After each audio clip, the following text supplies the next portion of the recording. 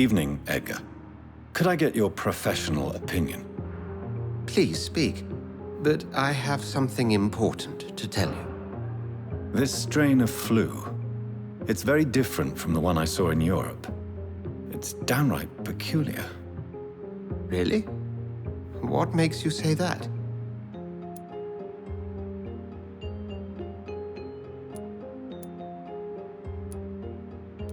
I've just looked at the blood of one of our recently deceased. I see. Do you have anything more to go on? This disease spreads and looks like the Spanish flu, but its effects differ greatly. The London strain is different from the continental one. This is very interesting. Did you find something else? Yes. Unlike the flu, the infected begin to show an increase in outwardly aggressive behavior. More than simple agitation. Once docile people become violent. You mean like rabies? Is there a chance we could create a vaccine, Jonathan, like Pasteur? By the stove, that would be smashing. There's a lot we're not seeing here, but it is spreading, and quickly. If we don't act, the whole city could be lost. But Jonathan, we've a fantastic opportunity sitting right here in front of us. A weapon of choice. What on earth do you mean? Why, you, my dear boy. With your expertise and your blood, we could isolate the properties that course through your veins. Think about the possibilities.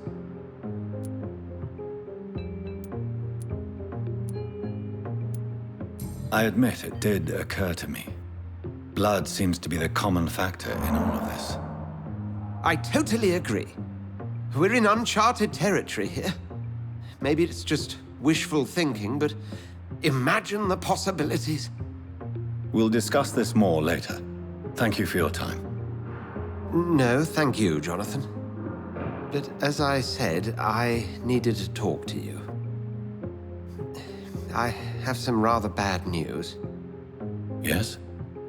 I'm afraid it's your sister. My sister?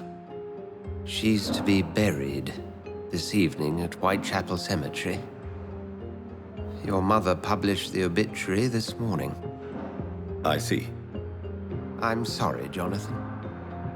Please accept my condolences.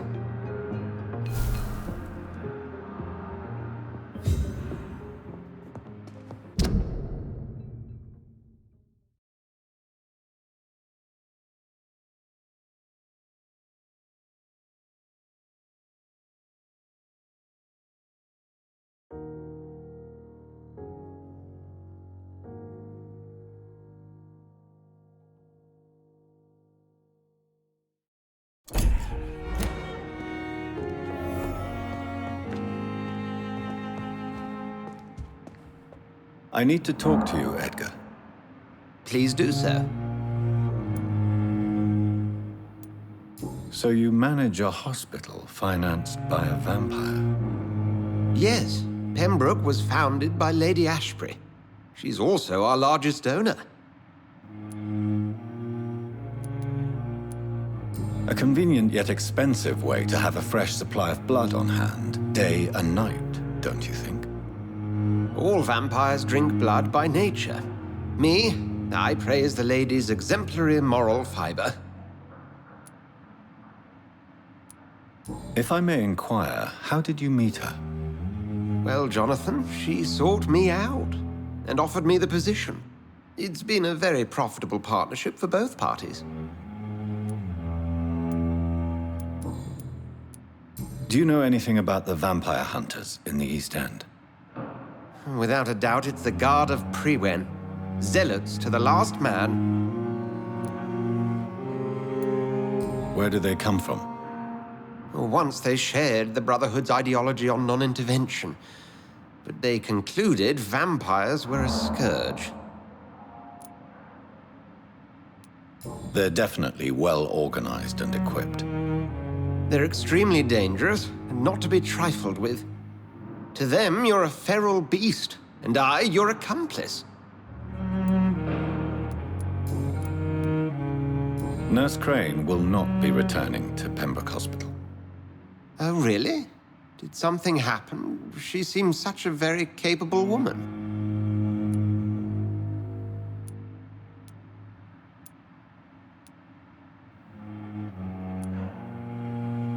She was blackmailing Lady Ashbury. Thought she was murdering patients as some sick upper-class game. Nurse Crane was playing a dangerous game. She's lucky Lady Ashbury abhors violence. We'll talk later.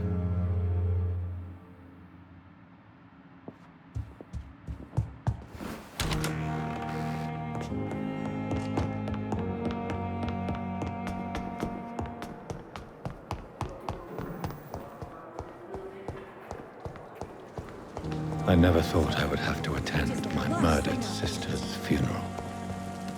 Mary, I can't forgive myself. I'll find the truth about...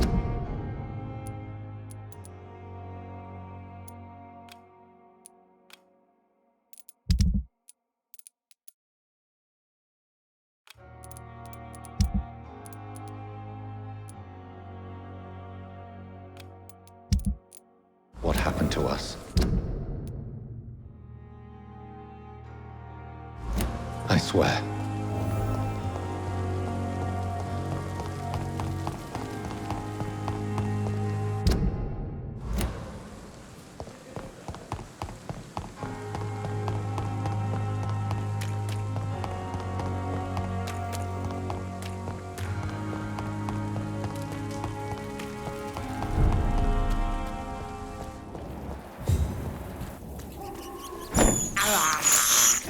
I can't believe I'm doing this.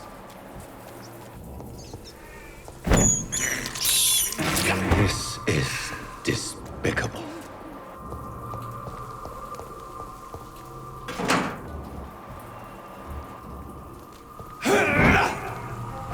He's spotted! Watch out, boys!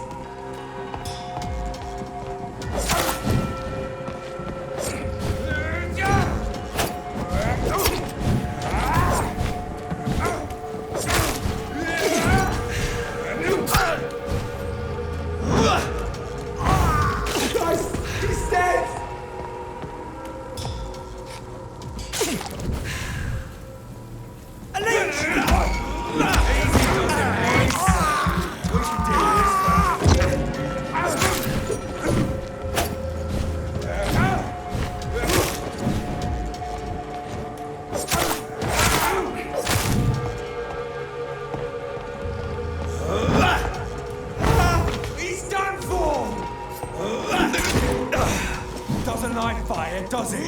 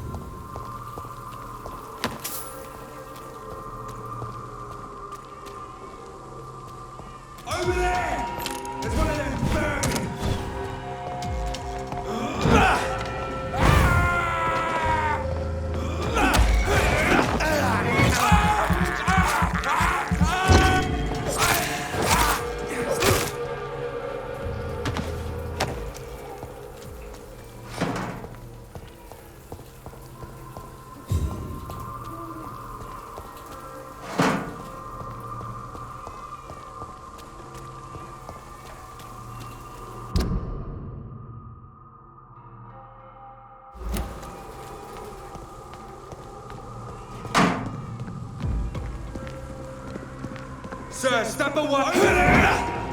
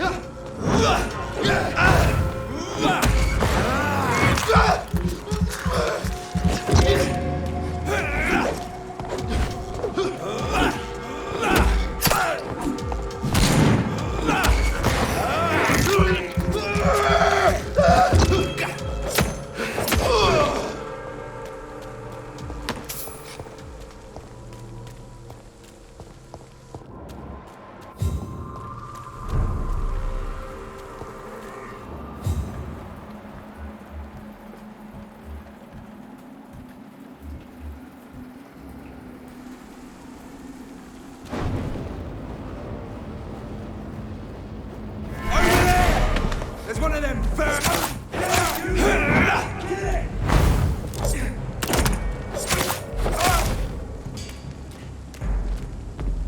Oh, that's gonna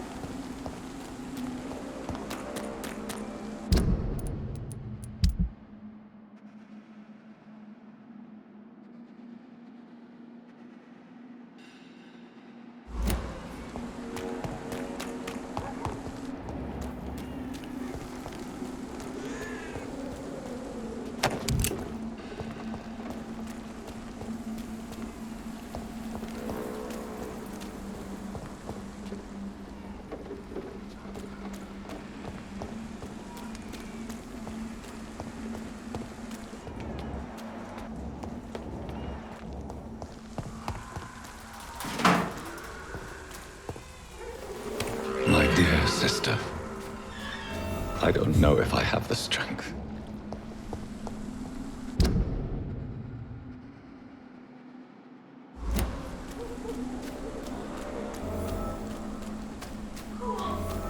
What do you want?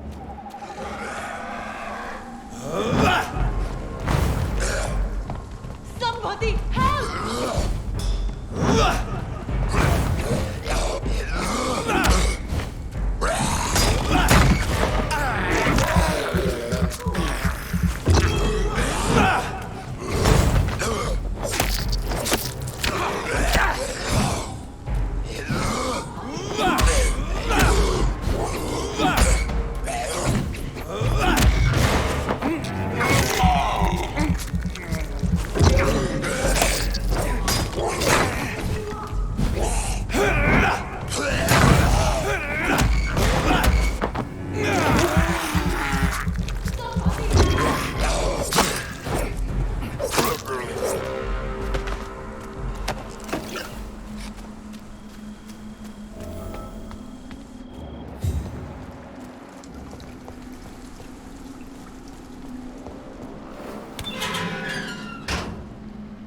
Are you all right, miss?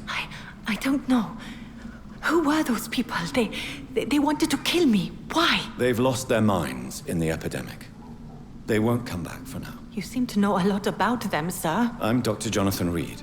I'm investigating this disease. I am Xiaoxun. Thank you so much for helping me, Mr. Reid. I must go to the cemetery now. Goodbye.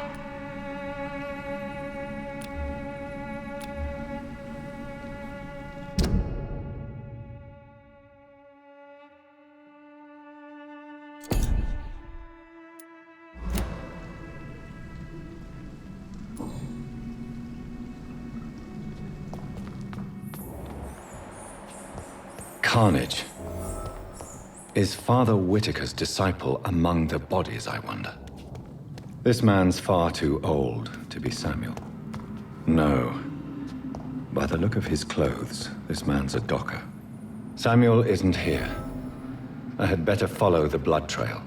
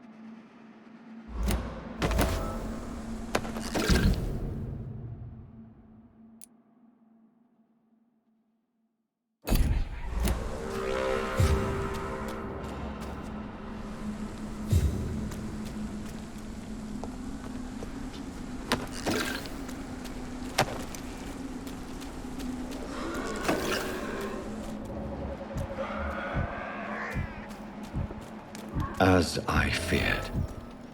Samuel no longer preaches the good word.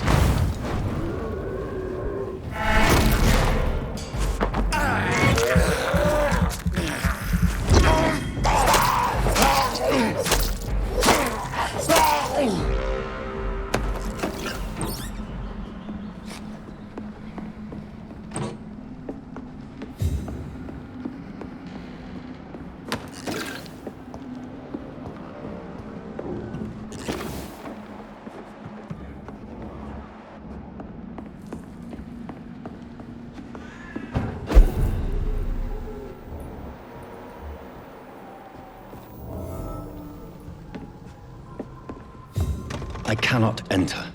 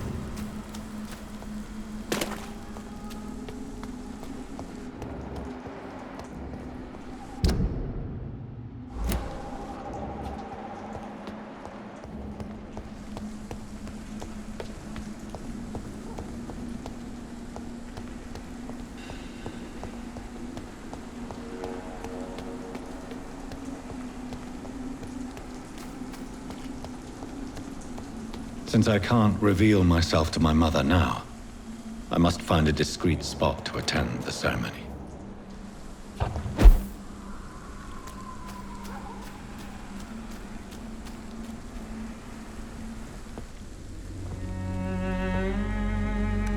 I am the resurrection and the life. He that believeth in me, though he were dead, yet shall he live. And whosoever liveth and believeth in me shall never die. We commend unto thy hands of mercy, most merciful Father, the soul of our sister departed, and we commit her body to the ground. Earth to earth, ashes to ashes, dust to dust.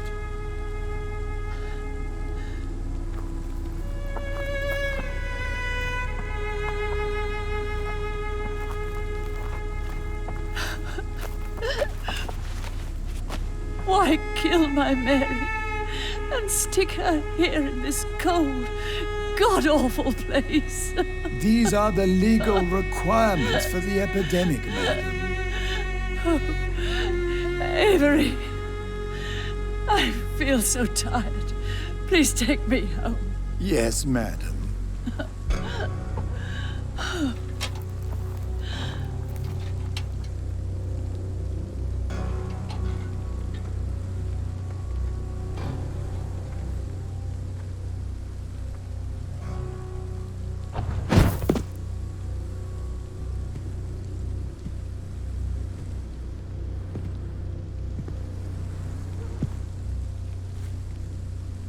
Oh, Mary.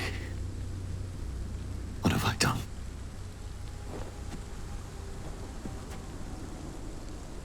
If I could only change one thing. One thing. This is a nightmare. Jonathan, there is nothing you can do but accept it.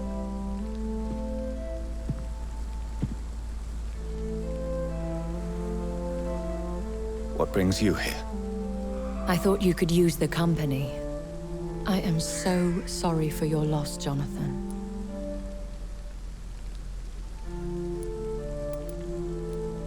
She was a good person. Vibrant, full of life. She was kindness incarnate, my Mary. You're a good person, Jonathan. And a young Ekon. A newborn cast into the night without so much as a candle to guide your way. She had been scouring the most dangerous parts of London in search of me. And it led to her death. Jonathan, don't. I still hear her last thoughts. They echo in my head. Her mind shattered, and it haunts me. Jonathan, stop. Listen carefully. You must come to terms with this. You must learn to live with what happened.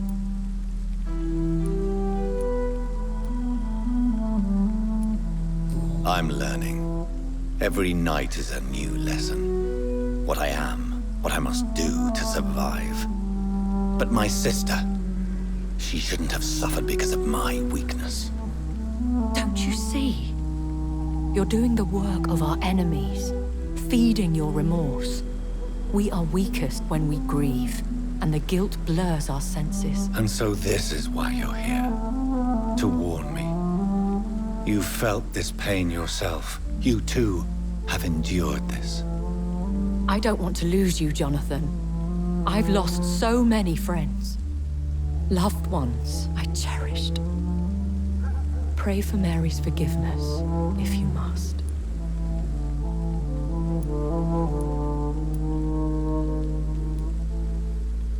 I'm not a religious man. You should know that. This is not about you forgiving yourself. This is for her.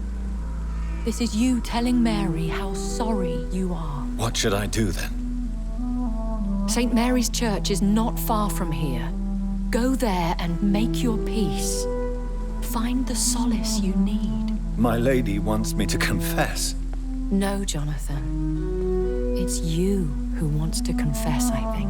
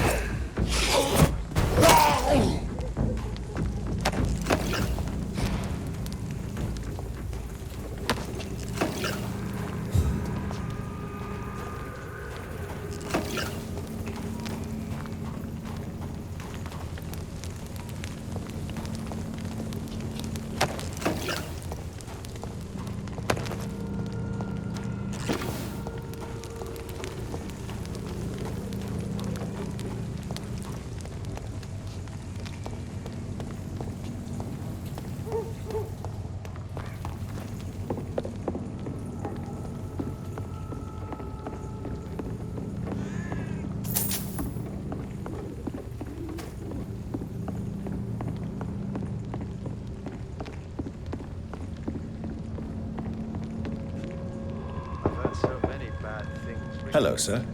Sorry to disturb you at this hour. I'm a doctor inquiring about the epidemic. May I come in? A doctor, you say? No, thank you. All right. I shan't insist. Goodbye for now, sir.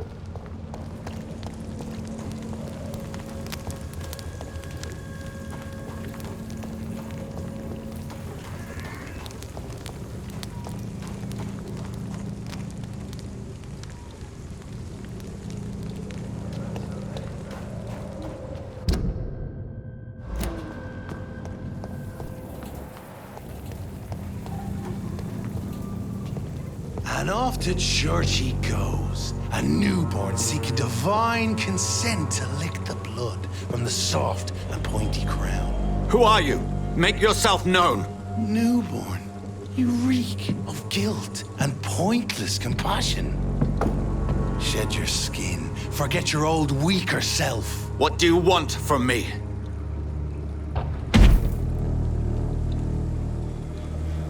Ascalon does not approve of lone wolves who bring unwanted eyes to our pastures. So your name is Ascalon? Ascalon's will is vampire law. Learn them, abide by them, or I shall return as your judge and jury.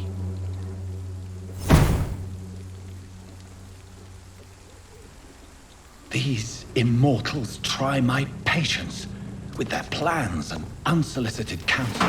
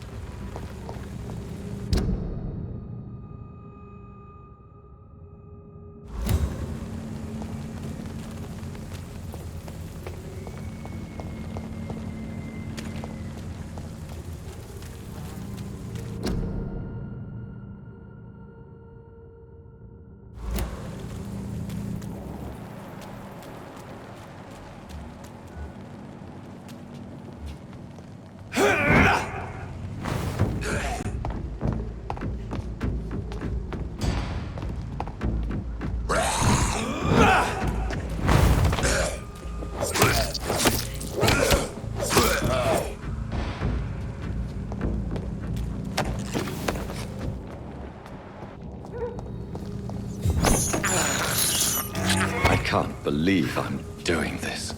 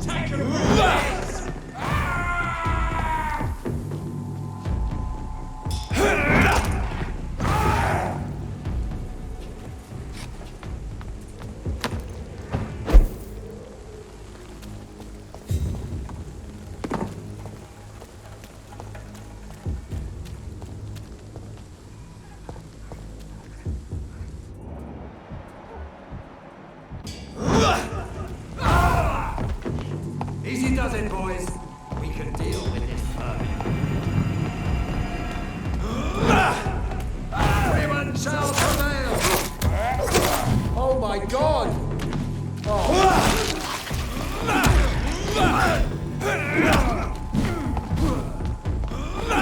Go on!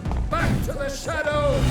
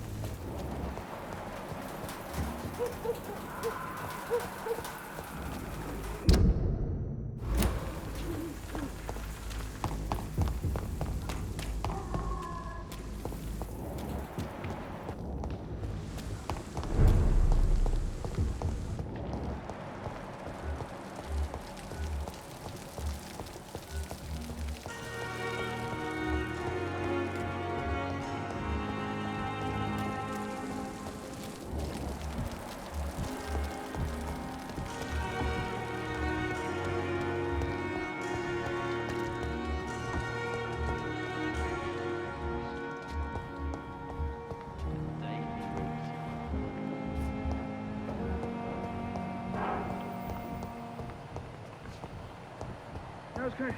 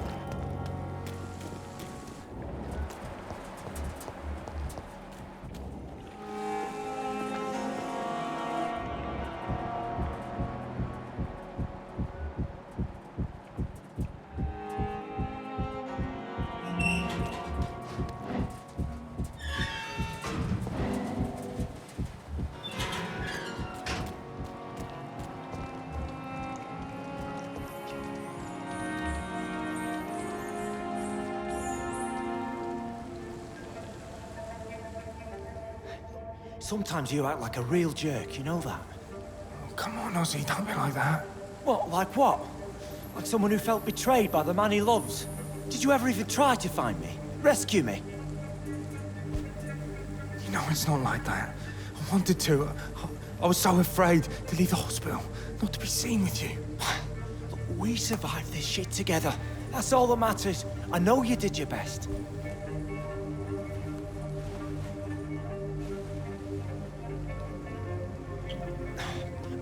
Fuck the war, right? And fuck them all. Fuck the war. Fuck them all.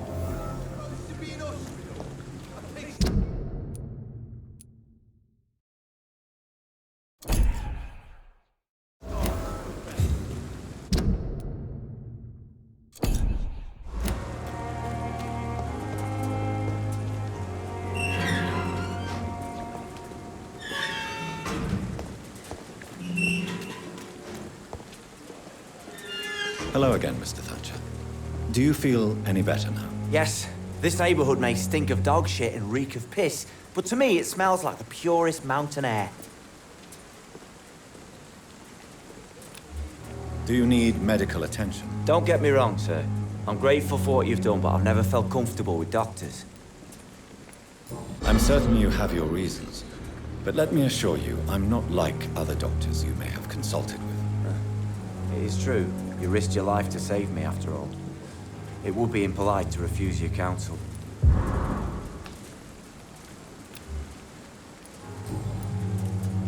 Mr. Thatcher, do you have a job? No.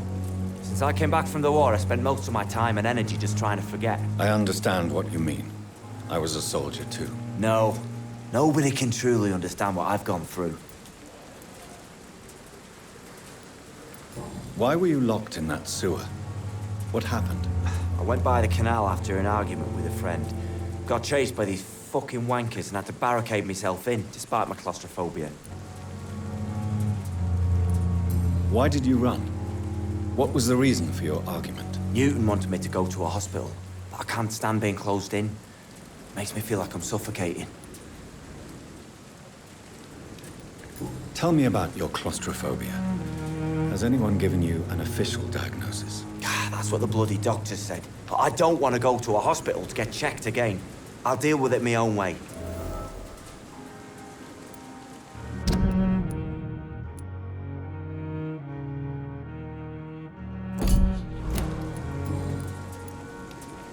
Oswald, why did you not go to the Pembroke Hospital to seek medical help? I don't trust doctors.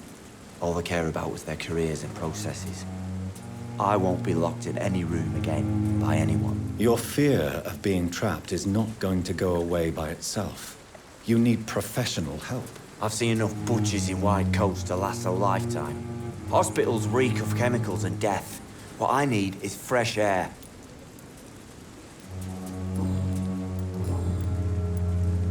Tell me about your true feelings for Newton. I love him. I'm not ashamed to say it. He's the best thing that ever happened to me. I can't imagine life without him. Why should you be ashamed? I'm not, I said. But Newton sees it differently. I admire your honesty. It takes courage to stand up to society. The world needs people like you to create change. Courage is what we needed in the trenches, looking death in the face every day. I speak plain. I speak my mind. Have you always been this straightforward? All I know is, before you saved me by the sewer, my only regret was I wouldn't be able to hold or kiss Newton again. I love him, that's all. Do you want to talk about why you have this fear of being enclosed, Mr. Thatcher? No, I really don't. An irrational fear like yours is usually rooted in a specific event. Perhaps it would help to talk about it. Well, Doctor, take a guess then, if you're so interested in my case.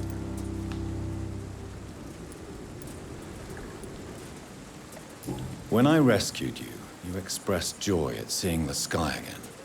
So I'm inclined to believe you were trapped or buried somehow. Maybe during a shelling. Jeez, you're good, Doc. You're really good. Go on, please. Tell me more about it. Newton and I were trapped in a circulation tunnel after an artillery attack.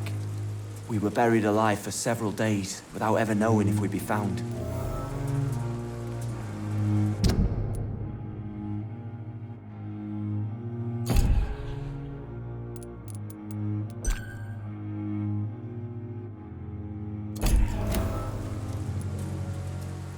Oswald, tell me about what happened when you were buried in that tunnel with Newton. It was more than dark.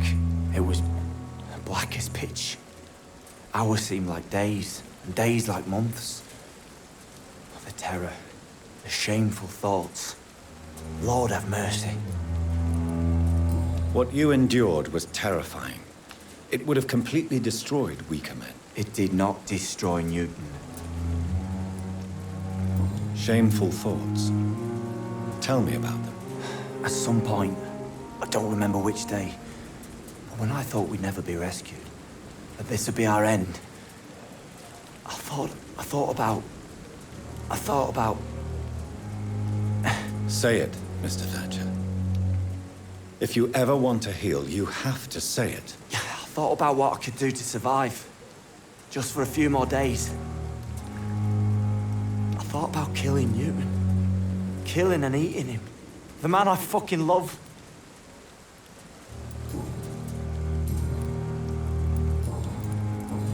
Goodbye, Mr. Thatcher. Try to take care of yourself.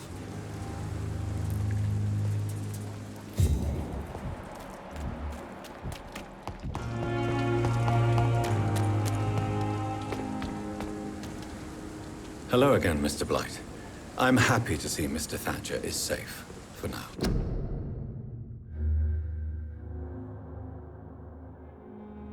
I'm eternally grateful, Doctor. We were total strangers and you helped us anyway. Can't thank you enough, sir.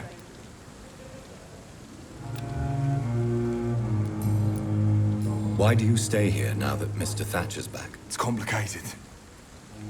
Since the war, Oswald's been really nervous with the idea of entering any hospital. And me, I've got my own issues. Can you speak about them? Rats, sir. Even seeing one, they turn me.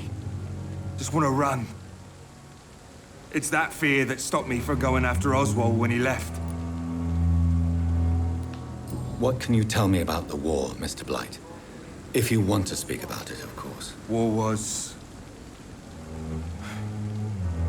well, you know, sir. The stench of death everywhere. Your mates lying bleeding in the mud. Just praying to make it through and get home. Bloody nightmare. Did you know Oswald Thatcher before the war? No. We met in the battlefield. I think we're in the same boat to France. We've stuck together ever since. I fought in France, too. I served as a field surgeon, but it was not uncommon to repel an assault, especially at night. Yeah. The first time I was wounded, I had to protect the infirmary from hostiles. Twice.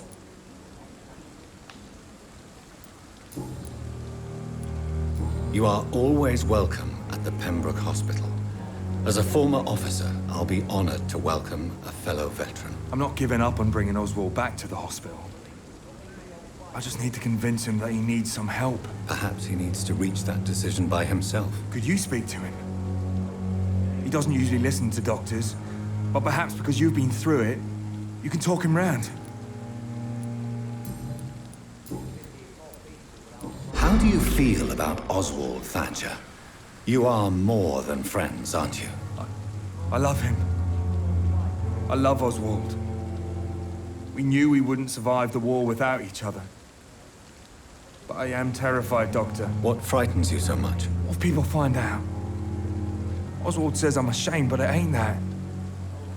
It's more, well, you know, I never thought I'd love a man.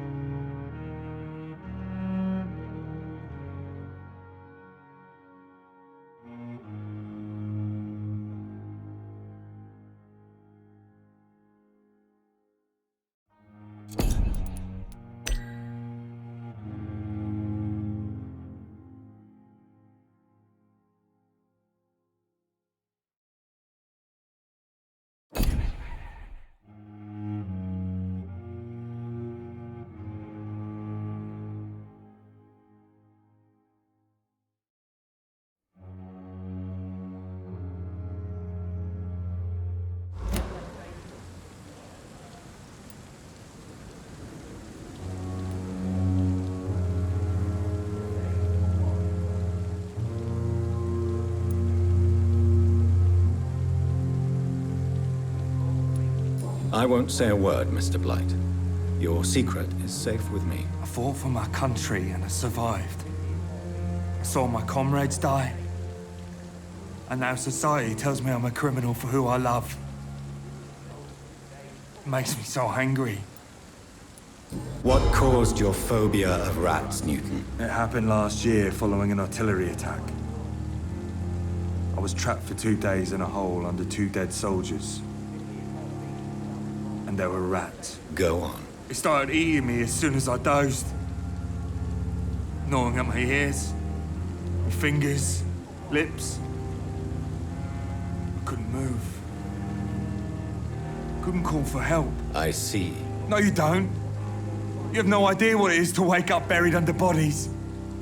Fucking vermin eating your flesh. Oswald. He found me and saved me.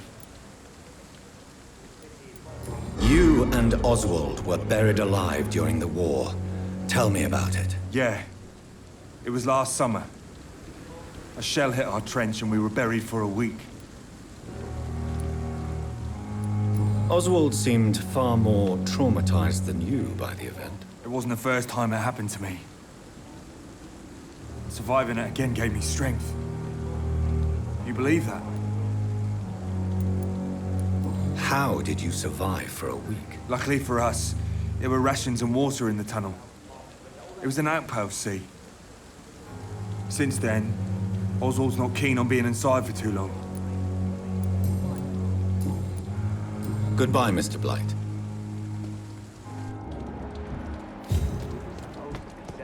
What a fucking joke.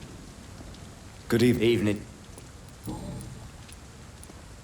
Newton is conflicted about his feelings towards you. Would you like to talk about it, Oswald? It makes me sad and angry. It feels like the beautiful thing we have is somehow tainted. It hurts to see him so lost. His love for you is genuine. I'm certain he wasn't lying to me when he expressed his feelings for you. Newton still has to accept it, knowing he'll be seen as a queer, a fairy, less than a man in those simple-minded bigots' eyes. Though he's more of a man than they'll ever be, so fuck them all. Goodbye, Mr. Thatcher. Try to take care of yourself.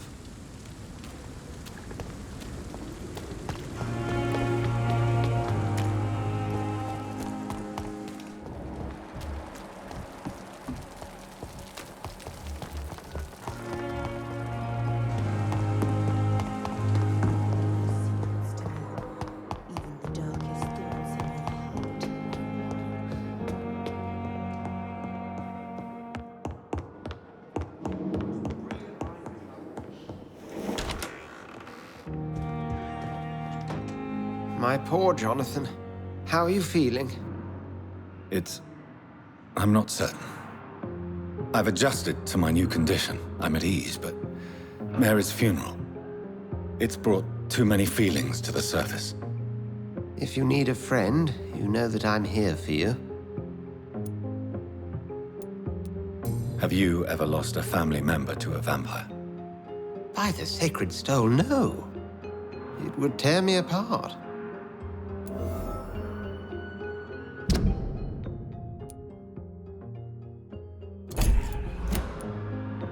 A close friend, then? No, and I pray that will never be the case. It would be a difficult burden to bear. I'm sorry, but doesn't it worry you? Oh, Jonathan, please, you're being morbid. Doubt and fear will cripple you if you let it. These are dark enough times already. You must stay strong. Edgar, do you believe in redemption? You mean forgiveness? Redemption? Yes, Jonathan. Without a doubt. All crimes, no matter their gravity, can be redeemed. I must kill in order to live. As a physician, we often have to make decisions that may result in life or death for one of our patients. These people trust us. It's a heavy burden, but one we have to make. And if we are guilty? Jonathan, if I may, whatever happened to your sister Mary, I'm sure you did not wish to kill her.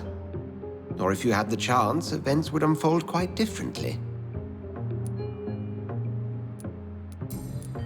Thank you for your kind words, Edgar. We will talk again soon.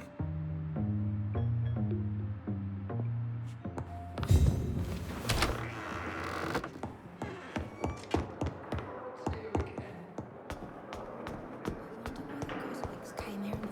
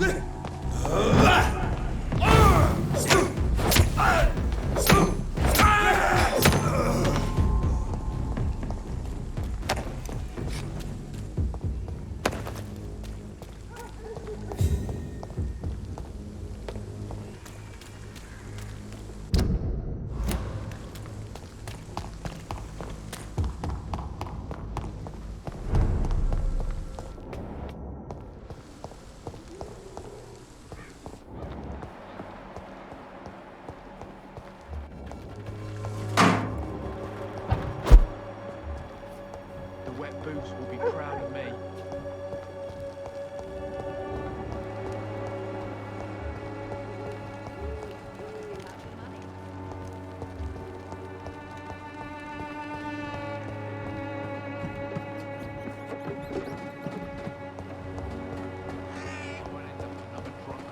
Litter in the street.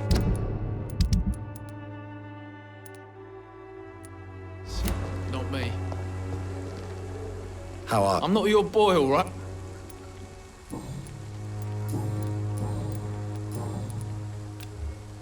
Have you heard anything about Nurse Crane and her dispensary? Nurse Crane? Yeah, I heard she's doing all right. Connected and protected. Goodbye, young.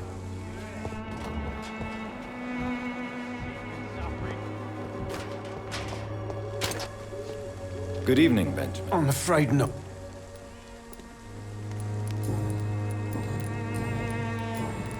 Have you any news of Nurse Crane and her dispensary? I visited her dispensary recently. If I'd heard about it sooner, it would have made life easier. A gun?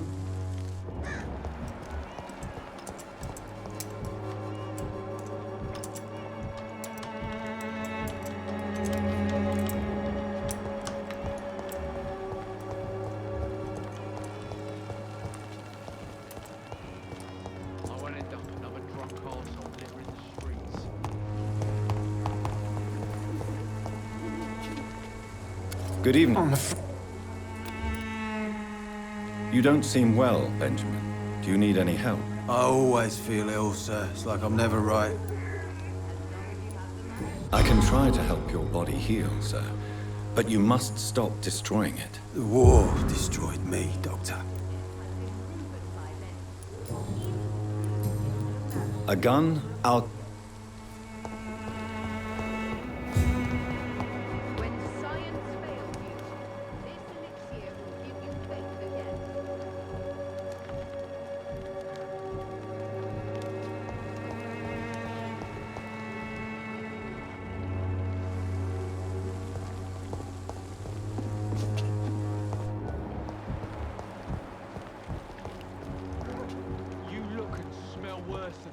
In the gutter, old man. It's all a bloody joke to you, isn't it? Stealing drugs from the sick and suffering. Me? I'll not die in some piss-stinking alley reeking worse than a week-old lavvy. You have a black, bloody heart, boy. Keep on digging through the rubbish, that's all you're good for. Someday you'll understand. You've wasted your life away.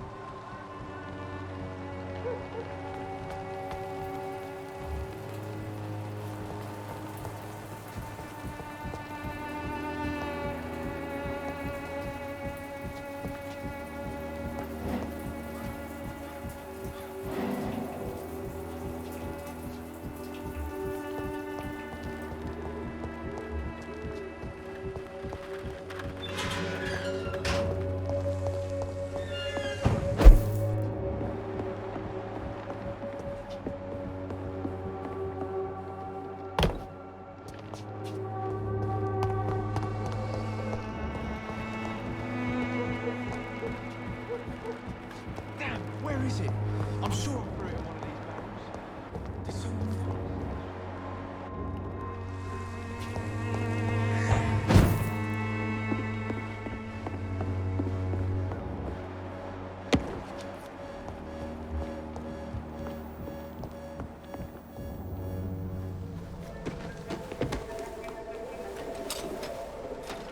Ah, there it is. Harmonil for severe anxiety and nervous disposition. Thanks for nothing, old fart. I'll get a good price for your precious pills.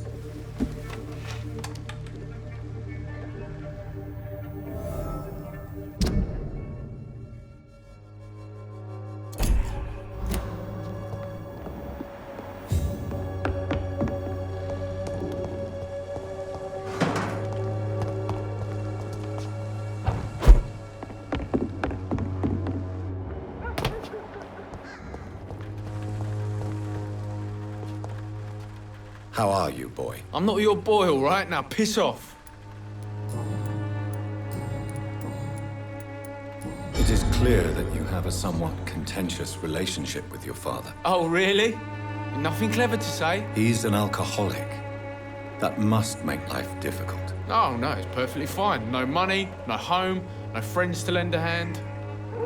My father should have died in France.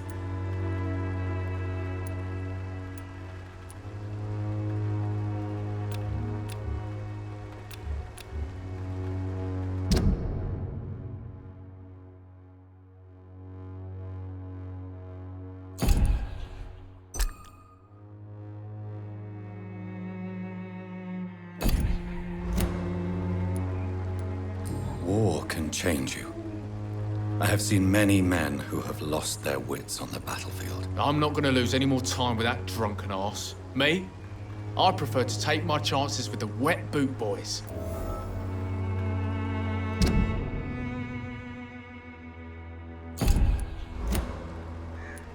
Why do you want to join a gang, Albert? I'm not going to spend the rest of my life sleeping under bridges. I understand that living in poverty may be a doorway to a life of crime, but you are still young enough to turn back. I'm not a child anymore.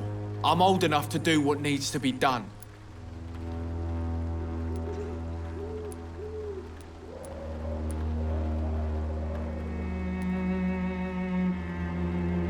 Yes, Albert.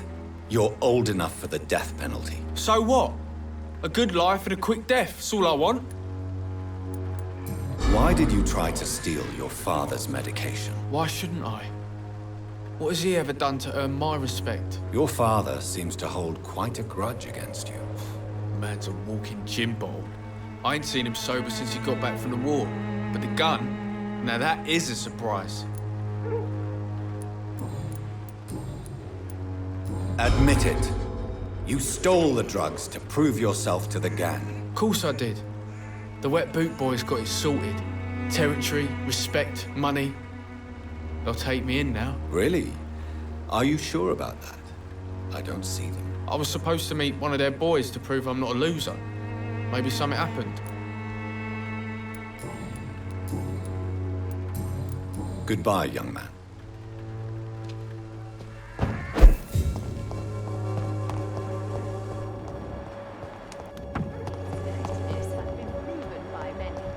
Even the flu is no match for the Swanborough. Good evening, Benjamin. I'm afraid. Did you know of your son's plans to join the Wet Boot Boys gang?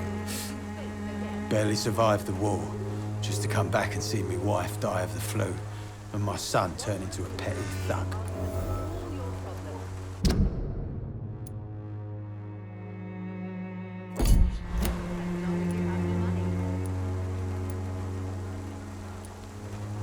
Albert is old enough to make his own mistakes, don't you think? To forbid him will only encourage him to join them. Yeah, my Albert's as tough and stubborn as his old man. Apple didn't fall far from the tree. Your suspicions concerning Albert were legitimate, but were you sure he was guilty when you shot him? Tell me the truth, Benjamin. No, I wasn't. I just went mad without realizing what I was doing. My God. I almost shot him. You had better speak to Albert. You need to clear the air. He has to understand what you endured, and you must listen to him talk about his pain. I'm afraid it's too late. I pointed a gun at him for the sake of a few pills.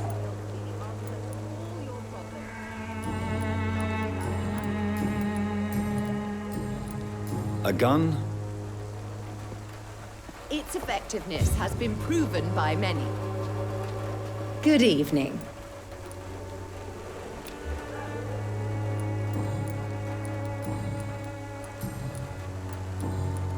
Have you any news on Nurse Crane and her dispensary? I can't believe that people are naive enough to trust her medicine. She's just a shady nurse with good connections. Goodbye, Miss.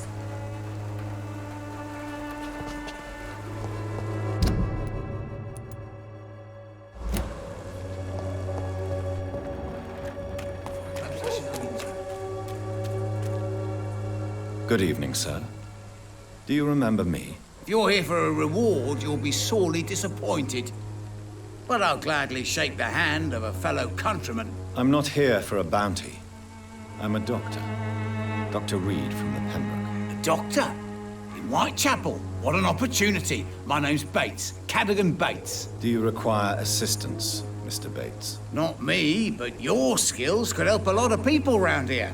That would help my business, because I say a live tenant's a paying tenant. Since I took an oath to help people, can I be of assistance? Well, seen better days, that's for sure. But it was bound to happen with all these refugees about. Infecting you is probably the last thing on these people's minds. Take this, in any case. What? You give me this for free? Don't have a clue about this place, do you?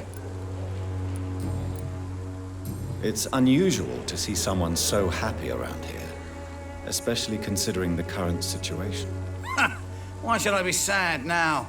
There've always been wars, disease, tragedy. There always will be. That's an unusual way of seeing things in these trying times. I don't see why I should shed a tear for another man's woes. I'm healthy, and I intend to stay so.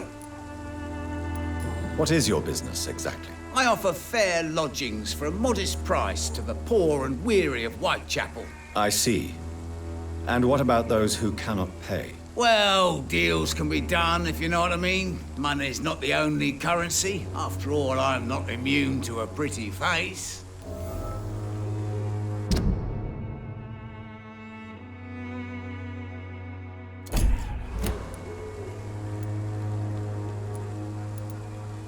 In other words, you take advantage of these poor lost souls. Begging your pardon, I thought you was a man who could appreciate the complexity of the modern world.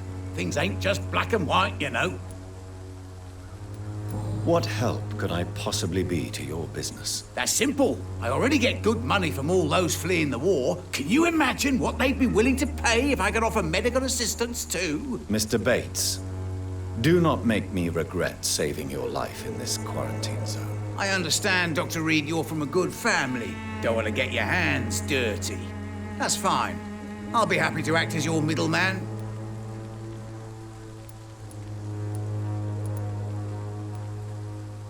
I've no interest in money. Perhaps one night I will visit you and take what I require.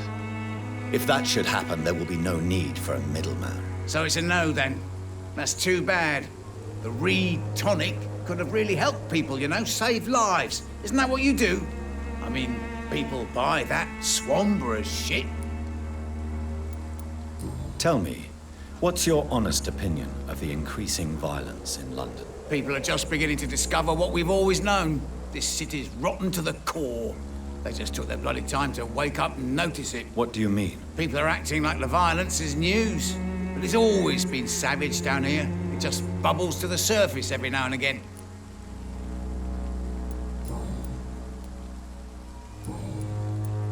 You seem to have recovered well since your attack.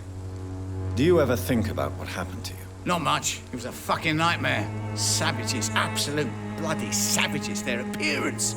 Jesus. It made me want to puke. You'd better not come back here. I won't be around next time to save you. I want to know everything about the recent violence, Cadogan. And I want the truth. Well, rent may be a bit high, and yeah, I've had to evict a few people. But that's business, isn't it?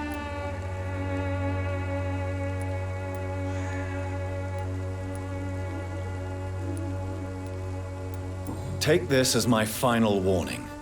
You will not profit from the misery of others. Business is one thing, but what you do is quite another. Really? What you gonna do? You ain't from here. You ain't Whitechapel, Doctor. You wouldn't know the first thing about playing dirty, even if you wanted to. Have you heard anything about Nurse Crane and her dispensary? Not really. Why am I not convinced? Maybe it's because you lack faith. Being a skeptic must be useful for a man of science.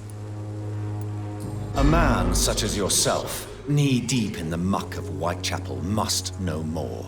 Speak now. Yeah, thanks to Nurse Crane's dedication, these foreigners keep coming to Whitechapel, and my lodgings welcome all. So business is booming. More than ever. Hope Nurse Crane's dispensary does nothing but flourish. More money in my pocket in the end.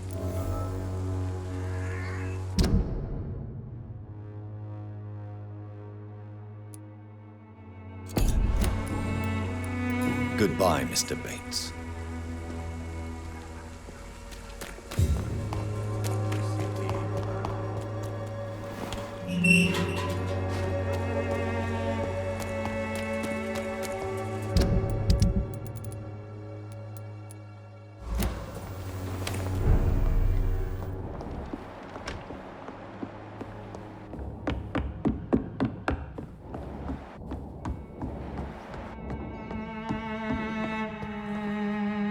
Welcome back, Dr. Reid. Good evening, nurse. How should I address you? Dorothy? Dorothea? Miss Crane? Dorothy is all right. If you don't mind me calling you Jonathan. That's fine with me. What can I do for you then, Jonathan? Show me what you have in stock, please.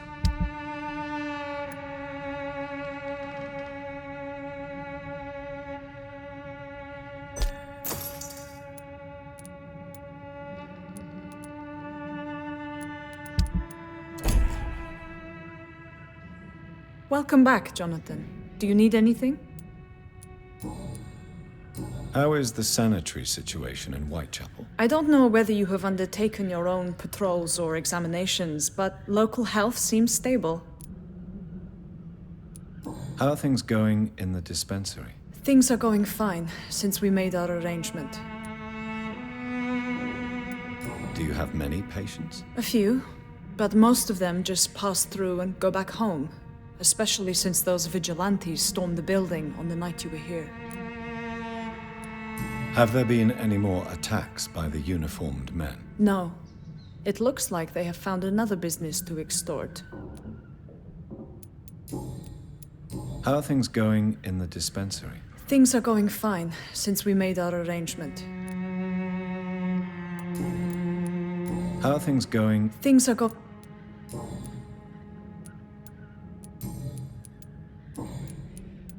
I hope you've stopped jeopardizing this facility with your illegal business, Dorothy. Yes, I have. Most of the time. But the blackmail money is too useful to stop it completely. I just target less dangerous people. Who is the current victim? I would rather you did not know. You are my client, not my accomplice. Besides, I'm much more cautious since the first time you found me. Why did you blackmail Lady Ashbury? She's a generous person. You could have asked her for money directly. She killed those patients, I'm sure of that. I know you like her, but that gingerhead has a taste for blood. Tell me about yourself, Dorothy. There is not much to say. My real name is Dorothea Crasiunescu. I was born in Romania, and I may have been the best nurse Pembroke ever had, before you fired me. Do you regret your time at Pembroke? I miss the energy. There was so much to do, so much to learn. Even though I was double-crossing the board, I felt I was part of something worthwhile there. Do you think about going back to Romania? Once the war is over and the epidemic here has been contained. Jonathan, this war will be over long before you will see any improvement in Whitechapel's sanitary situation. Do you need medical help, Dorothy? I'm a professional nurse. Rest assured, I'll ask for your help if I need it. Are you not afraid of dying?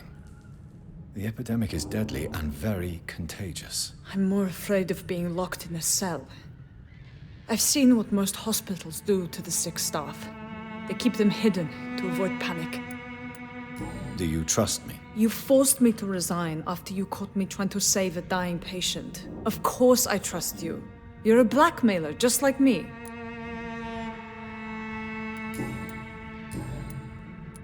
Goodbye for now, Dorothy.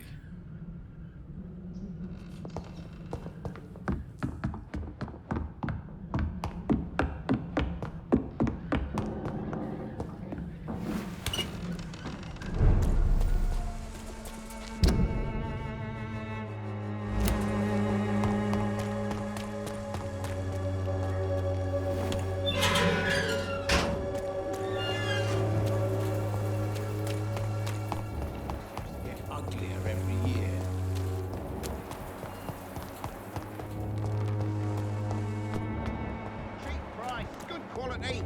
Come on, take a look. Don't be afraid.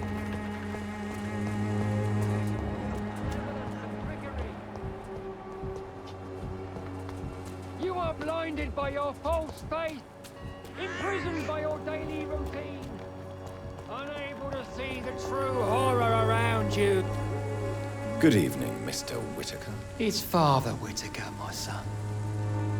So, are you still lost in your rational delusions? What do you mean? Or quite a... you... Well, what...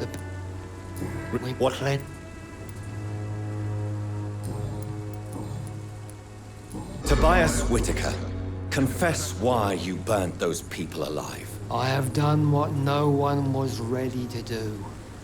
I will smite the flesh of the unclean to protect the righteous. You are just another heartless murderer, exploiting the epidemic to kill with impunity. No! No. The only way to contain the spread is to strike at the source itself. The proliferating sick. You're not the savior of London. You're just a glorified sadist. I take no pleasure in this awful cleansing, Dr. Reid. I am only driven by the thousands of innocents I save each night. Why did you send Samuel to the cemetery, Tobias? What did you see there? I sent him on a vision. A dream of a dreadful and laughing queen covered with blood, sleeping with the dead and feeding on the fear of the dying. A laughing queen dressed in blood. Tell me more. This epidemic is her feast, the announcement of her return. Against her, science is no more than a child's toy. But who is she? She is the mother of harlots and abomination of the earth. She is Babylon, drunk on the blood of the saints. Why did you send Samuel to the cemetery, Tobias? What did you see there? I sent him on a vision. A dream of a dreadful and laughing queen covered with blood. You sent a man to die because of a stupid vision. I have heard enough of your nonsense. Goodbye.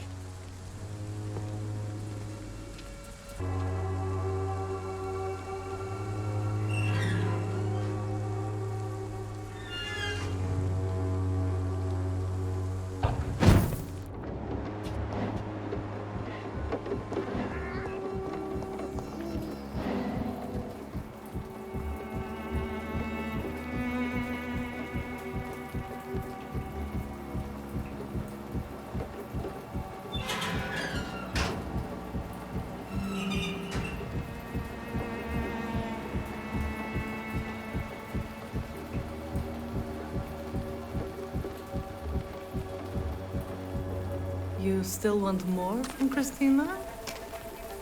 When we spent the night together, my wallet went missing. Are you calling me a thief? I don't have your stupid wallet. I know you. You're a nice girl. Can't we solve this amicably? No, I don't think so. And if you think you know me just because we shared the bed together, you're just a lousy and arrogant journalist.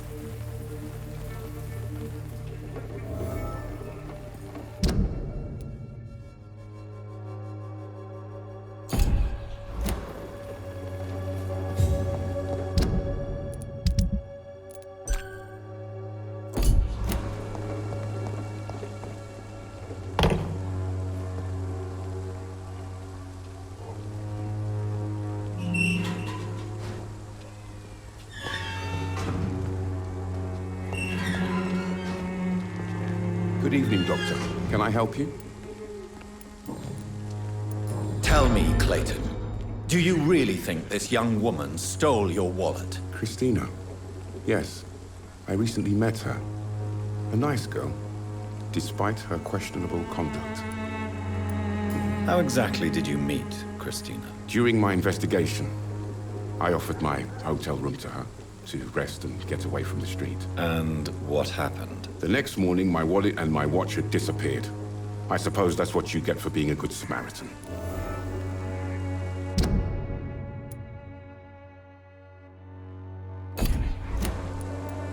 If you are going to sleep with a lady of the night, Clayton, I would advise you to be cautious. I can't really be mad at her, though.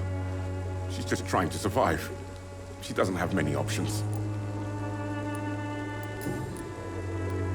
Was it wise to become so intimate with a woman you were supposed to interview, Clayton? Maybe it was. But I have learned to look for the inner truth and beauty in people.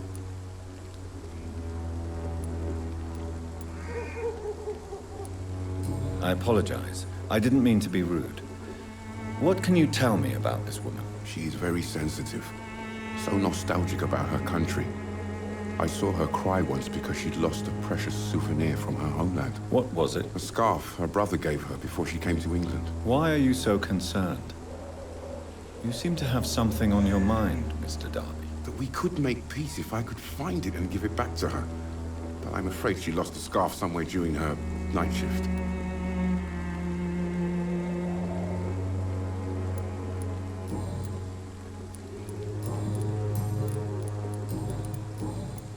I found this scarf.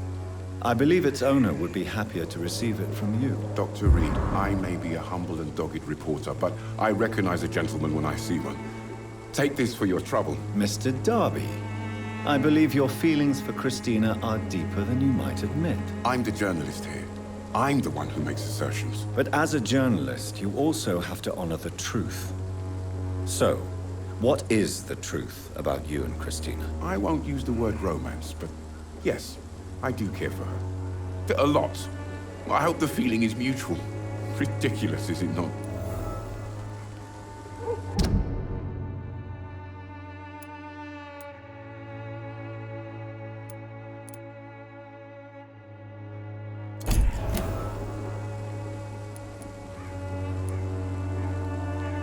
I believe love has neither boundaries nor rules, Mr. Darby, even if society says the opposite. I hope more people will listen to your advice, Doctor. Starting with Christina. Goodbye, Mr. Darby. Farewell.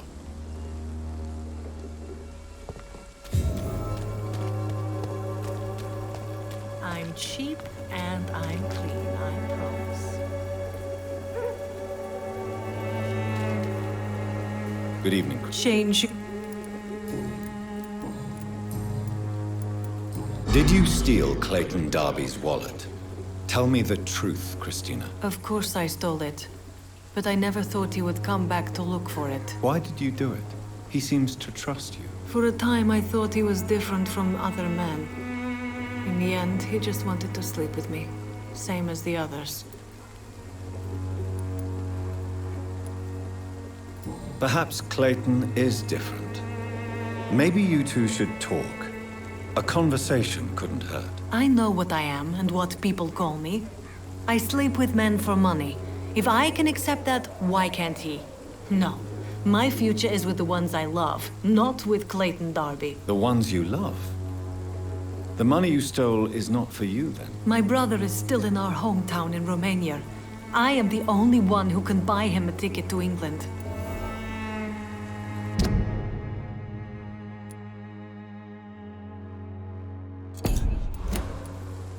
Tell me, Christina, is it worth risking your health and your life for your brother's safety? He's the only family I have left. I had to leave Romania without him. I can't be happy until he is near me again. I understand your concern. I spent many months away from my family when I served on the front line in France. Every time I write to him, I fear I won't receive an answer. It kills me to know he is still there.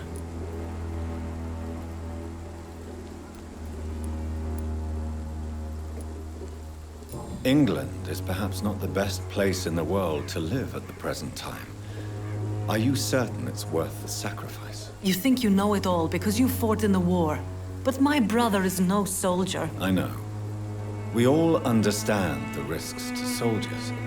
But we don't necessarily recognize the civilian casualties caused by these conflicts. Yes. Wars are decided by rich men who will never take the risk of being shot, raped, or maimed. Does your brother know what you do to earn the money to bring him here? Don't be simple, of course not. And he must never know. Everything will be different once he is here with me. You are a tough woman, Miss Popper. I admire that. Each time I was going to give up, I would look at that scarf my brother gave me. It gave me enough strength for another day. And then, I lost it.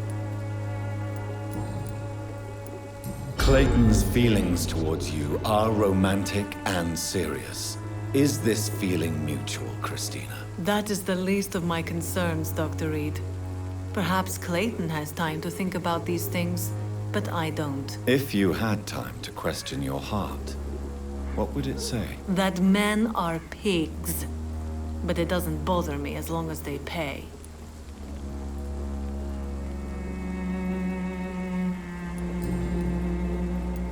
What do you know about Nurse Crane and her dispensary? That woman is a saint. She's living proof that a strong will is sometimes all you need to make a difference. Goodbye, miss. Take care of yourself as best you can.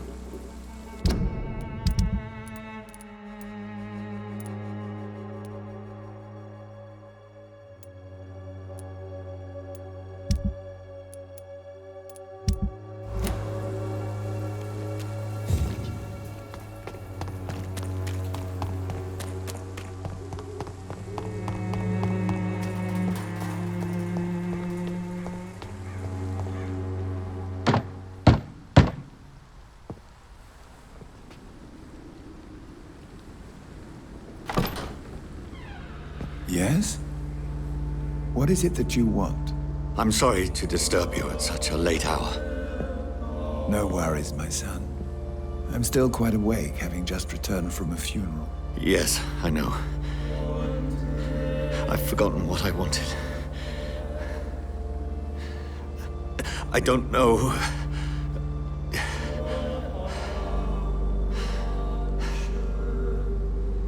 May I help you, child? You seem somewhat perturbed. I haven't the strength to cross the threshold. I wish to pray, to cleanse my soul. The church is shut by order of the bishop. But I'm still the vicar of St. Mary's, if that is any use to you, my son.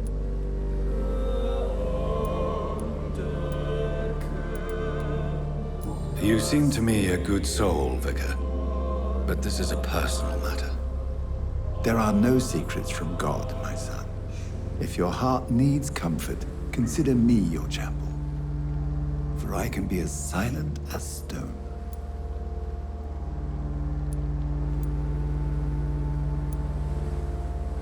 I've words for one departed. They're not for living ears to hear. Your eyes burn with rage, yet I see the pain that lies beyond. I am here to lighten the burden of all God's creatures. Whatever you tell me is between us and the Lord. Very well, priest, as you seem quite adamant. Open your heart, my son. Tell me what burdens you. With whom do you wish to speak?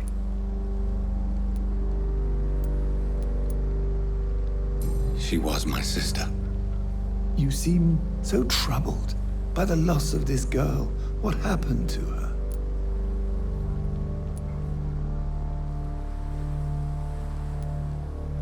She has been laid to rest. That's all you need to know. I see. And how are you feeling, my son?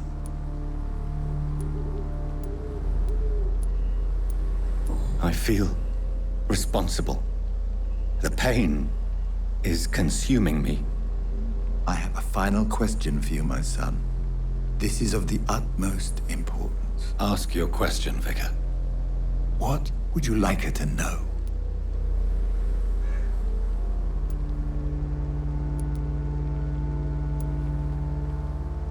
I killed you. There's no excuse. My dear Mary, forgive me. You have been heard, my son, and your burden will lighten if your words are sincere. Go in peace now, and live your life in the way she would have wanted.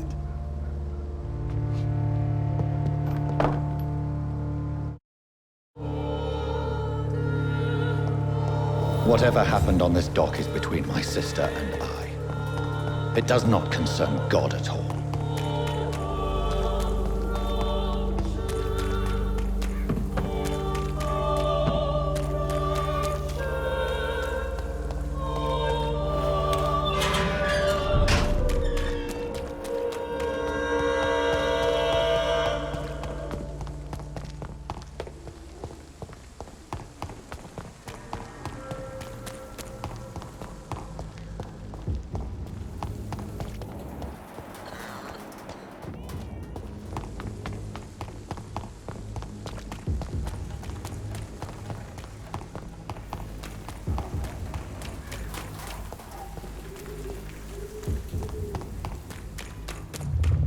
Remorse and pain are precious when binding you to the earth. You. I remember you.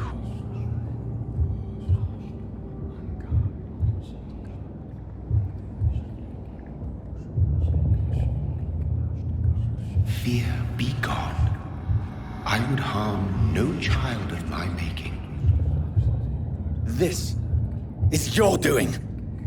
You made me this creature. What are you?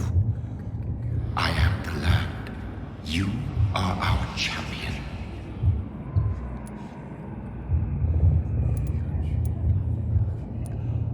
You selected me, chose me. As shall my children yet to come. What is it you seek? This age is sickly. An ancient poison, an older rage, brewed in a cauldron newly forged. This has something to do with the epidemic. Seek truth, my champion. Defeat the serpent of knowing with iron spur.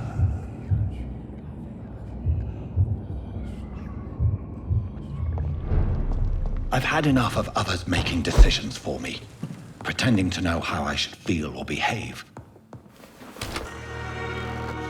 So the vampire who made me is some sort of disembodied entity? Or was he just projecting this vision in my mind? Maybe Edgar can help me with this one.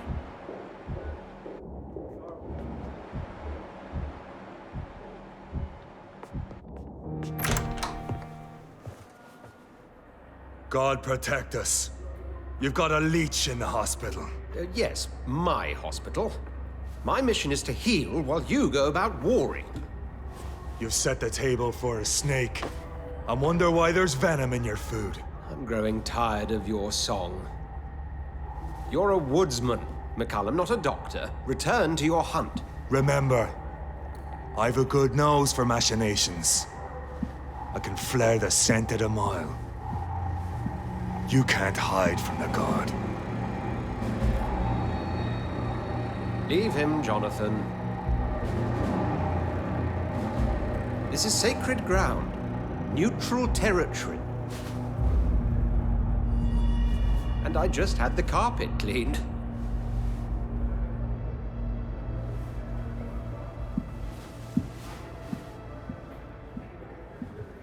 By the sacred stole, this is very bad news. Bad news indeed. What happened? The hospital has been attacked. We have injured patients, at least one dead and several missing. This has spiraled out of control.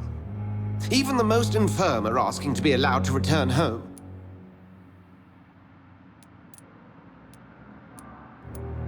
We cannot have the people lose faith in this institution. This hospital is their only hope. Of course, you're right. But we cannot afford a public scandal. It would ruin us. We must restore order, and quickly. You mentioned a dead patient. Who is he? She, Jonathan. She was Miss Harriet Jones. I found her room like a slaughterhouse. Blood everywhere. The duty nurse is taking care of the mess. Very well. I'll help you. I know this place means something to you. I have noticed how you suppress your appetite when around the staff and patients. You need to know you can trust me, Edgar. I do, dear fellow, I do. Please then, tell me. Sean Hampton, the man we thought we'd saved at the docks. It seems he was infected after all. So Hampton became more beast than man. Exactly. And now Guard of Prewen suspects the hospital of vampire activity. Do you realize what that could mean for us? Rest assured, I will protect you and your staff. McCullum is a fanatic. The Guard will stop at nothing. You don't know what they're capable of, Jonathan. Very well. Since I brought Mr. Hampton here, I will put an end to this.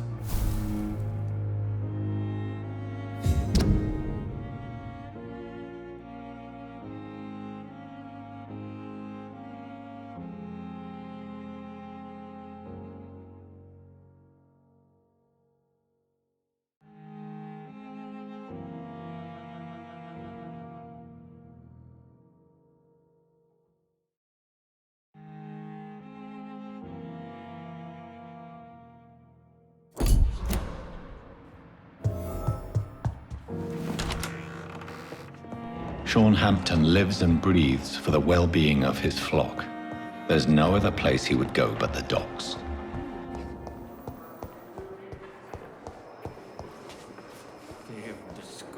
Good evening, Nurse Brannigan. Good evening.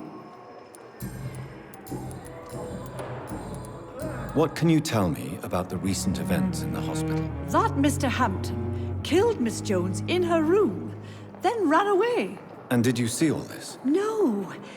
I was working by the tents when it all happened. I only entered the room when they asked me to clean up the blood. Where is Miss Jones's body? I don't know. I'd imagine the morgue. It all happened so quickly. Did you see Sean Hampton leave the hospital? I think I saw a silhouette exiting the hospital gates after the shouting started. At first I thought it was someone who was just scared, but... well, maybe it was him. Goodbye, nurse.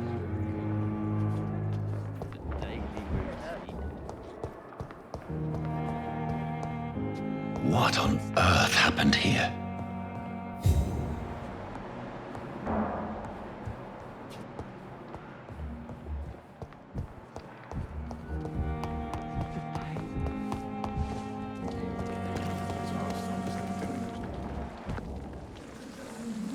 Oh, Jonathan. I cannot believe my eyes. Poor woman. Butchered by some savage skal.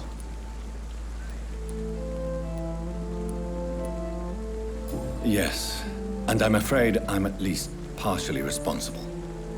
The man, the skal, I brought him here. Jonathan, how could you say such a thing? Forgive me if I feel despondent, for there seems to be no end to the suffering and death that surrounds us. I'm always here for you, Jonathan. What do you know of Ascalon? I was threatened by a creature, a vampire in Whitechapel, stating I had to obey the law of conduct. What more can you tell me about him? He was bigger than a man. Huge, in fact. He seemed to radiate violence. I thought he was going to tear me apart. Then he vanished. Fergal, the executioner of Ascalon.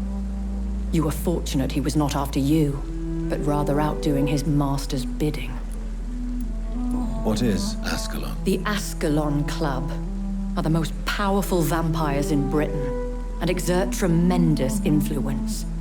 Take my advice and stay well away. I have experienced a certain difficulty when faced with holy symbols or trying to enter religious buildings. Have you? Now that's quite a question. I don't know why, but yes, it has happened to me. Is this a sign? The hand of God in action? Are we repellent unto heaven? I don't have the answers, Jonathan. But I believe superstition and magic is just fact awaiting the lens of science. Aren't you frightened? Very little scares me, my dear. To be compelled to avoid symbols of faith does not concern me. Have you embraced this woman? Like the other patient, this Mr. Renfield? Her name was Amelia. And no, I did not kill her. I vowed a very long time ago that I would never take another life, unless they ask. Is there sufficient vitality in the blood of the sick and dying patients? Yes, Jonathan. The hunger gnaws at me every waking hour. Frankly, I'm starving. Temptation surrounds us. Rich, vital. How can you resist? Over the years, any pleasure I once gleaned from feeding is long gone. I drink for sustenance. And though I still thirst for more, I restrain myself. Thank you, my lady. I hope to see you again soon.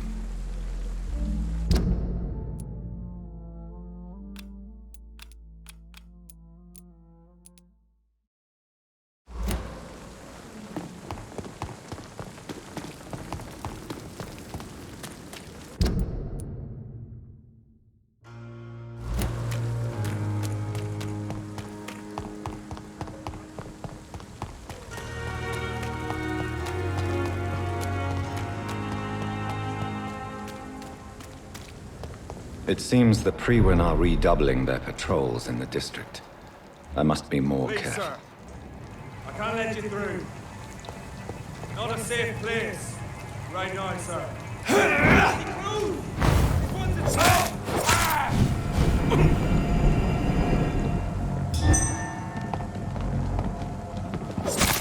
Cannot be defeated!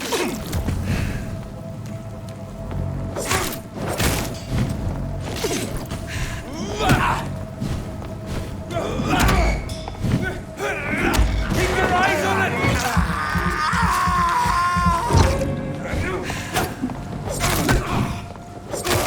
Bloody leech! Stay!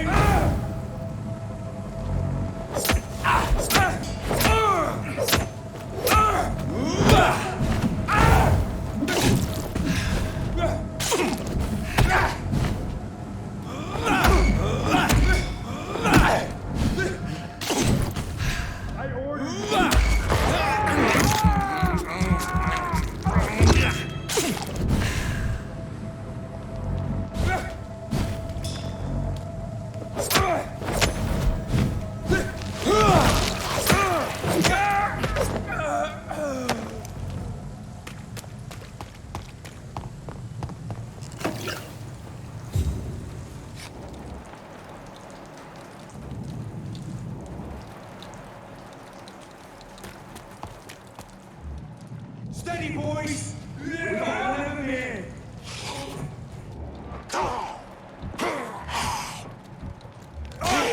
Get a taste of this!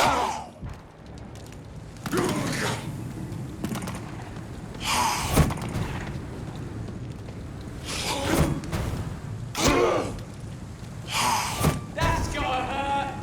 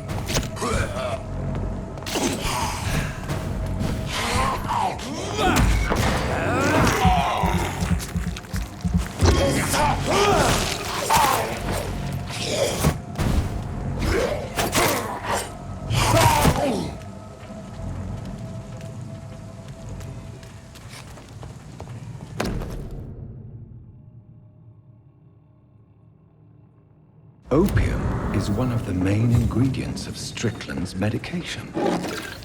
Never a good move.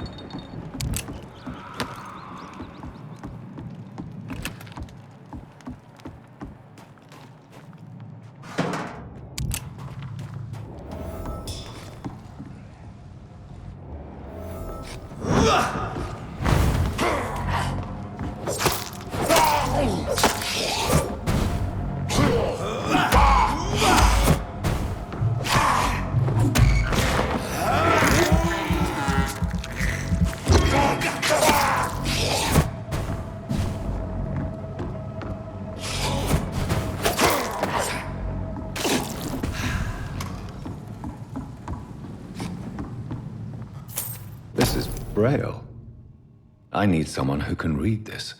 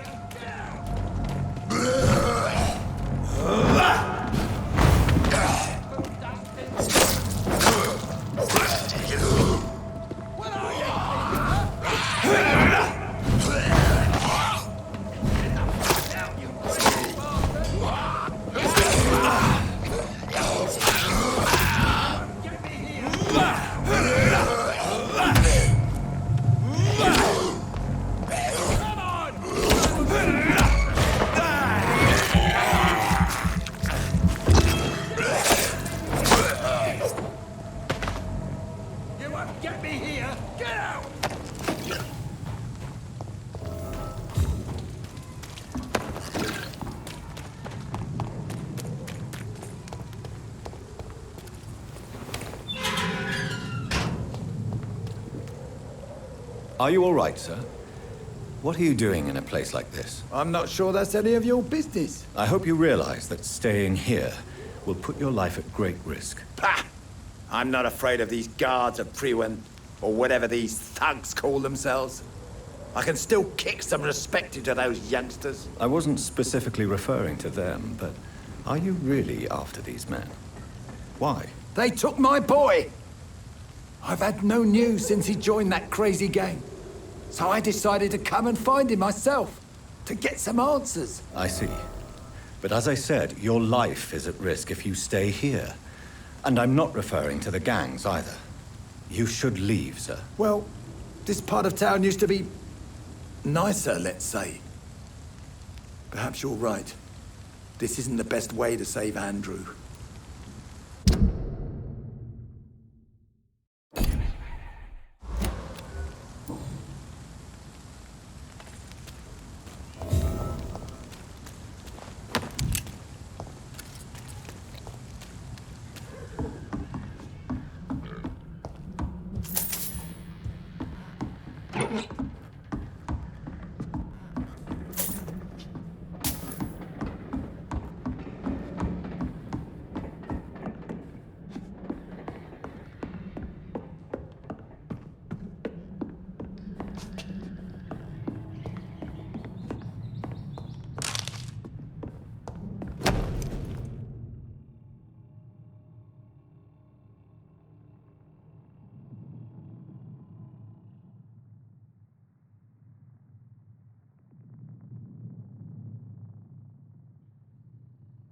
There is a name engraved under the blood on the back of the case.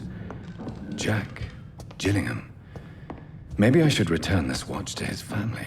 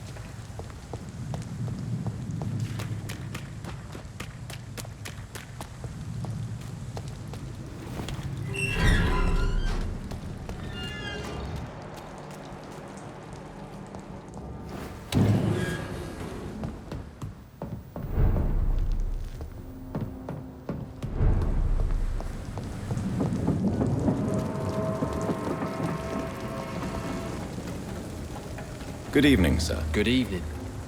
Why must it always be a good evening? I was just being polite. I'm Dr. Reid. I'd like to ask you some questions, if I may. Don't like questions. Or doctors. And the name is Seymour Fishburne, if you must know.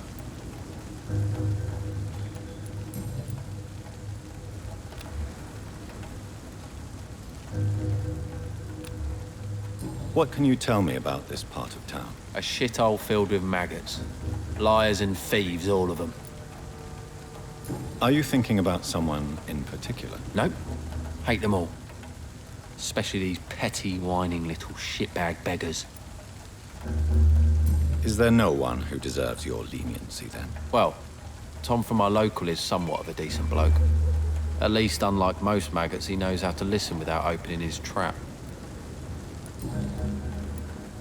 What's your occupation? I take care of my mum. It's what I do. She's the only good thing in my life. Even though I don't treat her so good. You seem upset. Is something bothering you? I lost the necklace I bought her. I'm a fucking idiot. A worthless idiot. Sometimes it's hard to be a good son. I just want her to smile. No, I was thankful for her patience, appreciated like... God knows she deserves it.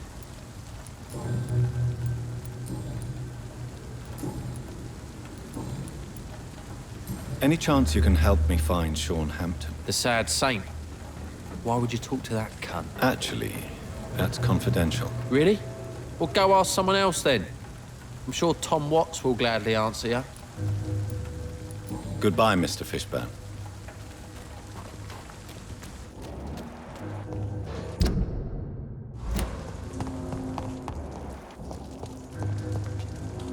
Hello, boy. Hello. Good evening. Did I scare you? You have nothing to fear from me. No, it's just that people prefer to avoid me. Well, I won't. I'm a doctor. My name is Rufus, sir. Rufus Kingsbury. Do you need help? A real doctor caring about me. That's a first. I feel like a real person. A real doctor treats everyone the same, Rufus. I don't know what to say. Thank you, sir. Thank you. What can you tell me about this region? It's all about staying out of trouble.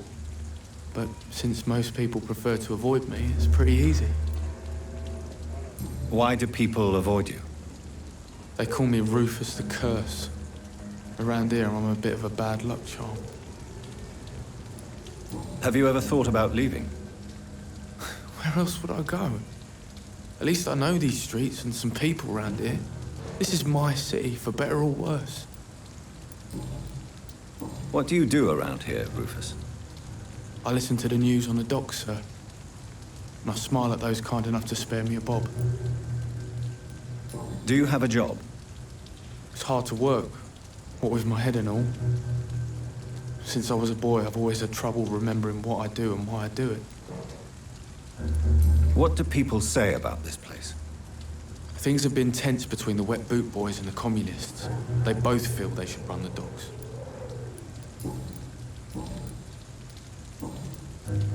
Are you alone? Where is your family? I don't have any. My parents are dead. So you have no home? You're sleeping rough? No. I mean, yes. I live on the streets. I have no home.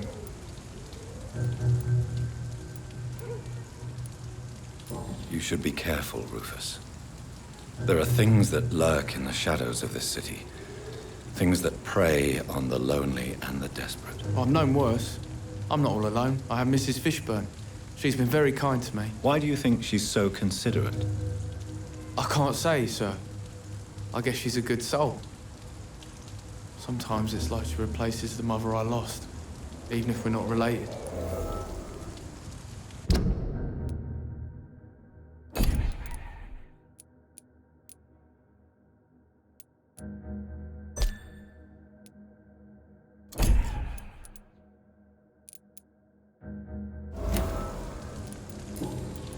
Do you know a man who lives in this part of town? A man named Sean Hampton. I'm looking for him. Sorry, sir. I don't know a lot of folks around here. Most prefer to avoid me. Well, I don't think you should talk to him. He may be very sick. Thanks for the tip. You might want to check the Turquoise Turtle. It's a pub not far from here. The barkeep knows everyone in these parts. So long, Rufus. Be careful. Take care. These whispers of monsters got folk gossiping and scared. It's people they should fear. Flesh and blood.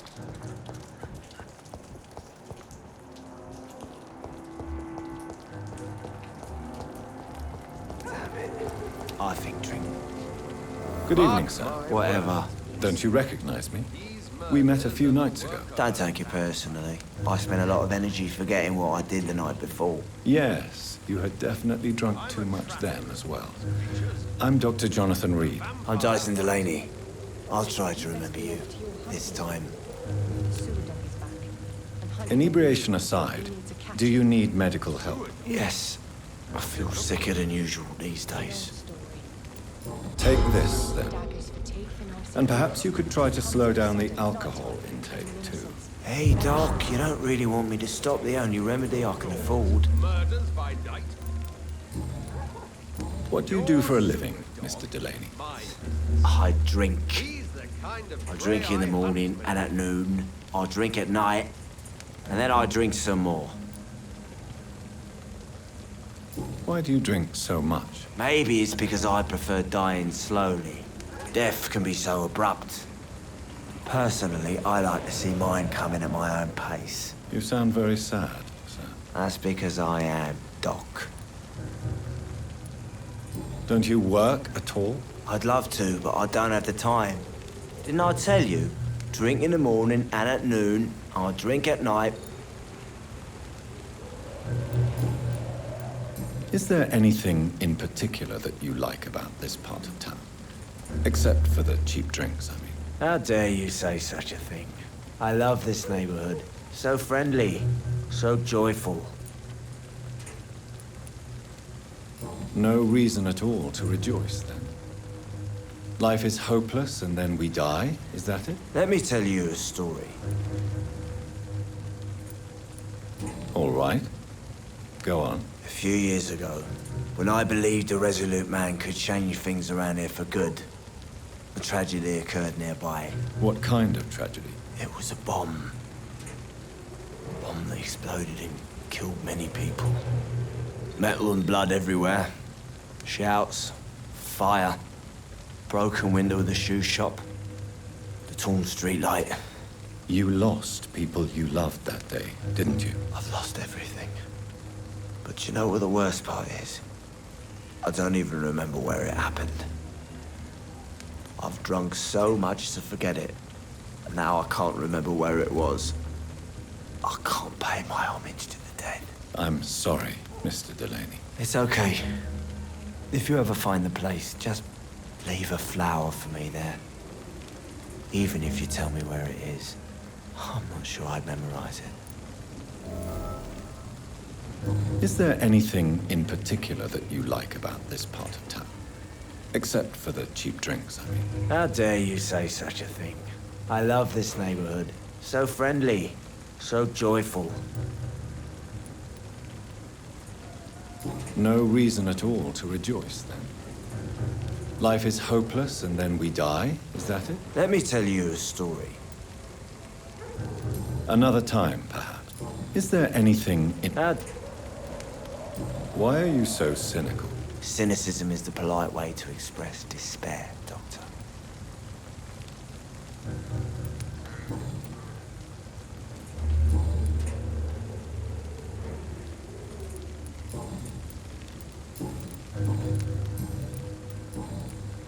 Surely you must have had dreams and expectations when you were young, like everybody else. Sure.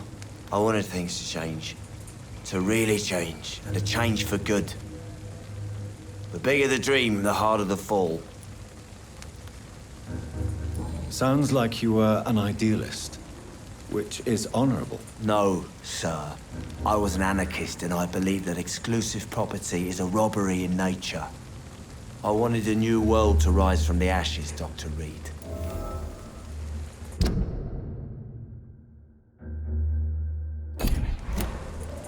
Do you really think the world is that bad? No, I believe we all can choose to make it better.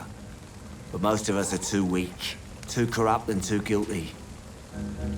I failed for sure, but others will come.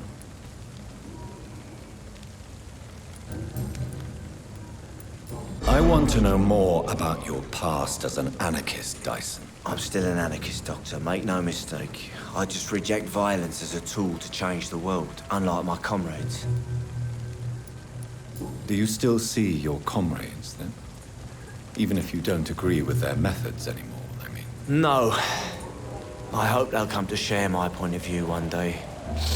I'll raise my glass to that splendid idea. Do you believe in a bloodless revolution, then? I do not believe in much anymore, Doctor.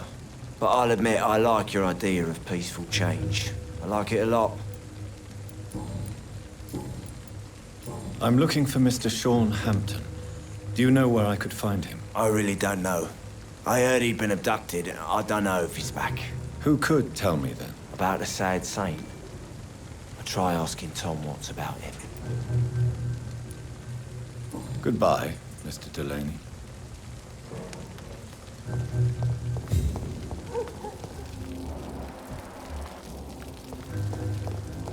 Not a drop of blood left in his body. This is the work of a vampire. Good evening, sir. Have you witnessed any suspicious activity or strange events recently? And what do you define as a strange event? More to the point, who are you? My name is Ichabod Throgmorton, vampire hunter extraordinaire and warden of the East End. A vampire hunter? Really? I know what you're thinking. I'm just another lunatic howling at the moon, but I'm not. The bloodsuckers exist, and they're close. Mr. Throgmorton, I'm Dr. Jonathan Reid. I'd like to hear more about these vampires you're hunting. A man of science? Well, I'll be glad to enlighten you.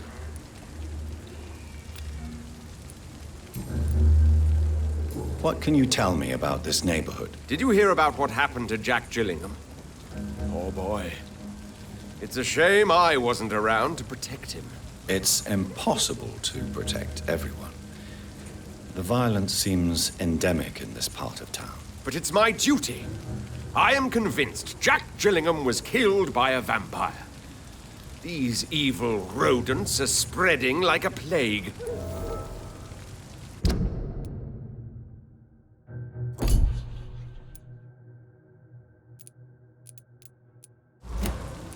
So, how exactly are you protecting these people?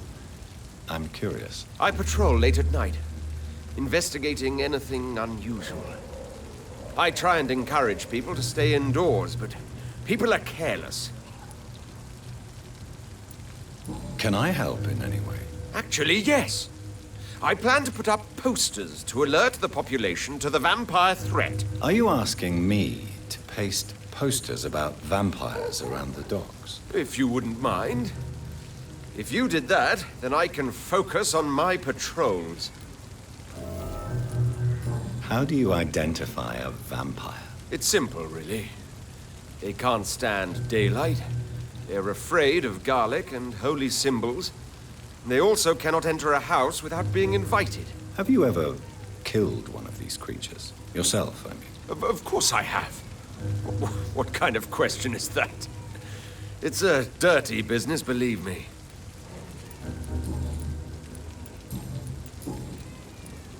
Have you heard of the Guard of Priwen? Of course.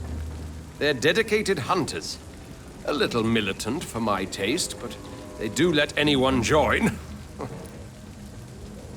Were you ever tempted to join the Guard yourself? I did think about it, but I'm more of a silent hunter.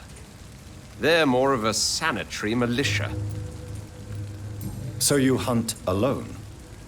That sounds risky. Vampires are just like every other predator.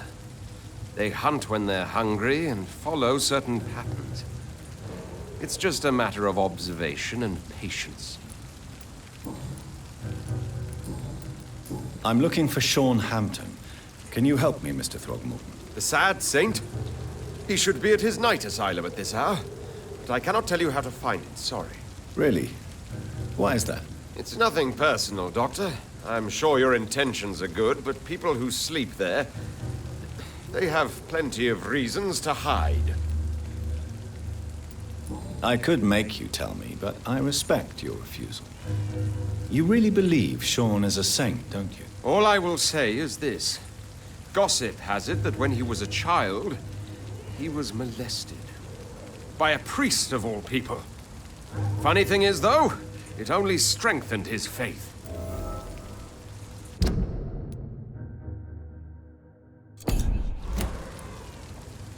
Maybe at least you can tell me who could help me find him. Tell you what, go and chat with Tom Watts. He's a bartender and good judge of character. If he talks to you, then it's fine by me. Goodbye, and good hunting, Mr. Throgmorton.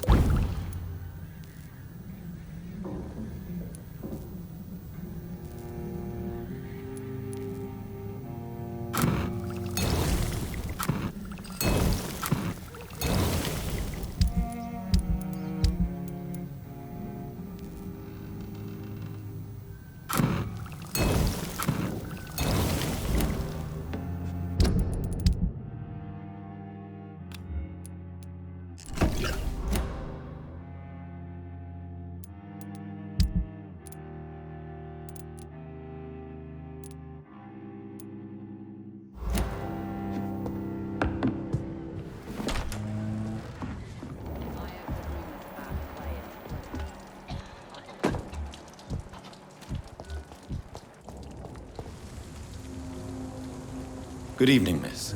I am Dr. Reid. May I ask you a few questions? Who are you? What do you want? As I just told you, I'm a doctor. From the Pembroke Hospital, actually. The Pembroke Hospital, you say? I ain't paying any bill left by Clay. I'm not here to collect payment, Miss Edwina Cox. So what do you want then? Fancy buying something from me, maybe?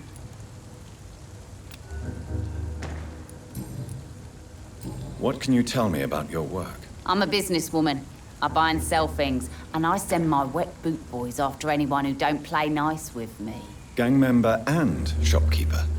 Can't be easy running double shifts. If you're interested, I may find use of a doctor who can freely walk across the city, you know. I'm not interested in a career in the criminal underworld, Miss Cox. Fair enough. Stay away from us then, if you don't want to get hurt, or worse. Since my return from the war, I don't feel that concerned by threats, knives, or even bullets, if you must know. That's exactly what that stupid trade unionist claimed after he attacked one of us. Booth and I reminded him a bullet beats words every time.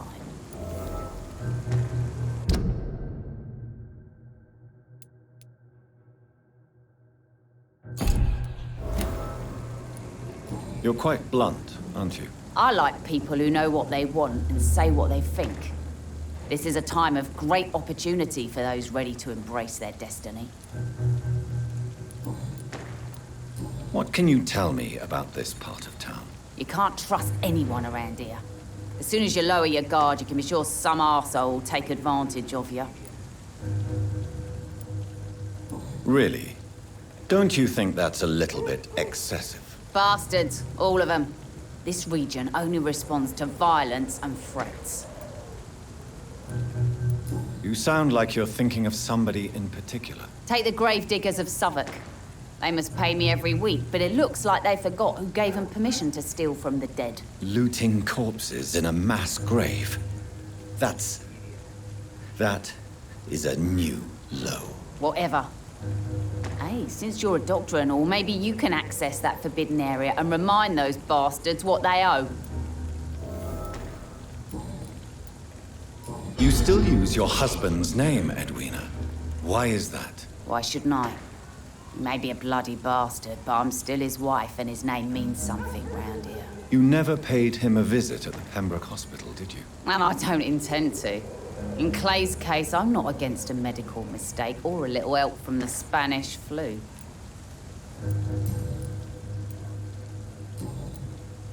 Tell me about the man you and Booth killed, Edwina. The bastard killed one of us and received retribution. There's nothing else to say. What happened exactly? I don't know, and I don't care.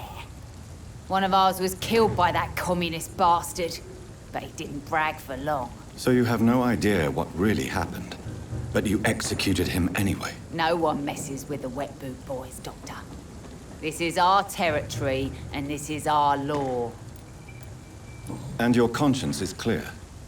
You kill without hesitation. Violence is an efficient tool, Dr. Reid, when used properly. So you decide who lives and who dies, just like that. Yes, Doctor. Just like that. I'm not saying it's fair. I'm saying it's my way of dealing with troublemakers.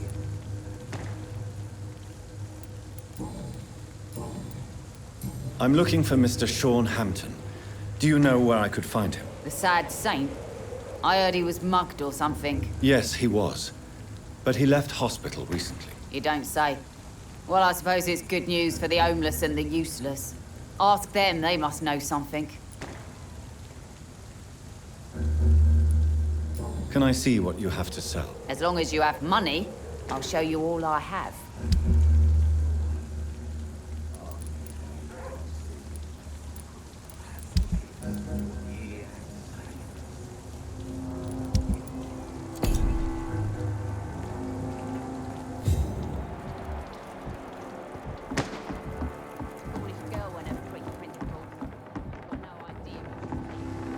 Good evening, sir. Who the fuck are you? Don't you see I'm busy here? Dr. Jonathan Reid, that's who I am. And who are you?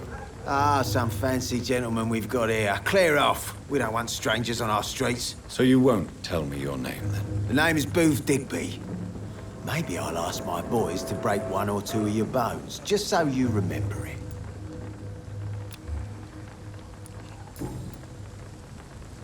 Are you some kind of vigilante patrolling these streets at night? Something like that, but the police aren't in charge here. We are, see?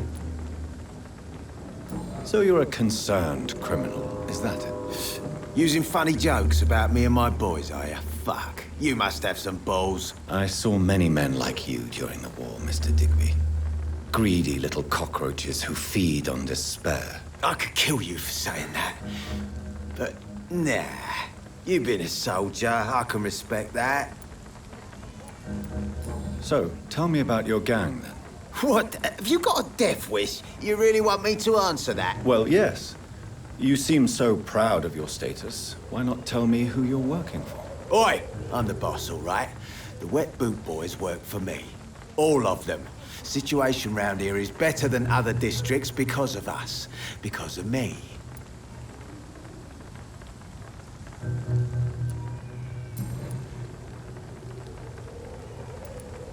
What can you tell me about this part of town? Things ain't that bad, thanks to us. We give people what they need, and we control this borough. Well, you're not doing a very good job. People are still dying here, like everywhere else. Yeah, well, we can't be everywhere all the time. And Edwina says if we can find more guns, we could be more efficient. More efficient? Really? You should probably tell Edwina that guns are useless against diseases and infections. Incredible. You know what? You're lucky she can't hear you right now. She's more smart than patient. My sweet queen of the docks.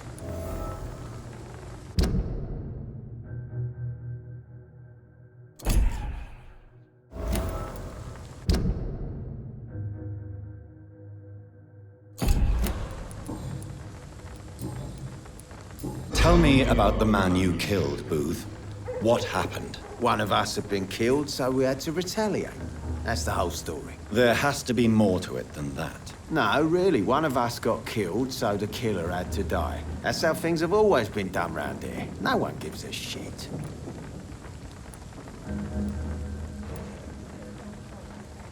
Are you so heartless that you could pull the trigger and kill someone without even blinking? Have you looked around recently? Do you really think one more body will make a difference?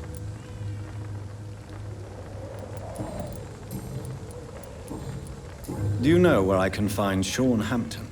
I need to talk to him. The sad saint. Why on earth do you want to talk to him? He was one of my patients at the Pembroke Hospital. Oh, yeah. I heard the poor bastard had been abducted by some cat. You better ask Tom Watts. He knows Sean Hampton well. Goodbye, Mr. Digby.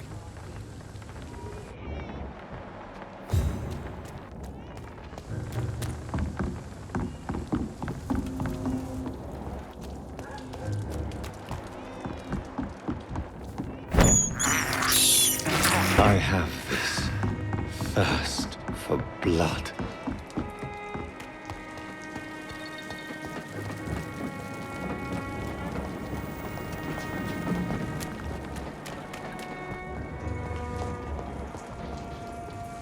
Good evening, Mr. Yeah. Do you require medical assistance? That's something I didn't expect to hear again. A doctor concerned with the health of his patients. Yeah. I could use some help. On several matters, in fact. I don't know which kind of doctor you're used to dealing with, but it's a doctor's purpose to heal people. And is it your purpose as well, Mr. Reid? I would say it's a convenient way for gaining people's trust. Goodbye, Mr. Fishburne.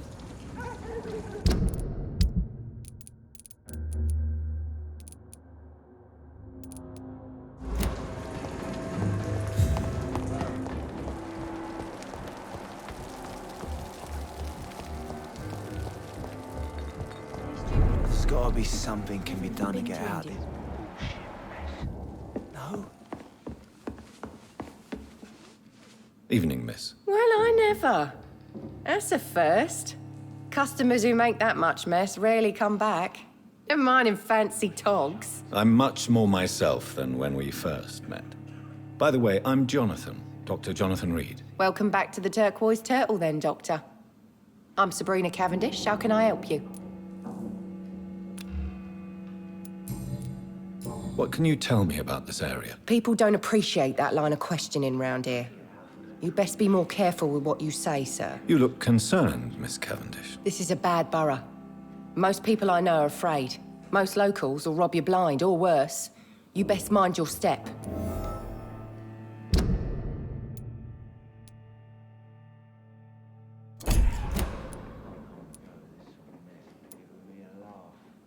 If you're uncertain about your safety here, the docks might not be the right place for you. I got responsibilities. And it's not like I got the money to move anywhere else anyway.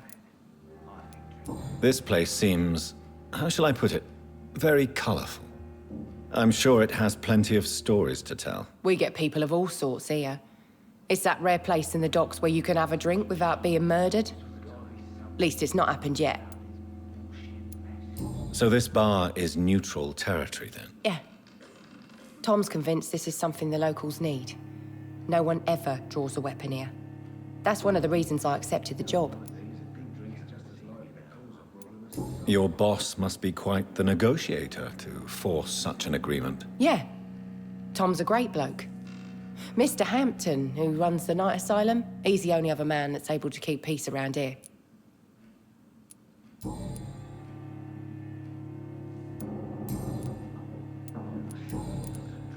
Excuse my curiosity, but where exactly are you from, Miss Cavendish? Something bothering you? What, my name? Or my complexion?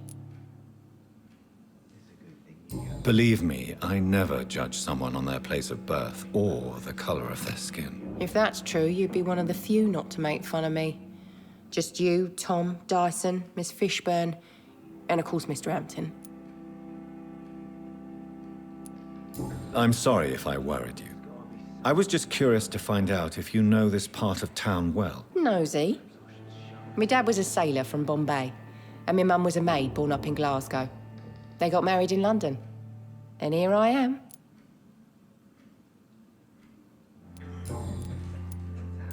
Sabrina, tell me about your true feelings for your boss. I love Tom. Not ashamed of it. Don't care if the customers joke about it, neither. Who's mocking you? I mean, we're always together. People will talk, won't they? Does Tom love you? Yeah, but he's always reluctant to take it further. It's not because I'm younger, or because of the colour of my skin.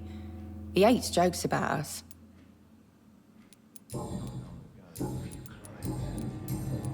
Miss Cavendish, would you be willing to help me locate Sean Hampton? You better ask Tom, sir. Why not answer me directly? We respect the privacy of our customers here, sir. Only Tom can decide who to speak to and what he'll say to them. Goodbye, Miss Cavendish.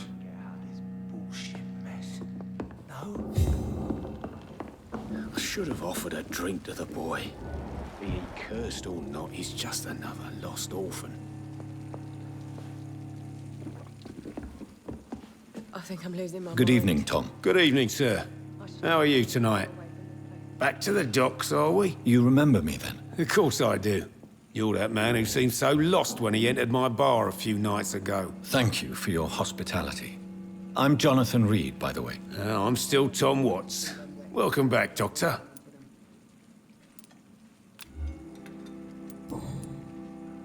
What can you tell me about this part of town? It's not that bad. Thanks to people like the sad saint of the East End. Who? Sean Hampton, our own private holy figure. Few are foolish enough to make peace with the gangs. Sean is one of them. How is it you can keep this place open? This part of town doesn't seem particularly safe. Well, since everybody needs a drink, my pub is considered neutral ground by most groups. I see. So you get pressure from all sides about how this place should be run, do you? Well, something like that. Nothing that a few wise words and a bottle of gin can't solve. You're something of a figurehead around here. I'm only pouring alcohol for everyone to forget their troubles. Sean Hampton is the one giving them long-term hope. Since I'm here, is there anything I can do? Well, perhaps, Doctor. Peace partly depends on my stock of gin. With the epidemic, my supplies are running low. How could a physician help you in this matter? I have a small warehouse just past the quarantine line. Perhaps, with you being a doctor, you could go there and come back? Doctors aren't immune to disease, you know. Very well. Show me where it is. I'll see what I can do. Oh, thank you, sir. Here's the key to get in. You're about to save many dry throats. Why does your waitress feel in danger working on the docks? This part of town is dangerous for all, but for women it's worse, as always. Sabrina is a brave girl, but she can't help feeling in danger. Do you think she has good reason to feel this way? Are you not worried about her safety? Of course I am. The truth is, she's tougher than me deep inside. She just has to learn to control it.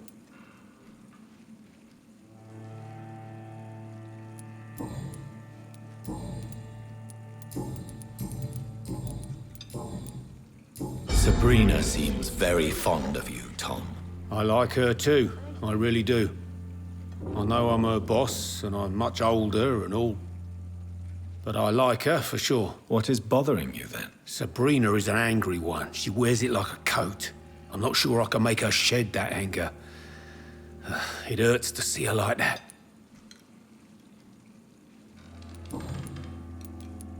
Tom, I need to find Sean Hampton as quickly as possible. I've been told you could help me. I heard the sad saint was recovering at Pembroke Hospital. Did he leave or something? I believe he returned to his flock. Can you confirm that? Oh, I bet you're right. Sean can't help but worry about the poor and sick. Oh, I guess it has something to do with what happened to him as a baby. Please, tell me. Well, I don't like to gossip, but I heard that the sad saint was abandoned as a baby in front of a Catholic orphanage in Dublin. That would explain his faith and need to help everyone.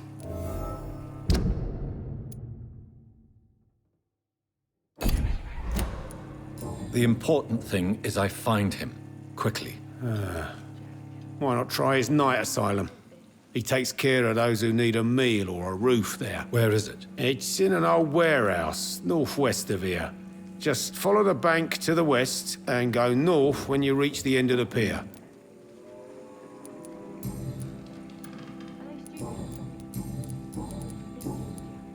Goodbye, Mr. Watts.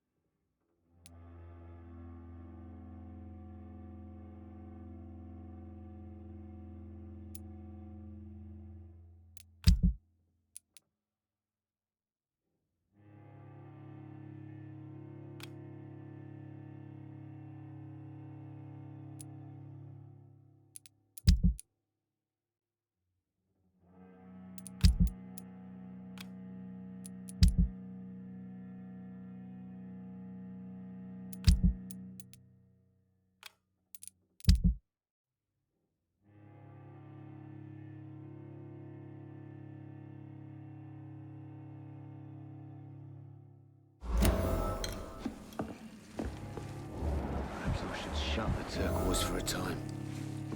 I hope I live long enough to see them wet boot boys get one.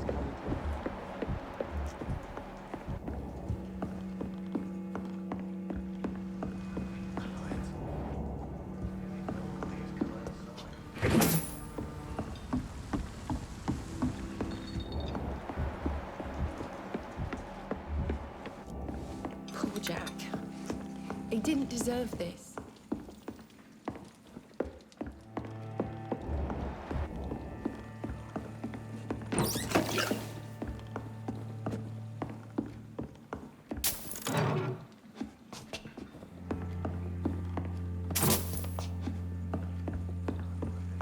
Drink's just as likely to cause a problem as to solve one.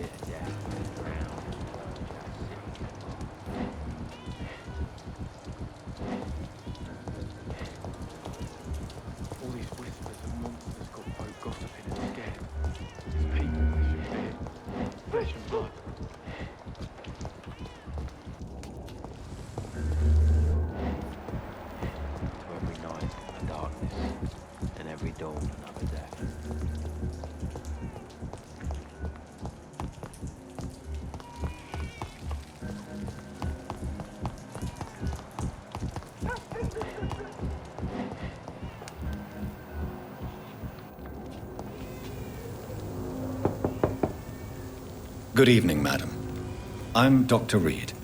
Could I come in? Why? What do you want? I work at the Pembroke Hospital. I'm investigating the flu epidemic in this area. Oh, the Spanish flu. Well, that's quite liberal of you, Doctor. But this is no time to be knocking at people's doors.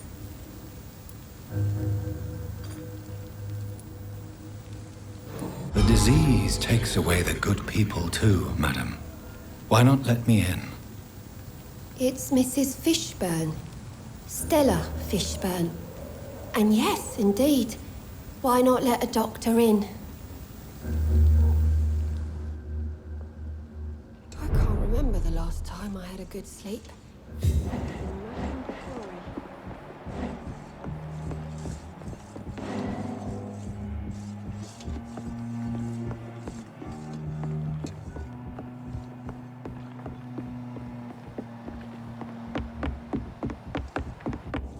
I'm not sure the epidemic is what worries people most.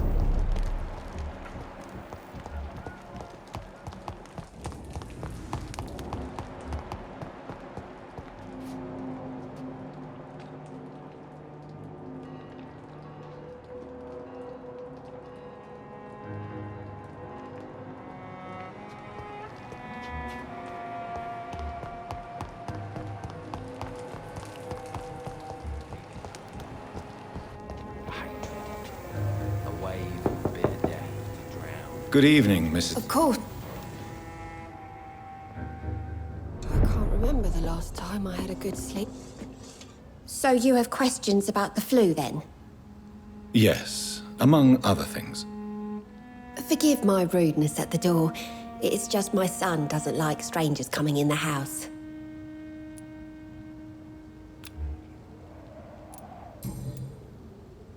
How is life around here? Life has always been hard in the East End. But it's everywhere nowadays, isn't it? Do you think the increase in violence has anything to do with the epidemic? Don't know. But it's most likely linked to the gangs, if you ask me.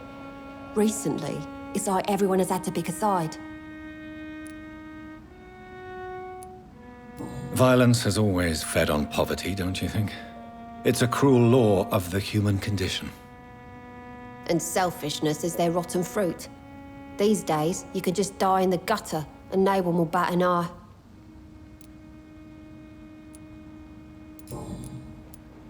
May I ask what you do for a living, Mrs. Fishburne? Since my husband died, I worked at the Dawson Rope factory, but it closed before the war.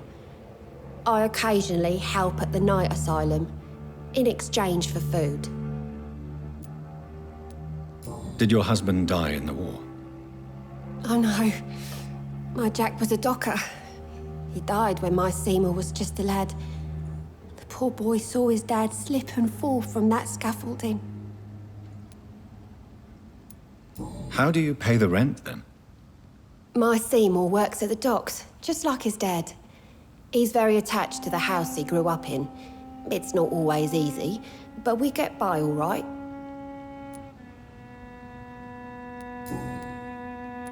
The orphan that regards you as a mother. Please tell me about him, Stella. You mean Rufus? I wish I could do even more for the poor boy. Most people are so selfish. But you're not. Years may have passed, but I haven't forgotten how it feels to go through days with nothing but an empty stomach.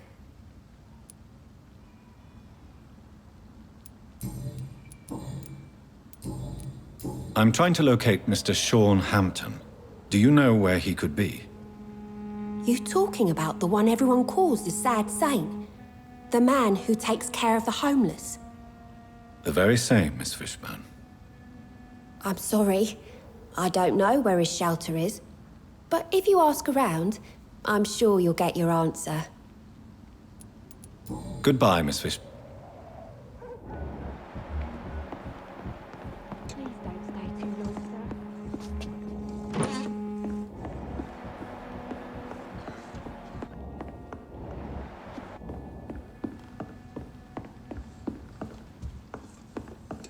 Best grow eyes in the back of that head, sir. I've lived in worse.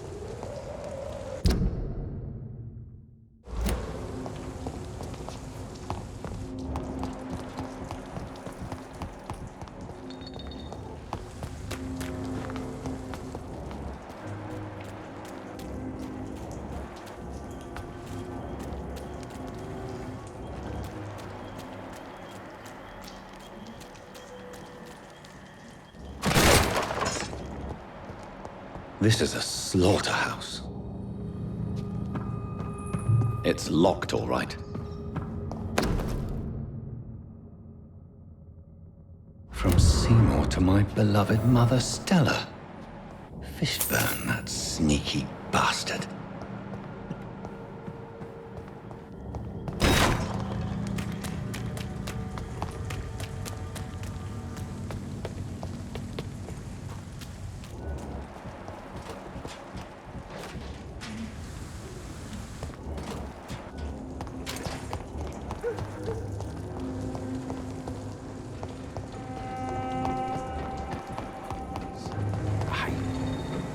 Good evening, Mr. Yeah.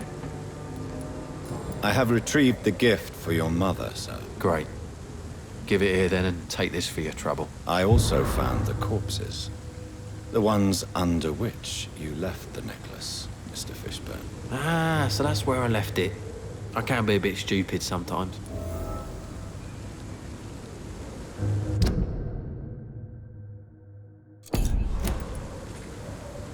As a man of science, I'd like to try to understand why you killed those people. Why does there need to be a reason? They were just there. It happened. That's all. You're not a mindless animal, Seymour. Surely you have something to say about these murders. Speak up and I will listen without judgment. Could be right, Dr. Reid. Maybe it'll do some good to confide in a gentleman like you. You being educated and all.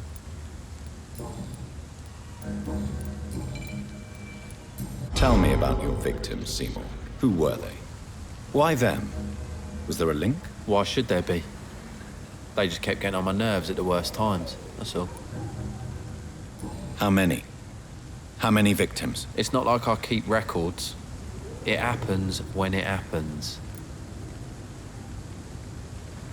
You feel nothing, do you? No empathy for your victims at all.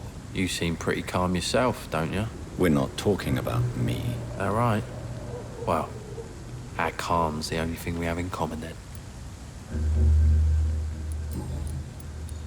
Did you take pleasure in killing them, Seymour? All those people, all those lives extinguished. I take no pleasure from it. Just gives me peace. Stills the anger. For a time. This rage you feel, have you ever been able to control it? Resist it? I tried. For my mum, I tried for her. Telling the truth made me feel better. For a while.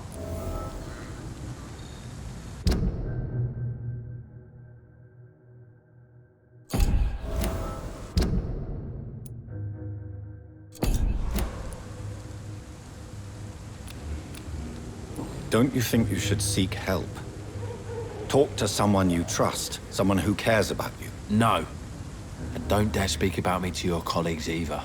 Keep your mouth shut tight. Especially about my mum. Why is your mother protecting you, Seymour? I'm her son. She's the only one who knows me. Sometimes I think she knows me better than I know myself. I understand you love her, but can't you see the awful situation you've put her in? Do you think my mum would have a better life if I were dead? She seems so sad to know me sometimes.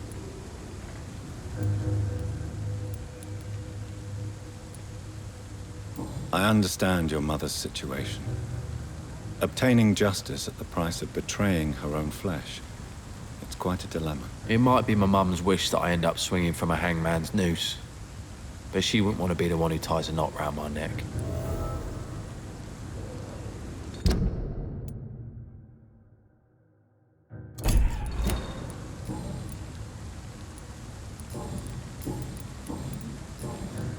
Goodbye.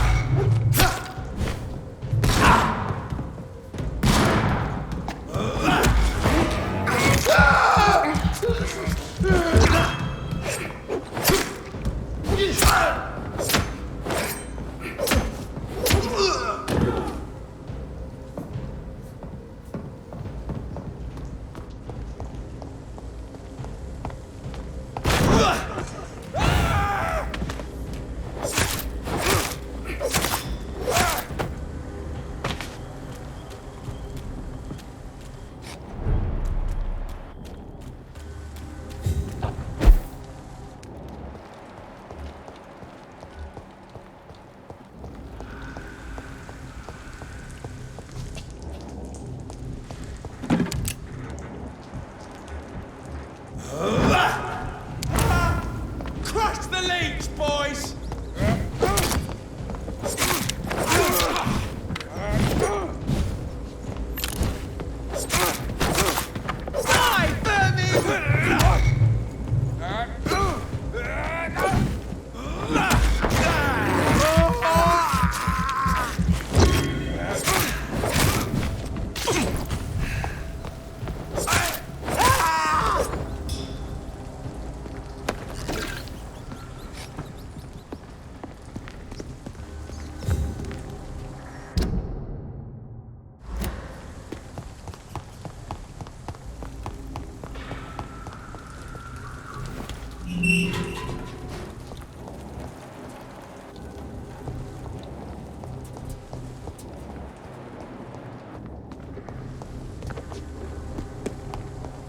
Yes.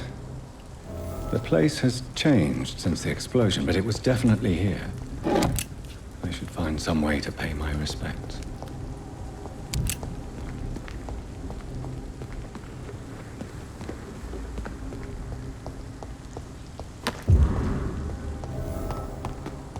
May all who suffered from this tragedy find or rest in peace.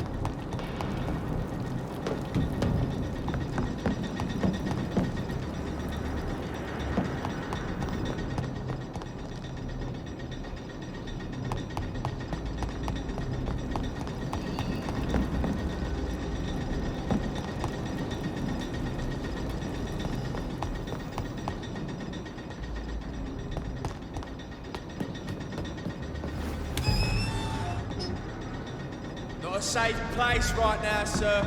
Stupid!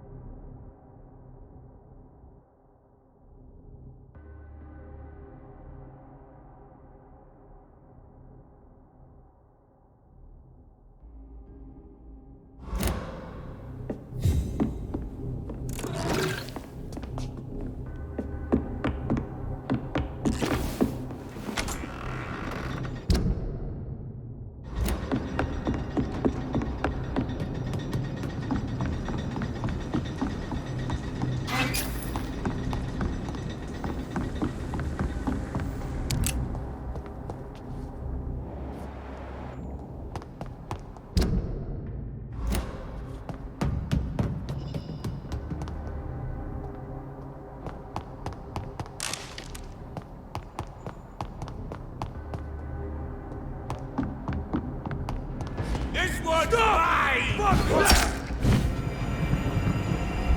Yeah!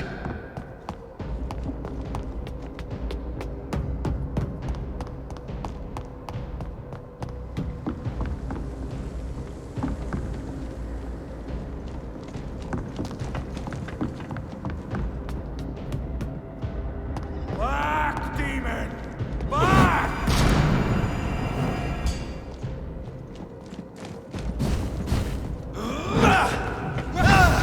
Lord, give us strength!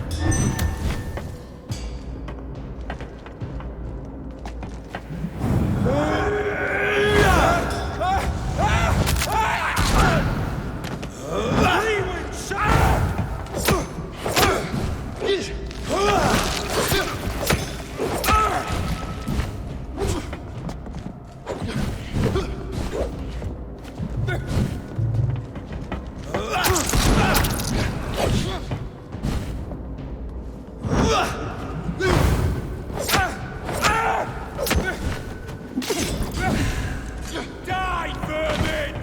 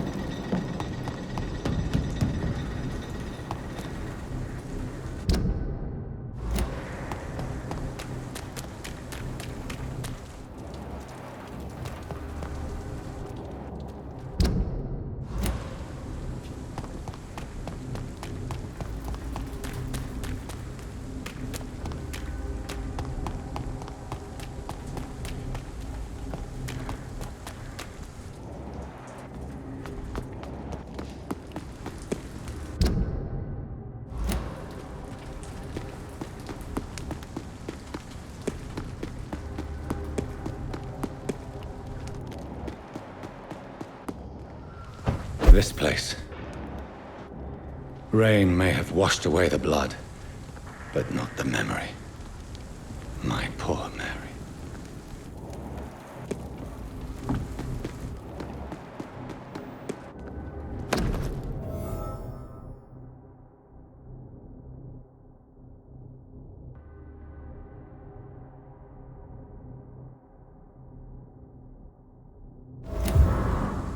This is my watch. Damn grave robbers.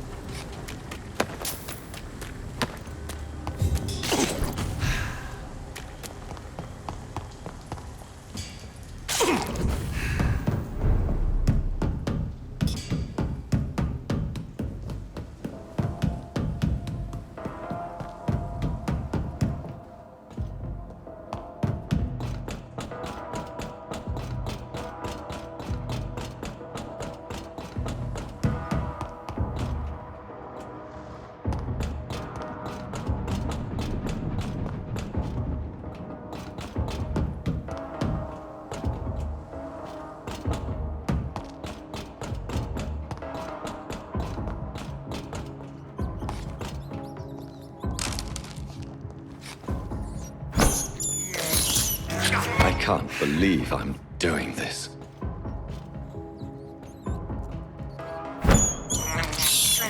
I have this thirst for blood.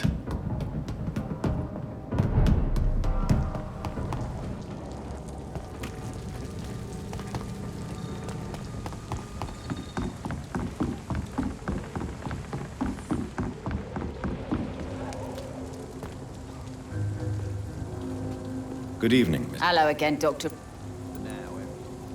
I managed to reach the mass grave in Southwark.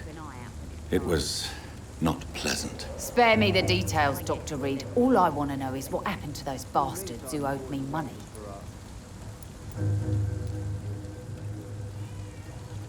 I'm afraid they were nowhere to be found. Bastards. Must have run away with the money they owed me. All right, I'll make another deal with their successors. I'm not sure they'll have any successors. The place is abandoned by the living. Maybe I'll send my boys there to loot the dead. Money is money, Doctor. By the way, here's a little something for your time and help. I wish your boys good luck, then. Booth Digby looks at you with love-struck eyes. Tell me, Edwina, is the feeling mutual? You have no idea how refreshing it can be for a woman to receive all the pleasure she needs. For once. I'll take your word for it. What is it, Doctor? A woman's not supposed to talk about these things.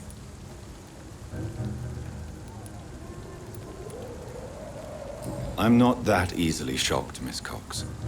You can speak freely about your lover if you so wish. The poor bastard is good to me, if you must know. He makes me feel good. And that's a first. So you're just like any other couple, after all, are you not? Yeah, we're so ordinary that I'd put a bullet in his head if he ever cheated on me.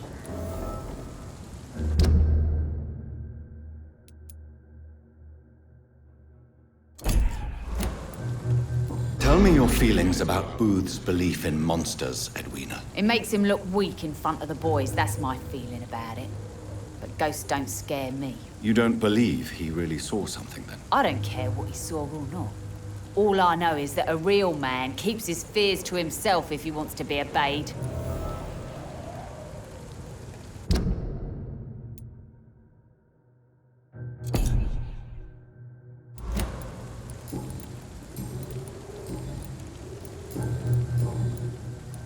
Goodbye.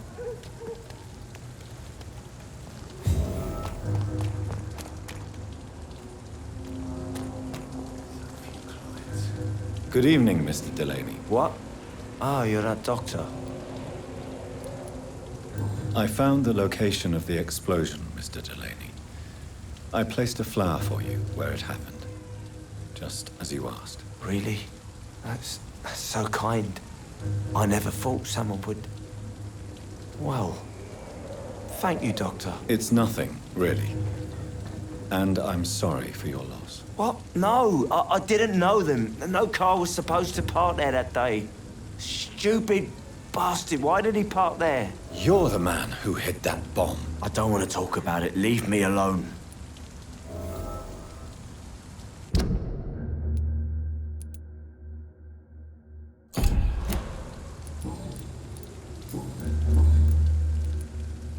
I want you to remember the bomb, Dyson. Tell me about it. No, I don't want to remember it. Why use a bomb? What were you trying to destroy? The Dawson & Dawson ammunitions factory. A symbol of violence against the people. My group wanted to destroy it to send a message. The victims. They were not the target then. I spent so much time figuring out the perfect moment. I used a short fuse. No car had ever parked there. They all died. I sense your guilt, Dyson. Why is that? Did you not think violence was an acceptable political tool? I still believe our fight was just. By killing an innocent couple who were just at the wrong place at the wrong time. No way.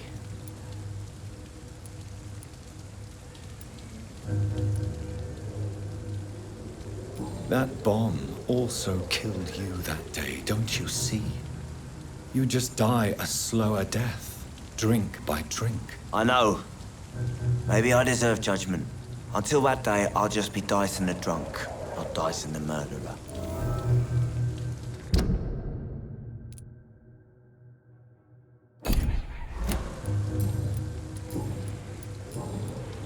Goodbye, Mr. Delaney.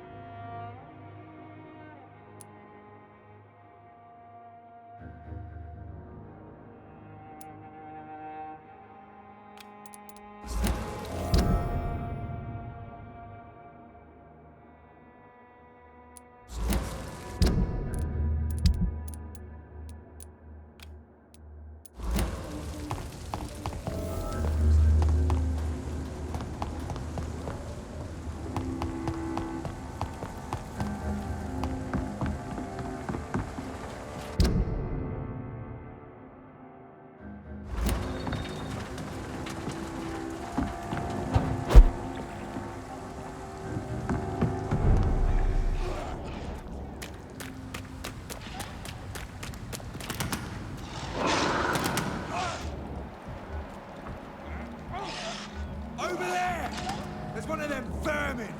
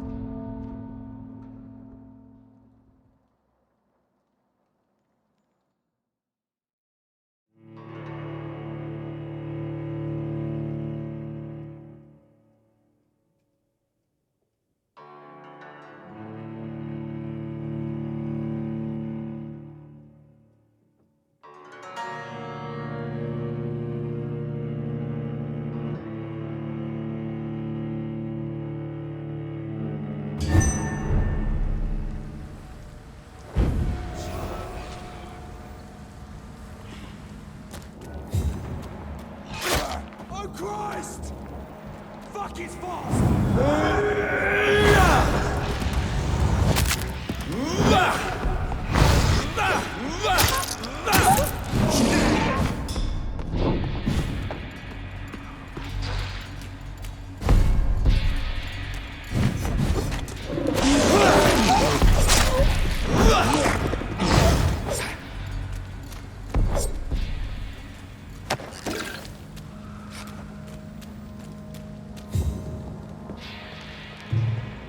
Over there! There's one of...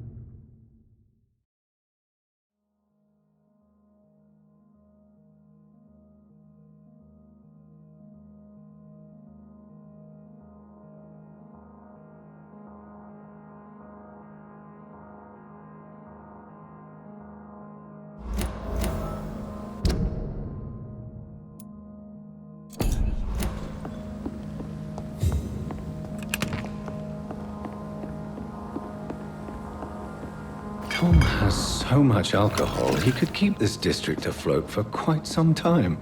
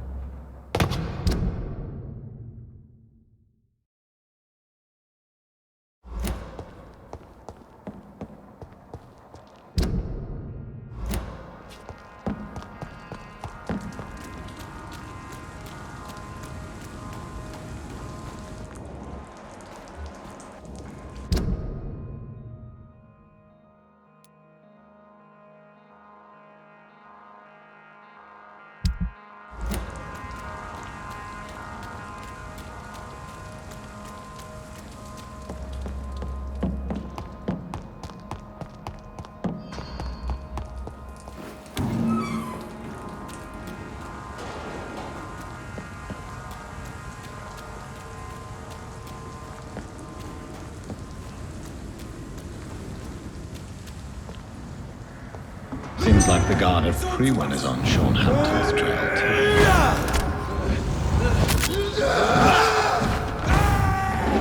Kill it or you deserve! Come back here and fight! Mine! Crush the leech, boys! Snap it, Reid!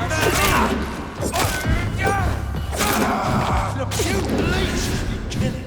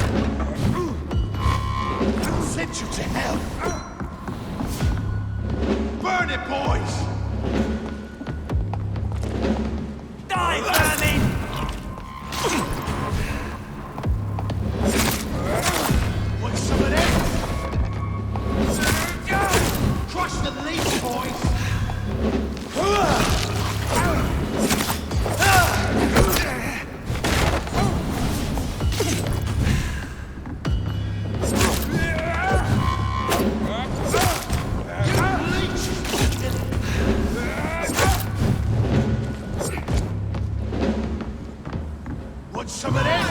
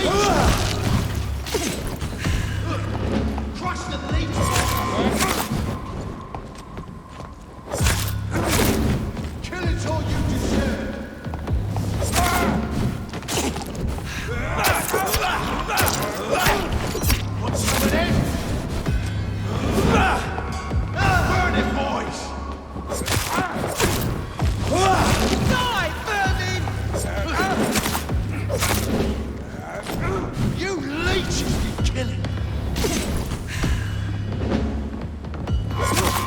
Crush the leech, boys!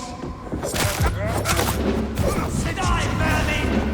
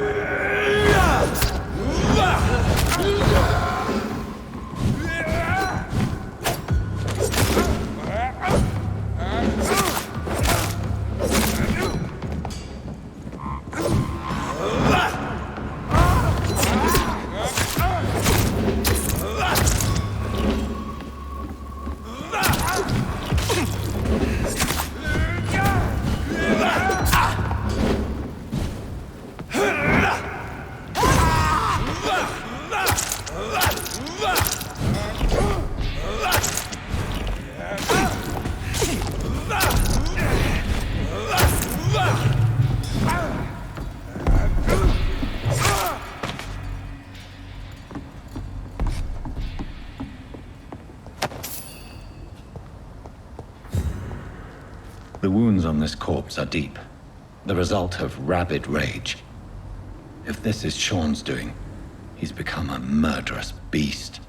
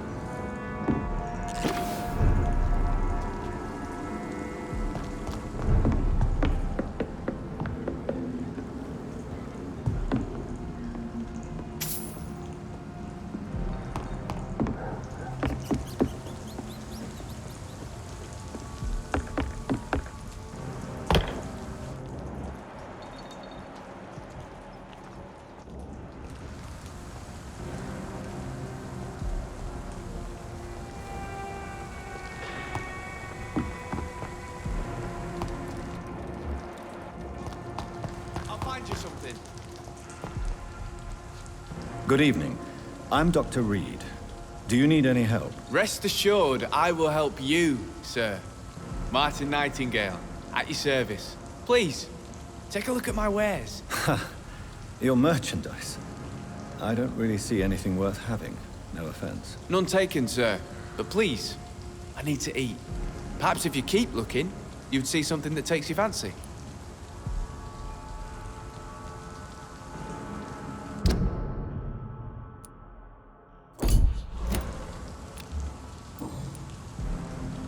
Let me be frank. You're as much of a businessman as I am a werewolf, right? Who the hell are you to question me?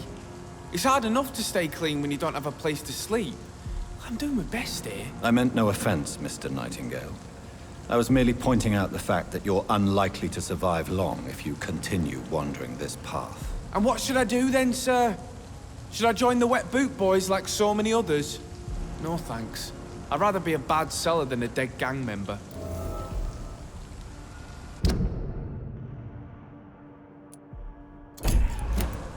What can you tell me about the neighborhood? Have you got any friends around these parts? Not really. Miss Gillingham smiles and says kind words, but I know she's lost her marbles, especially since her son died. Tell me about this crazy woman. Madness is often mistaken for other conditions. The poor woman's mad, all right. Kind and all, but she has so much trouble remembering things. She's taken me for a son more than once.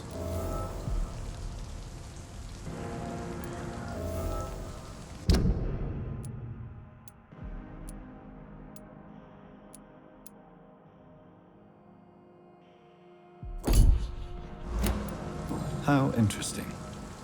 I don't suppose you know what happened to her son. Jack!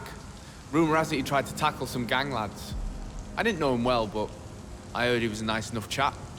His old ma still thinks he's around.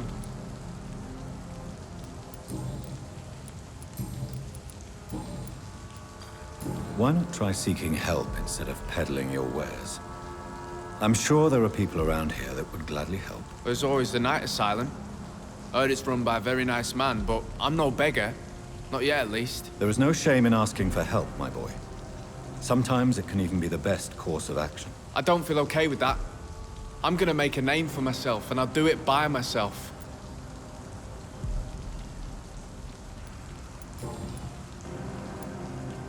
I'm looking for Sean Hampton. Can you help me? He's a caretaker for the poor, is he not? Something like that, yes. Sorry, I don't know where he is.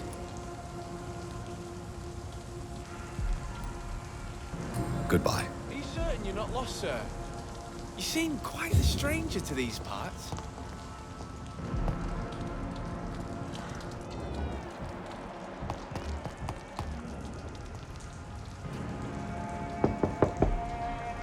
Good evening, miss.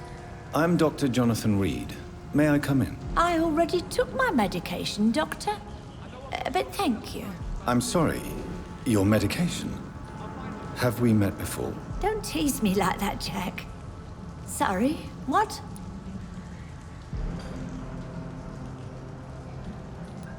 I think I should come in, miss. I'd like to check if everything is okay, what with the epidemic spreading across London. An epidemic, you say? How terrible. I had no idea. But where are my manners? Please do come in, Doctor. You are a doctor, yes?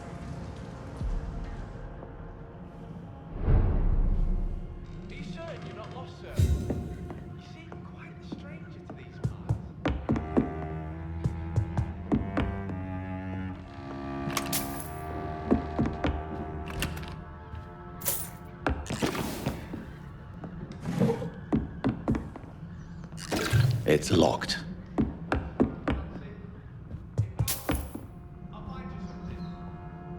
So, Dr. Tippett, what brings you back here? I heard whispers you had a job at that fancy hospital. I told you my name is Jonathan Reid.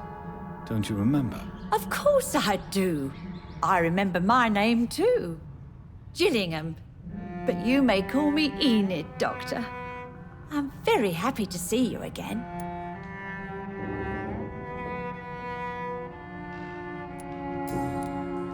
What can you tell me about this part of town? Oh, no. I don't gossip. That would be most unbecoming of a lady such as myself. Who are the more influential figures on the docks? Well, I heard about some terrible illness going around. I would say in that case that it's you, Dr. Tippets. Is anyone taking care of you, Miss Gillingham? My son is always here to take care of me. He's a good boy like that, but I do worry that he needs to start living his own life. Well, I would never say that to him, of course.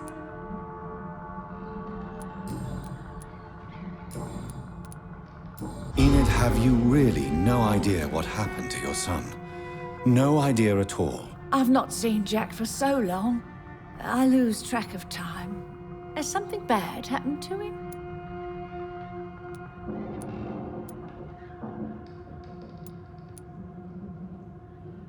Jack takes good care of you, Miss Gillingham.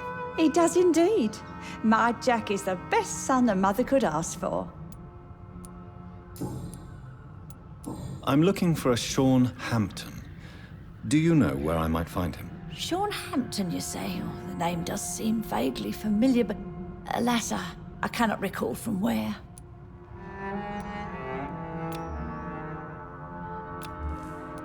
Do you require medical attention, miss? I'm glad you asked, Dr. Tippets.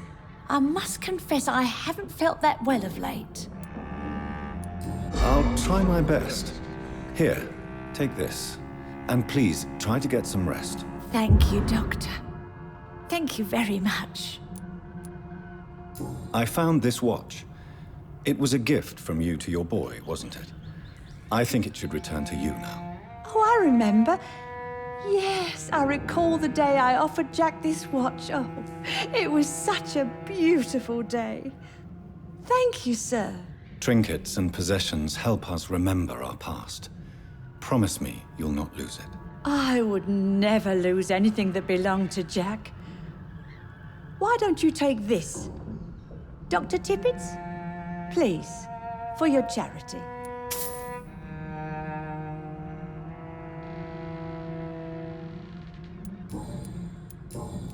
Goodbye, Miss.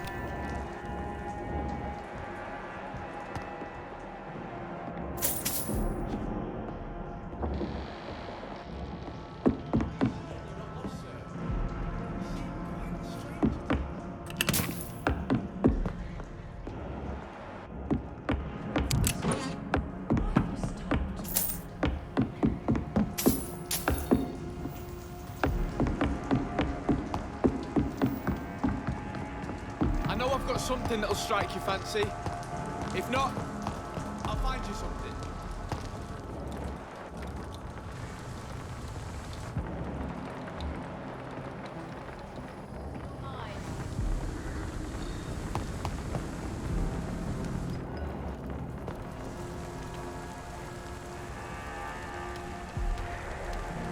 Good evening, miss. I'm Dr. Jonathan Reid. May I have your attention for a minute? Good evening, sir.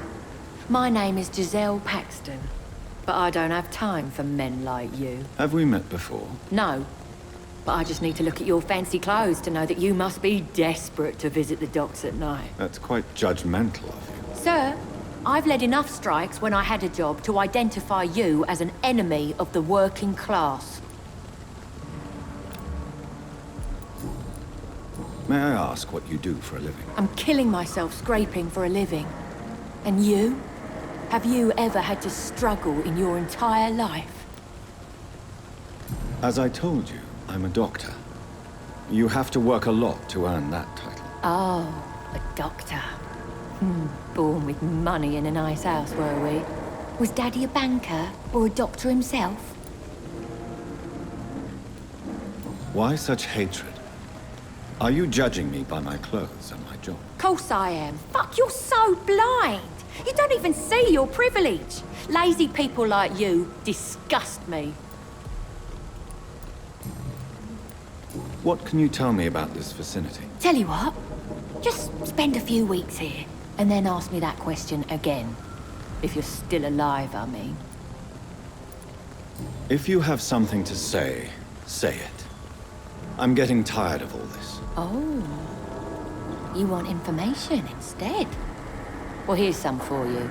Giselle Paxton does not like you at all, Doctor. You don't know me, Miss Paxton, and yet you see me as an enemy. Your manners, your clothes, your words tell me everything about you, sir. I know your kind, and you don't belong here.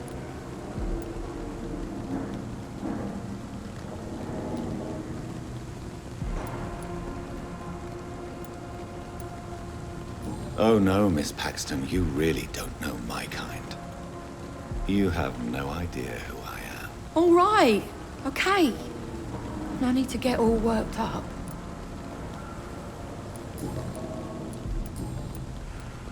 I'm looking for Sean Hampton. Can you help me? What is it you want? Does he owe you money? Has he displeased your Royal Highness? I'm no snitch, Mr. Fancy Pants. Well, I'll leave you for now. Goodbye, Miss Paxton. It's locked, all right.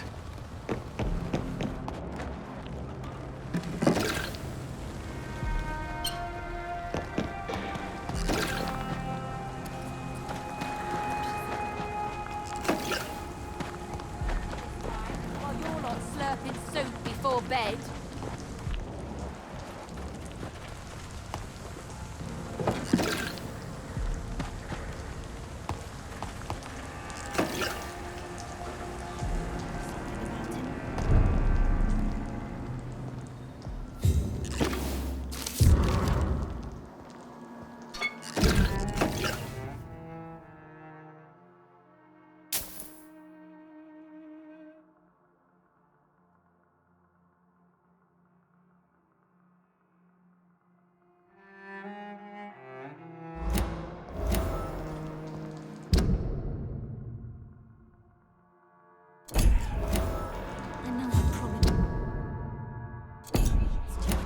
Right, Mum? But it's not been that simple. Good evening, miss. I'm Dr. Jonathan Reid. Can I help you? A fancy doctor lurking at night by the docks? Not fishy at all. And what about you? Working outside at night in this dangerous part of town? You want to know my secret? I'm trying to earn money. And I'm Lottie Paxton, by the way. Is it not dangerous to work here at night? As long as I have good legs, I can run away from trouble. The sad saint now provides me and my sister a bed and a roof. I don't want to lose that.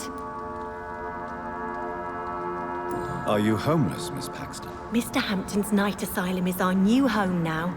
It's a safe place for me and my sister. What can you tell me about the sad saint? It's just the nickname of Sean Hampton, the sad saint of the East End. He gave me shelter, and he's not always sad. What can you tell me about this place?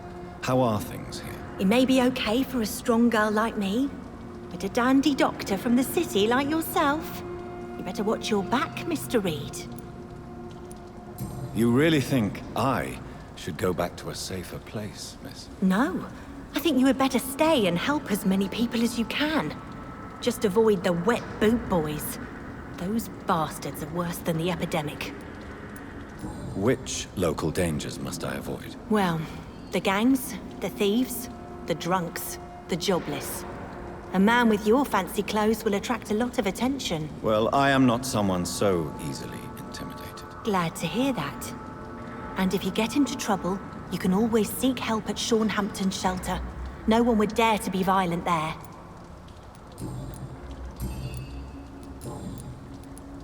Lottie, tell me about the death of your mother. Giselle killed her.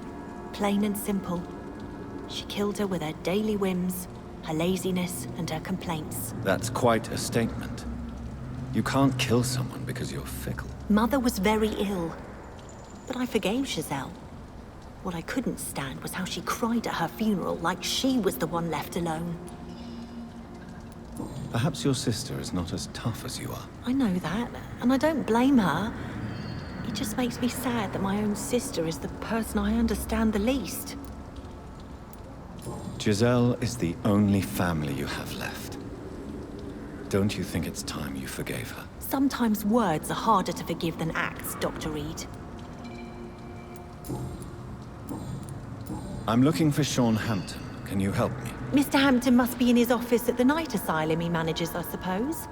Why do you want to see him? He was a patient of mine at the Pembroke Hospital, but he left abruptly. I see. Well, Mr. Hampton is a discreet and dedicated man. I'm sure you'll find him soon enough.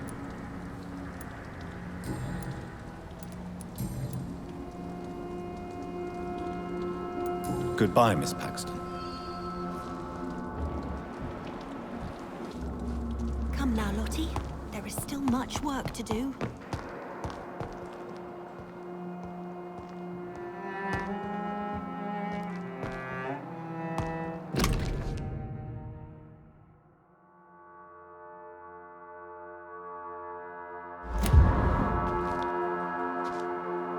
It's locked.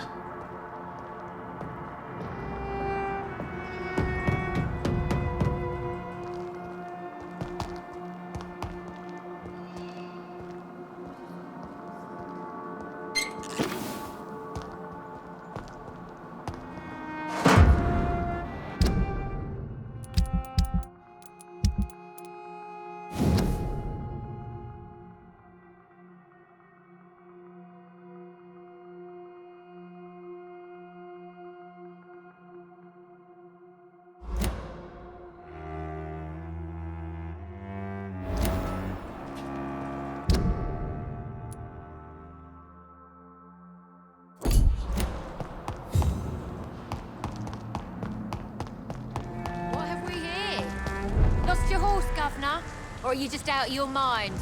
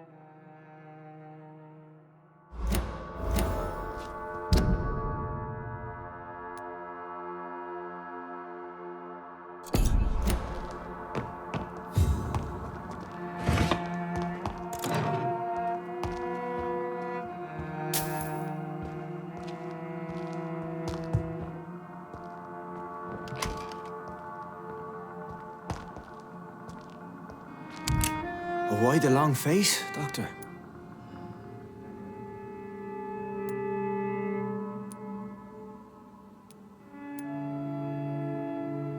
It looks like we both have changed a lot. I must confess, it saddens me, Sean. Put your faith in the Lord, Doctor. He has a plan for all of us. We may not always see it, but he does. Since you left Pembroke, the amount of blood that has been shed, it's hard to believe you, Sean. Ask what you will. As the Lord is my shepherd, I will not speak a lie to you. Aren't you afraid of what you've become? We are blessed, Doctor. Can't you see it? The Lord has made us able to walk amongst the plague and aid those that need it. Do you think this is a blessing when God's own house and holy symbols repel you? If that is your burden, Doctor, so be it. But I do not fear the cross, nor am I forced to take the life of another. My kind doesn't share your imperfections. But you must drink blood now to survive. No, not your scripture. Whoso eateth my flesh and drinketh my blood hath eternal life, and I will raise him up at the last day. So saith the Lord. I only need to eat flesh, no blood.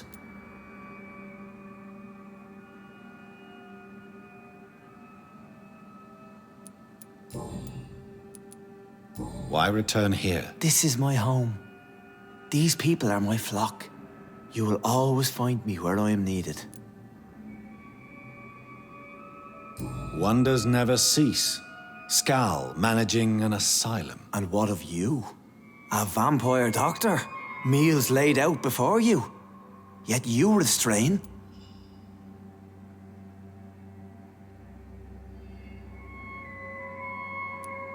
And what about William Bishop? He tried to take care of you. But this hunger, this thirst, cannot be restrained. Alas, poor William. He had a good soul, but was weak in spirit.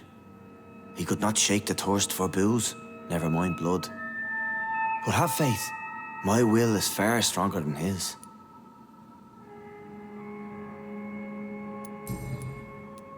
Why did you kill Miss Jones at the Pembroke Hospital? Killed old Harriet? You must be mad, Doctor.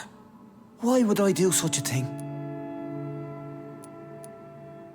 So you claim Miss Jones' death was not by your hand, nor the other incidents at Pembroke? Though Harriet was an angry, spiteful woman, she was one of God's creatures. I have nothing but love for all he has made. But you were close to her. Of course. But she was lost, separated from the fold. She did not see the hand of the divine in my blessed condition. People have been murdered. I've seen the blood. I don't believe you can be trusted. Have a little faith, Doctor. If you will follow, I will guide you to the light. How do you plan to do that? Take this key of the old sewers. The entrance is by the riverbank, south from here. There you'll find all the proof you need.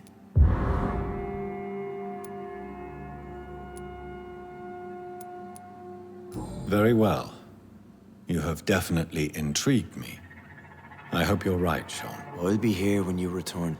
If you still think I'm a threat then, well, I surrender myself to your judgment.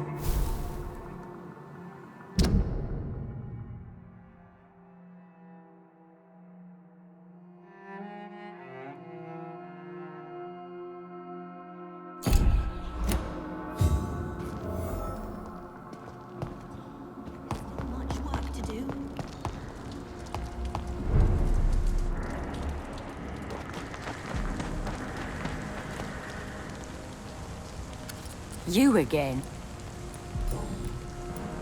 Giselle, I know you sleep at Shaunhampton's shelter.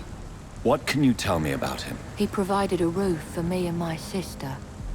I am grateful, of course, but he gives me the creeps. Why is that? He's always sad, like he's about to cry. He's always asking us to get closer to God, to give ourselves to the Lord. Creepy.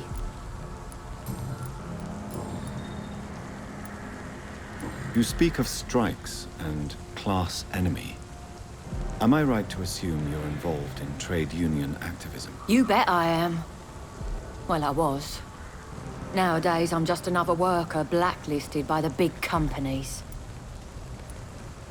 You lost your job because of your beliefs. Those bastards really hate a worker who refuses slave wages and unsafe conditions, especially when it's a woman.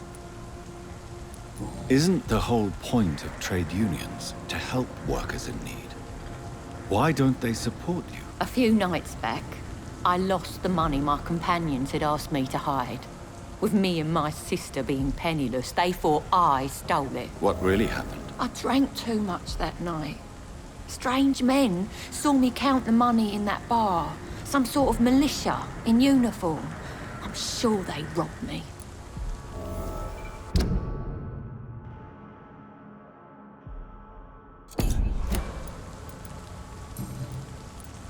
Giselle, tell me about the death of your mother. After our father died, Mother worked so hard she made herself sick.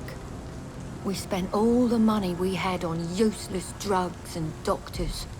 It was hell. Hell? What do you mean? The three of us were exhausted and desperate. And when I'm desperate, I tend to get angry. And I'm hard to live with. Lottie said I killed Mother.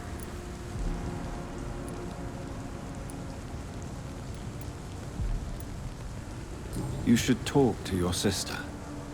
Whatever happened when your mother died, the truth lies somewhere between your two versions. I don't want to talk about that. It was years ago. We Paxton sisters are tough. We don't apologize.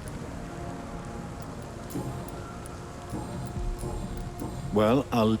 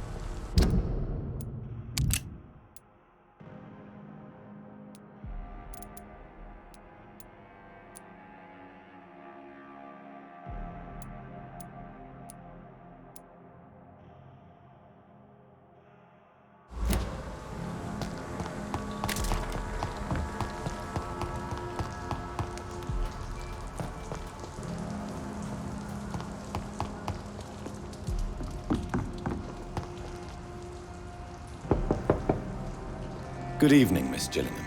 May...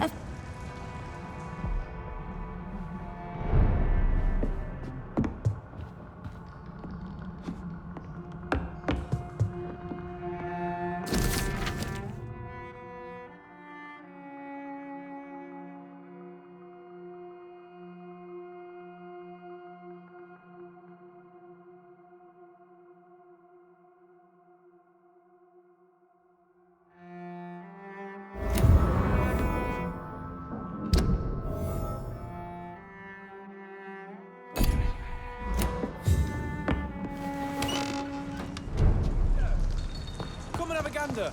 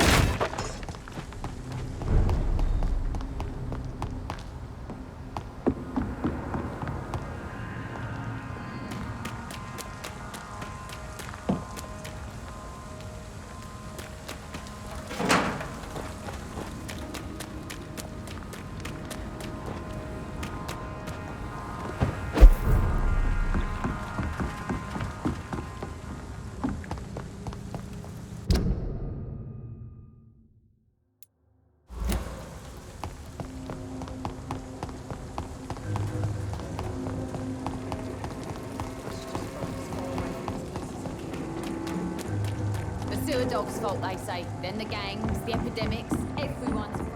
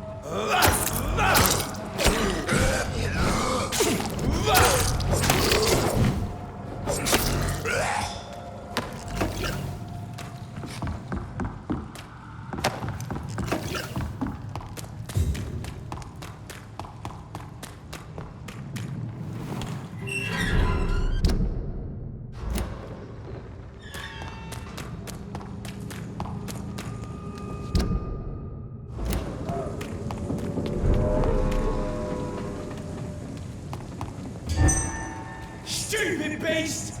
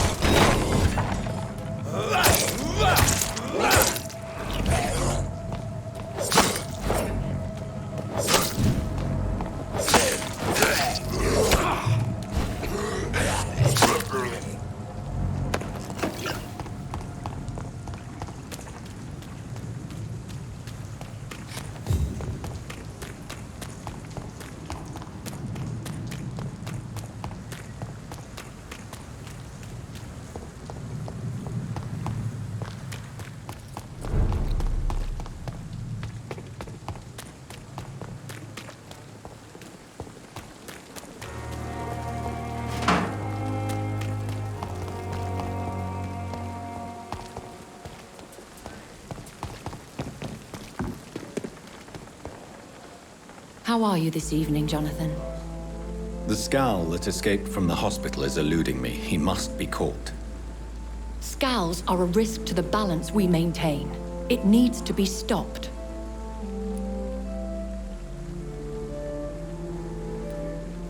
The head of the Guard of Priwen stopped by to see Dr. Swansea.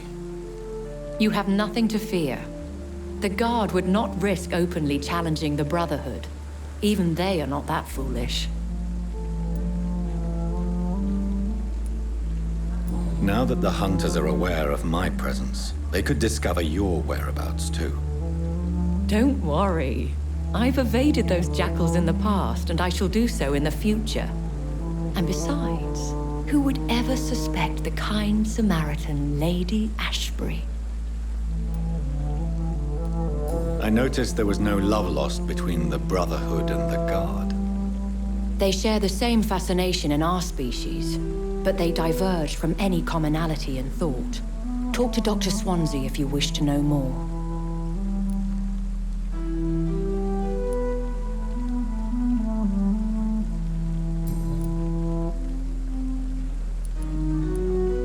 When we were at the funeral, I had a feeling.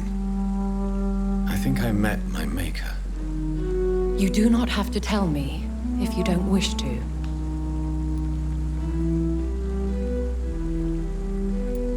Should I not? In most circumstances, a vampire would not discuss his maker. There is a strong bond that exists between a maker and their progeny. There is almost nothing to say. He appeared in a gush of blood, prattled off some riddles, and vanished without even telling me his name. Be on guard, Jonathan. Whoever your maker is, he's obviously as powerful as he is elusive. You certainly hate skals. No, not hate. I pity them. Damaged and broken for eternity. Can you imagine, Jonathan? Can you imagine what they must be suffering? I would not have labeled them all the same. I've met some that are quite clever, in fact. Much like people. I am sorry. You should know skal is derived from slave. Vampires have never looked kindly on their lesser progeny. Do you think they can be trusted? They are weaker than us in every sense. From their abilities to being able to control their hunger. There is a savagery in them. Goodbye for now, my lady.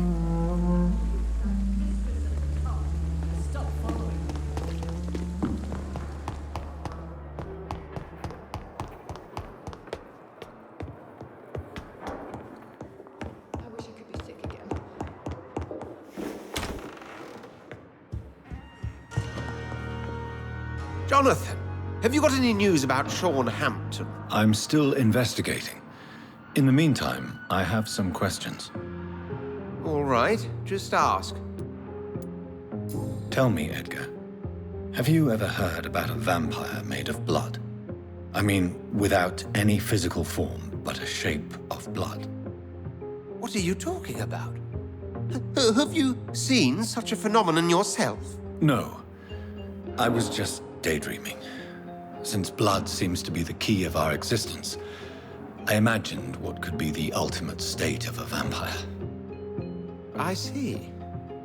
Well, too bad you didn't see such a creature. It could have been a fascinating subject of observation. What is the antagonism between your Brotherhood of St. Paul's Stole and the Guard of Priwen? It is an old and sad story, Jonathan. The story of a betrayal and of a definitive schism. Who betrayed who?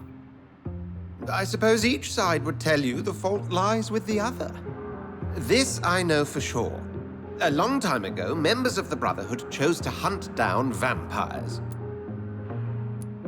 How many are you in the Brotherhood? You mean today? Not many. A dozen, perhaps even less since the war. We are scholars, Jonathan. We favor quality to quantity. Tell me, Edgar, how did you meet Lady Asprey? I met her 9 years ago. I was working in Scotland at the time in a sanatorium the good lady visited from time to time. She subsequently offered me a position here, at the Pembroke Hospital. Why offer you this position? I'd already been experimenting with blood-borne diseases and transfusion methods. Without success, I'm afraid.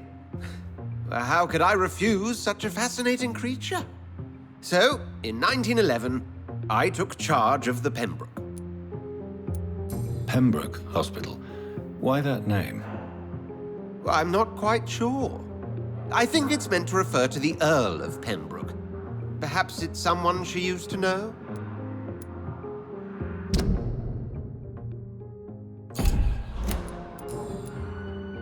Tell me, Edgar, have you ever heard about a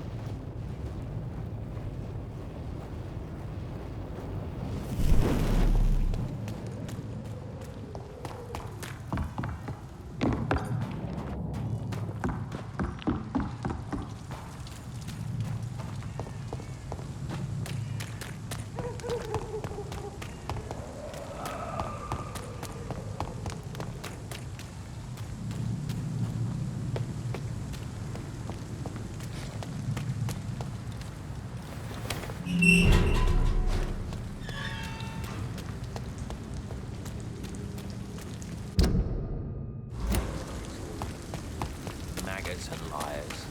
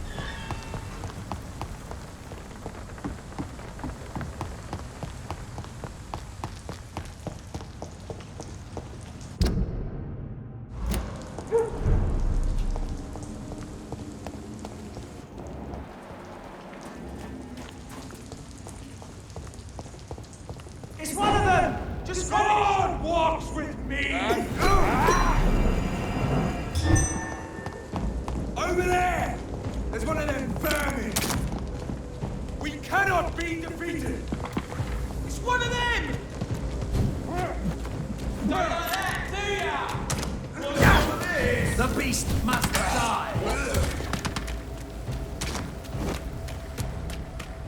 Stay back, beast!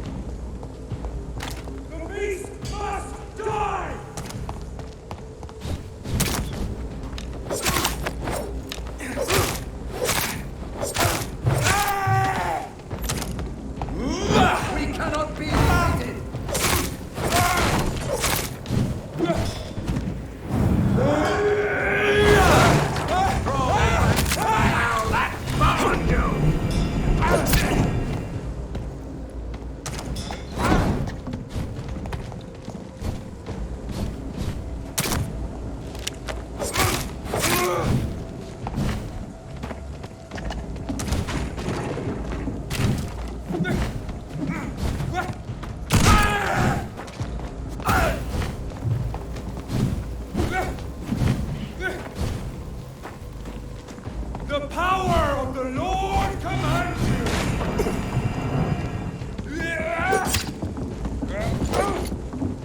Free wind shall prevail! Look lively! It's on to us! Back, demon! Back!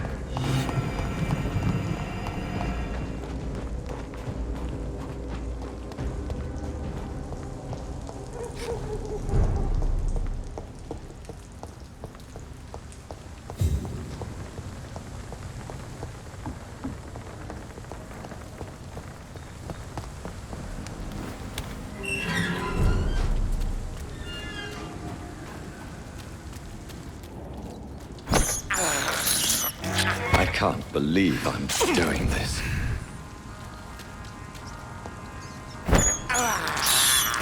This is despicable.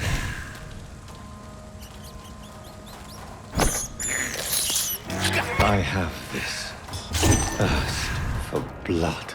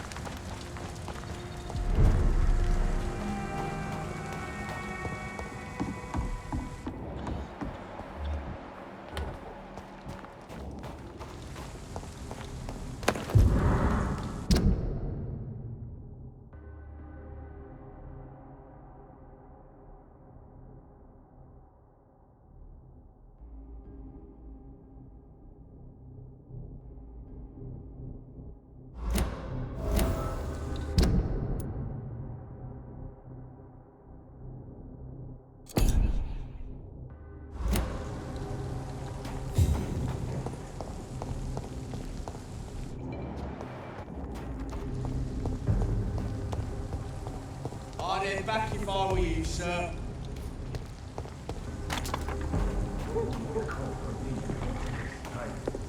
To each man his duty. Ours is...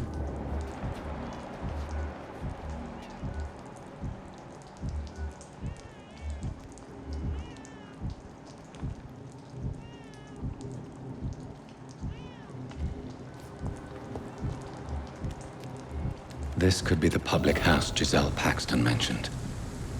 I should investigate further.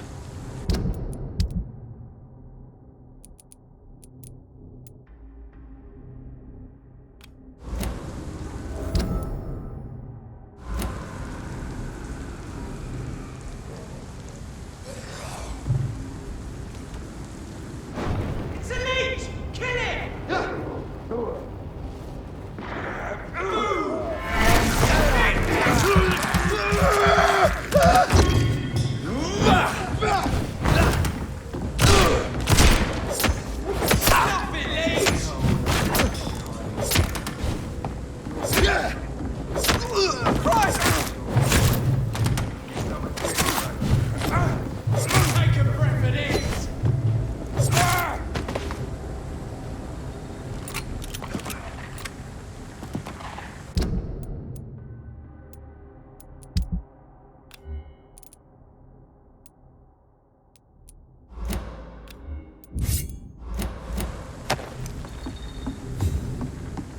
Giselle's stolen money. Priwen has some unethical ways of financing their war.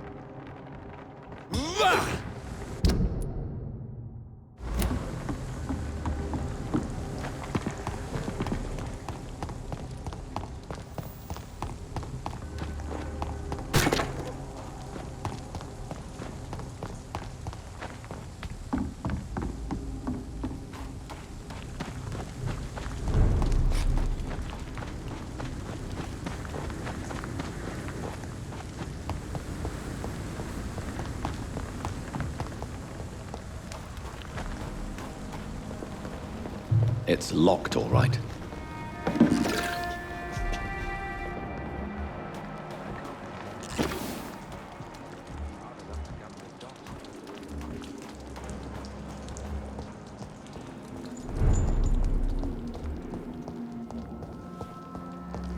I know I promised you I'd make everything right. What will soon be? Not been that simple. You again? I've identified the men who stole from you.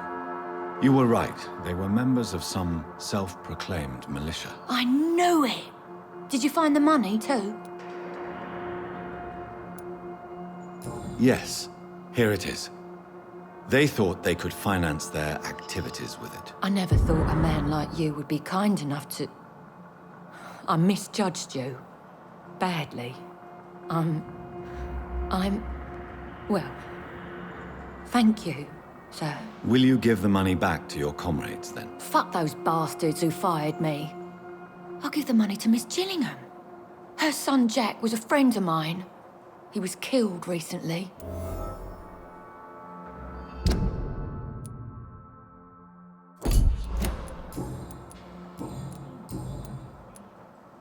I know you were friends with Miss Gillingham's son, Jack. Tell me about his death. Jack's murder has been a shock to the neighborhood. A sign that the situation is now out of control. Why is that? There has always been tension between the Wet Boot Boys and members of the trade union. But a murder?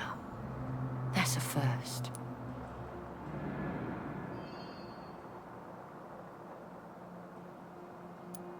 Who killed him? No one will ever know. One thing is certain. While Jack was alive, I had one less reason to drink. Why does that upset you so much? I wish I had found the time and words to tell him how important he was to me before it was too late. Another failure for Giselle Paxton.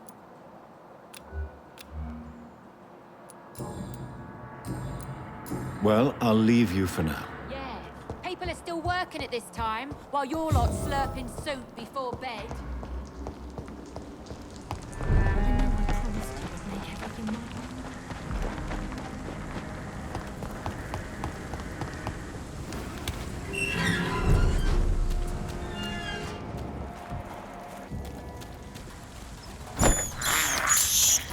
This is despicable.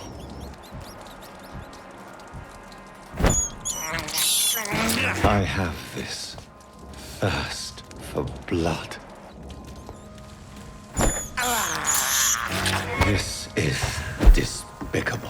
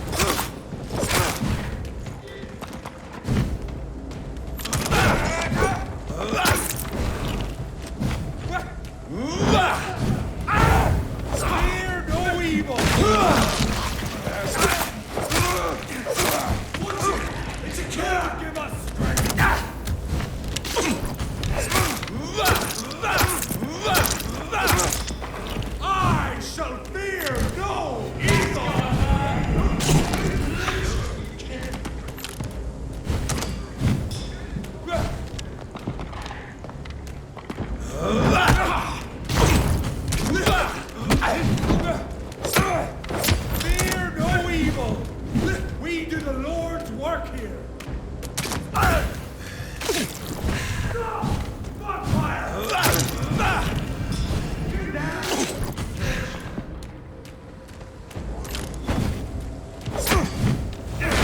Must die!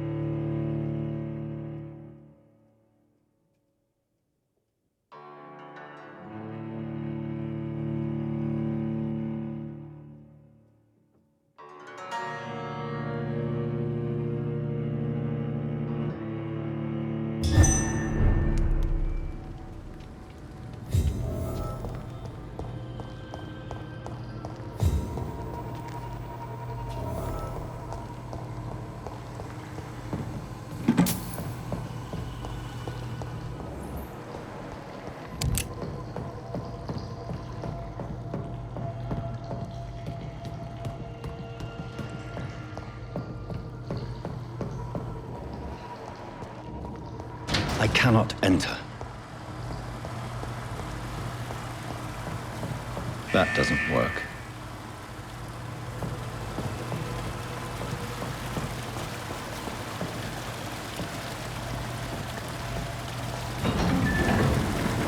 So that's it. These wheels control the water level.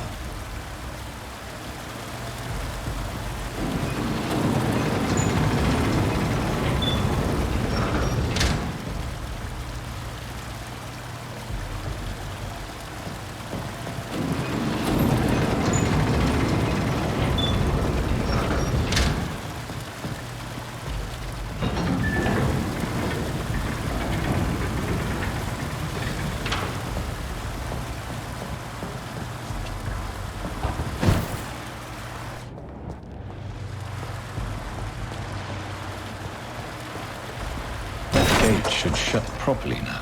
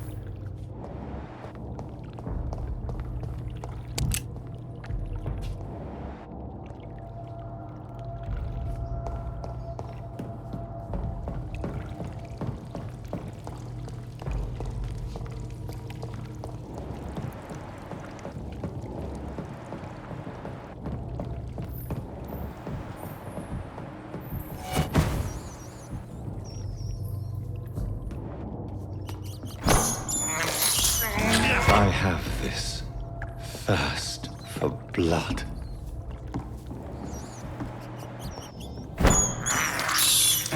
This is despicable.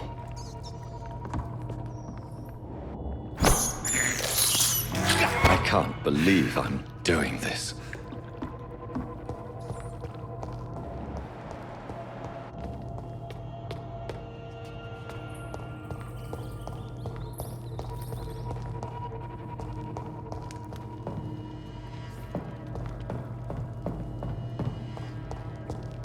It's locked, all right.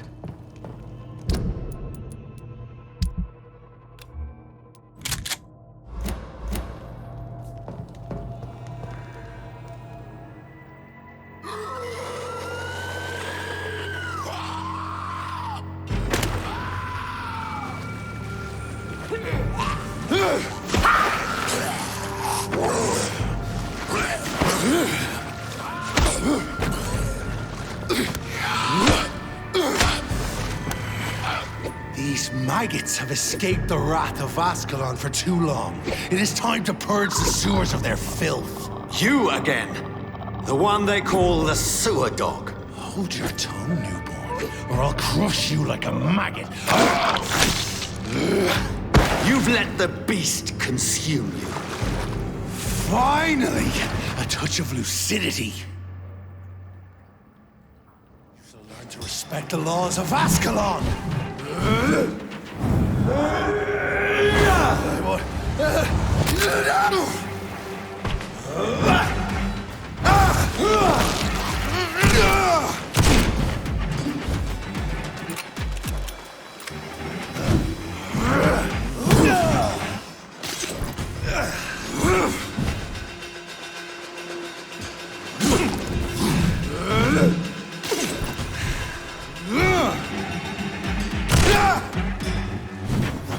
Snap like a hare's brittle bones, newborn!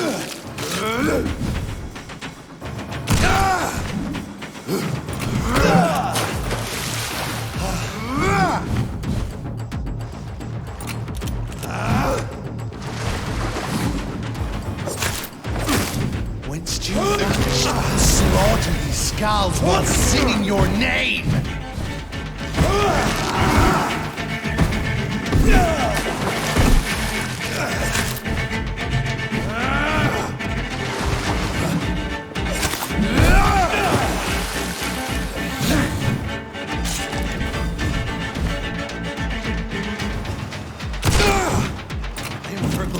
The hand that crushes all!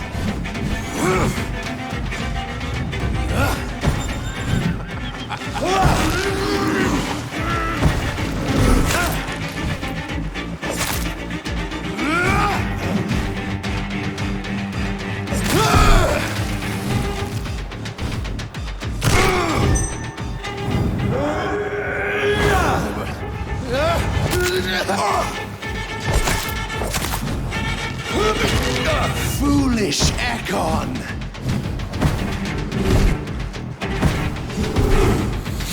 I shall tear thee apart and spill thy blood to the pissing well! Return to your apothecary and needles. Takes of Ascalon, I shall crush you.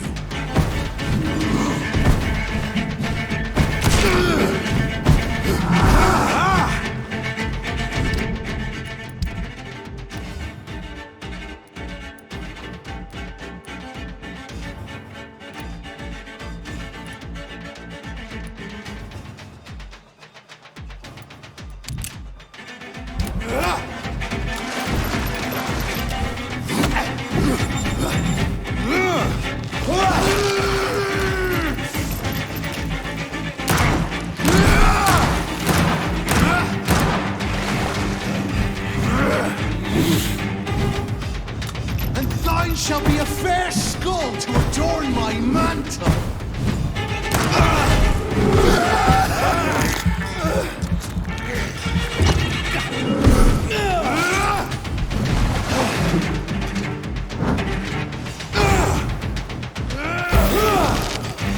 Your blood is now mine.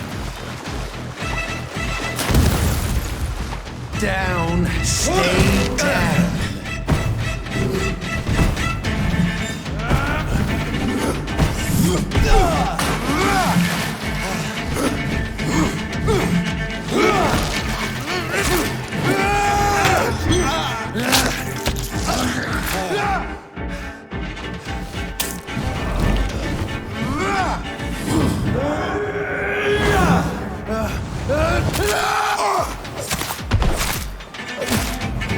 You found your death in me.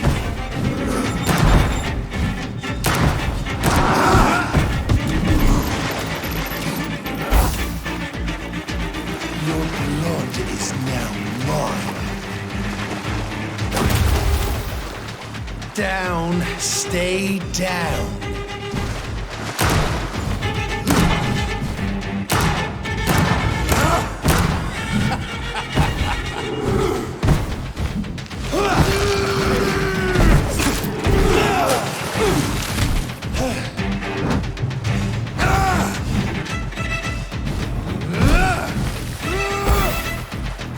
Return to your apothecary and needles.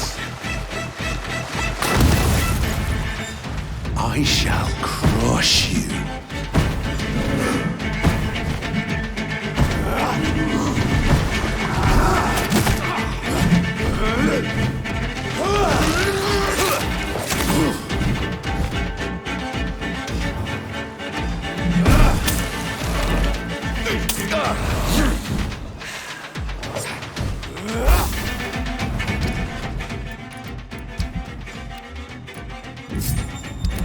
Down, stay down. Your blood is now mine.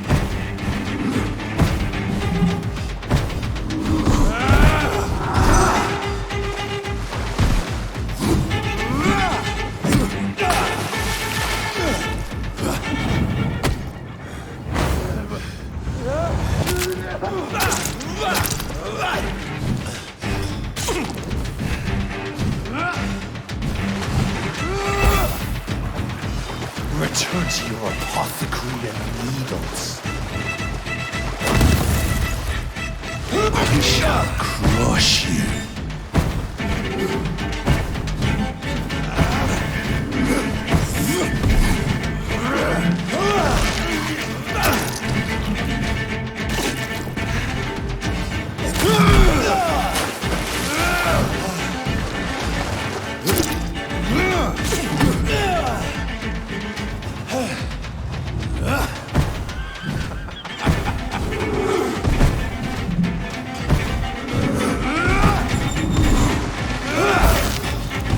Down, stay down.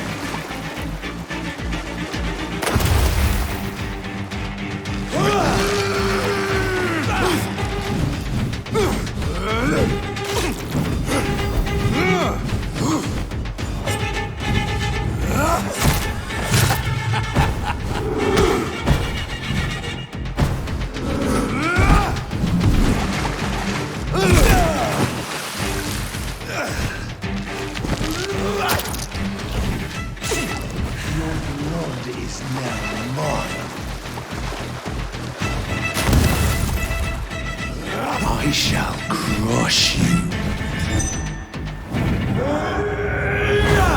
And thine shall be a fair skull to adorn my mantle.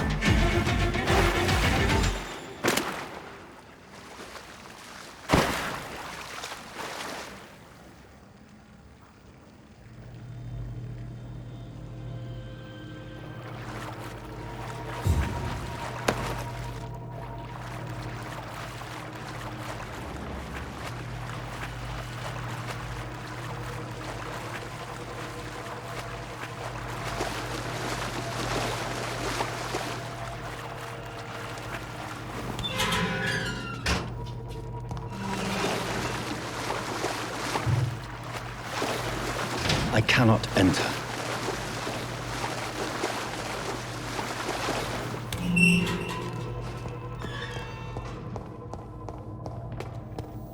At least one skal escaped Fergal's wrath.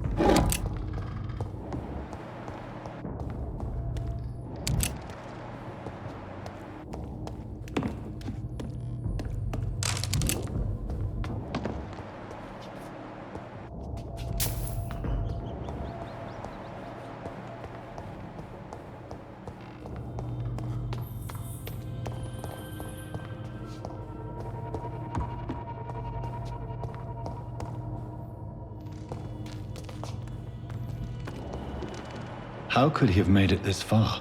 There's blood everywhere.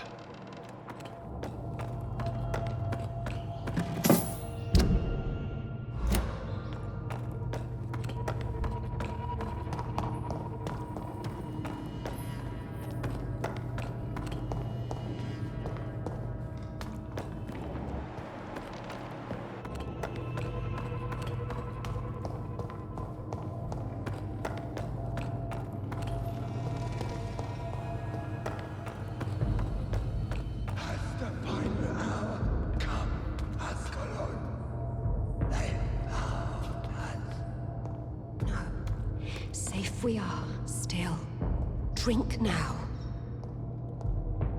Bless you, Bridget.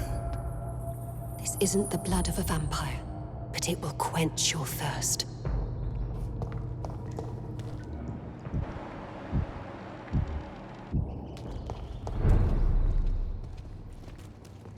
This is our domain, not yours. You've been warned. Wait, I saved you from this creature.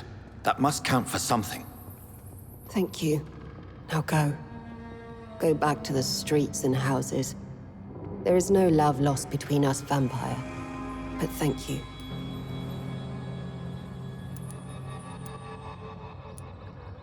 Sean Hampton sent me here. I believe he wanted me to find you. Who are you? If you must know, they call me Old Bridget.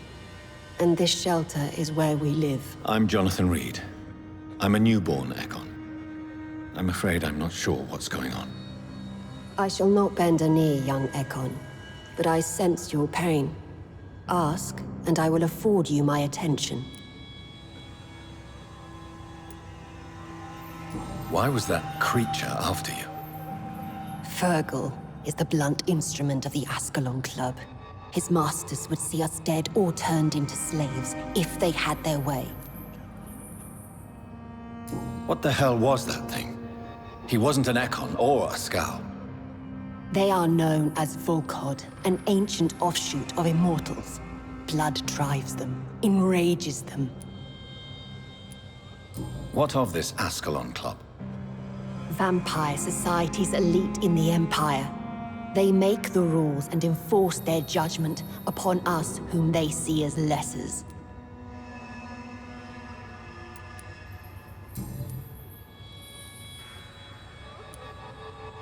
So is it you that Sean Hampton sent me to find? Perhaps. The sad saint was always kind to us. He must trust you if he revealed our location.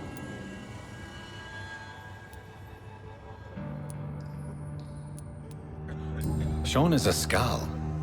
All those I've encountered have been violent, crazed creatures. How can he be any different? Maybe because he is the sad saint. Or perhaps because I am old Bridget of the sewer skulls. Sean killed a patient of mine. And that's just one of the murders he's being hunted for. If you refer to Harriet, she is now among us and under our protection. Harriet Jones is alive. That's it. That's the proof Sean wanted me to find. I must talk to her. No. Harriet is not alive. But you can speak to her. I must warn you, she is fragile and may not receive you warmly. I don't understand. She is filled with bile and hate. Her mind is sharp as a tack, but her body is so weak. I've never seen its like before. She is resting in a room on the far right of this hideout. Thank you. I will bear that in mind.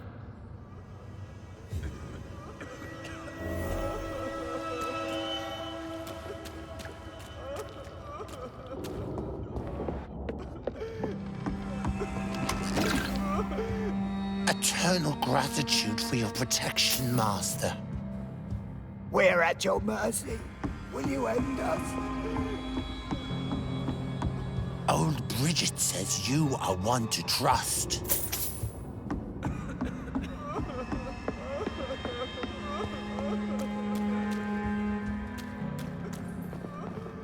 Old Bridget allowed me to wander above some years back.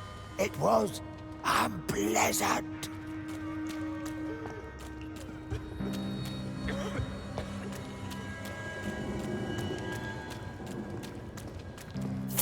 Your place is not here.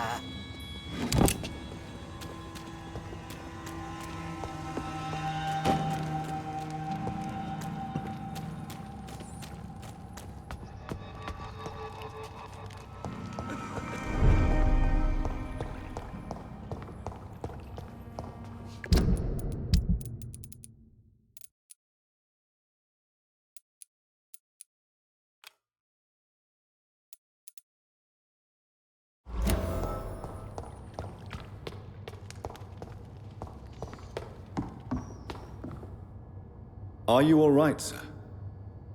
What are you doing here? I could ask you the same question. Don't you know this is a quarantine zone? I'm Dr. Jonathan Reid.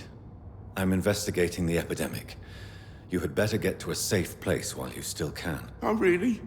Well, go investigate somewhere else and leave me be. I beg your pardon? I said go. Leave me alone, sir. Rodney, you're the man who killed that gang member, are you not? Is that why you are hiding in this godforsaken place? Yes, I did. I did not even know his name. Then why did you kill him? That arsehole always mocked me for the color of my skin. Usually I let it go. But not that night. We fought. He died.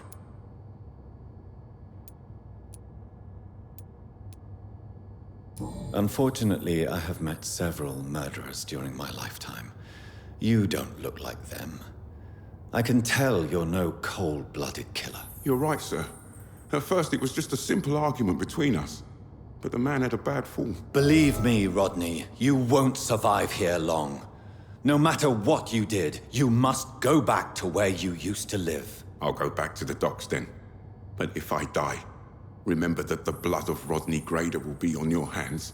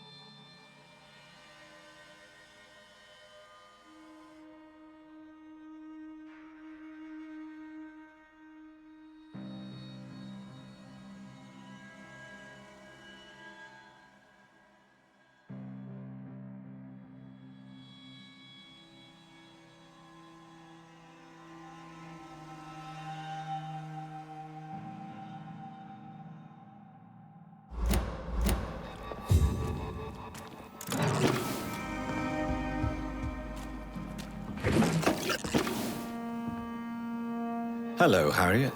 You recognize me? Yes, you were from the Pembroke Hospital. The young doctor. So full of secrets. I've so many questions I need to ask you, Harriet. If you would. I love questions.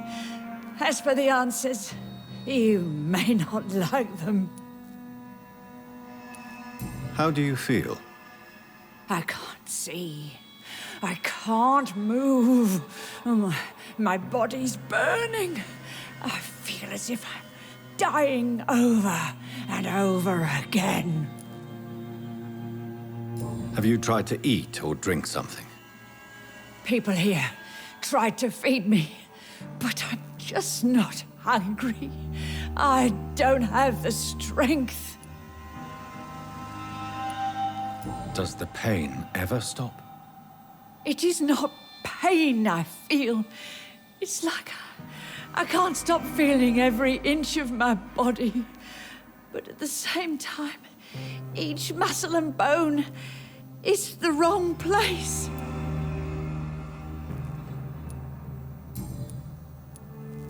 Your room, the blood. What brought you to fake your death in such a gruesome fashion? To see if I would be mourned.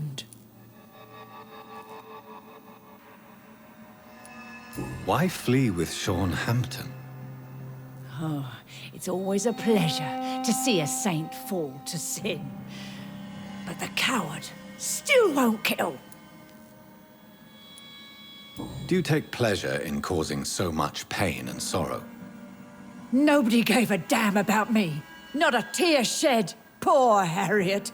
Always the discarded.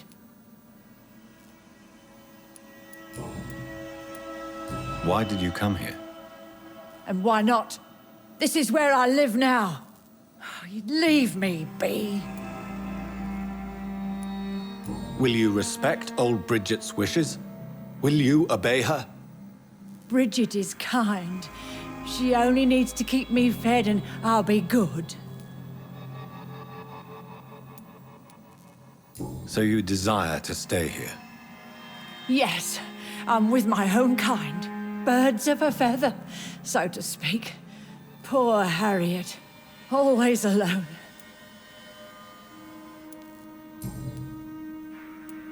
I have a question of the utmost importance to ask. Will you answer?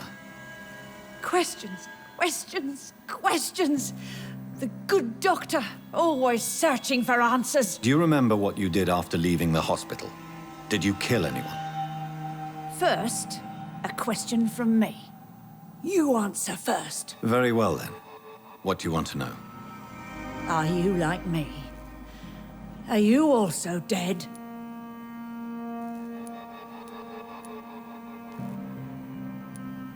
We are not dead, Harriet. Death no longer pertains to us. We are different. I like what I am. I truly do. I relish the pain that courses through me. I know you fled the hospital with Sean Hampton. Did you or Sean kill anyone in your flight? Anyone? Try and remember. I will not lie. I wanted blood, and I wanted revenge, and Sean pulled me from it, brought me here instead. But the shadows heard my prayers. The shadows killed that bastard. You sought vengeance by your own hand, and someone else obliged you. Very convenient. Don't lie to me.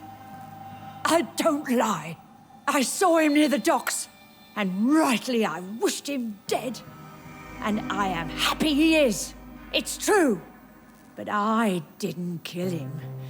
I was too tired. Who was that man? The one murdered in the street? He used to be my landlord. I lived here for many years before falling ill. Oh, he was an awful man. Disgusting and cruel. So cruel. Shadows? Tell me what you saw. The shadows. They heard me and answered. Something in the deep darkness. Quick, deadly. It asked me if I wanted revenge. I answered, yes. And these shadows, this presence, do you still hear it?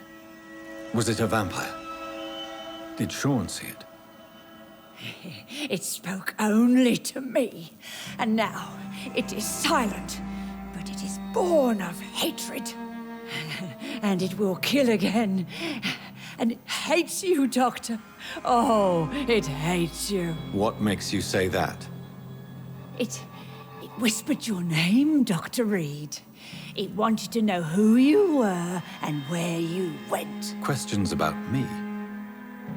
What did you say? Nothing, Doctor.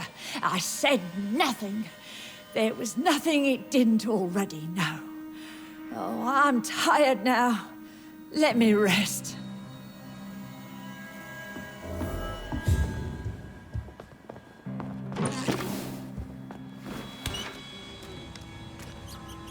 Have you found the answers you were looking for, young Ekon? There is too much left unanswered.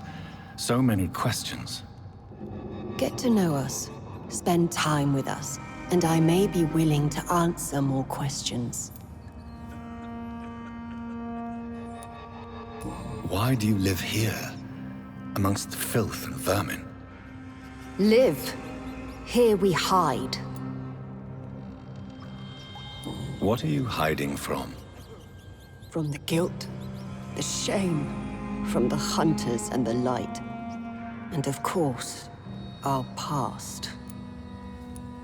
Why don't you leave the city? Hide somewhere far from the Guard of Priwen, the Ascalon Club. We are the sewer skulls. This is our domain. We have run as far as we can, and now we hide. Your diction, your words. You do not carry yourself like most skals I've encountered. True. I'm not like most skulls. You were once someone else. What happened to you? It is as sad as it is long, young Ekon, but it will remain mine. Can I be of service to you? We ask but one thing. Reveal to no one our secrets. Do not betray us. For how long have you been in hiding here? Skulls have been hiding under London since vampires first entered the city. Where did you hide before the sewers? We claimed ancient tunnels, forgotten caverns, catacombs. We are skulls, groveling beneath the feet of our makers. What manner of creature is Harriet? She is different from everyone else. I really don't know. I'm not even certain she is a skull.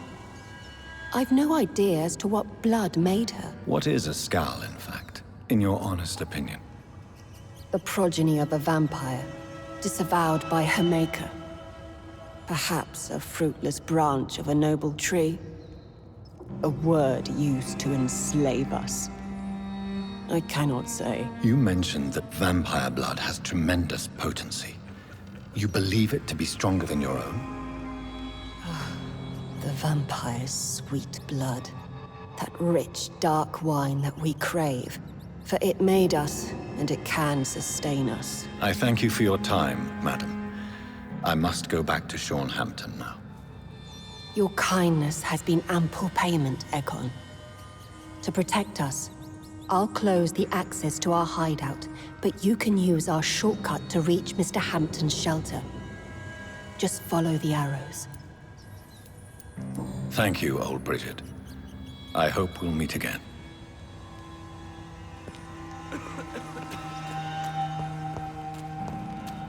You're spared, Gentiles, eh? So sweet.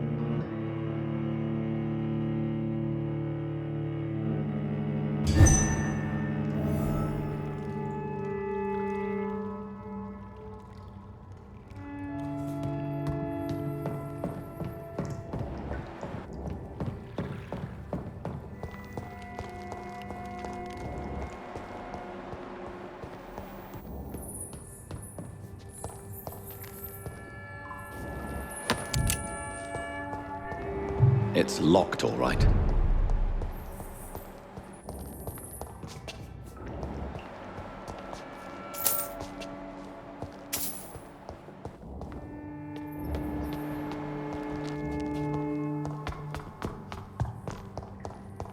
It's locked.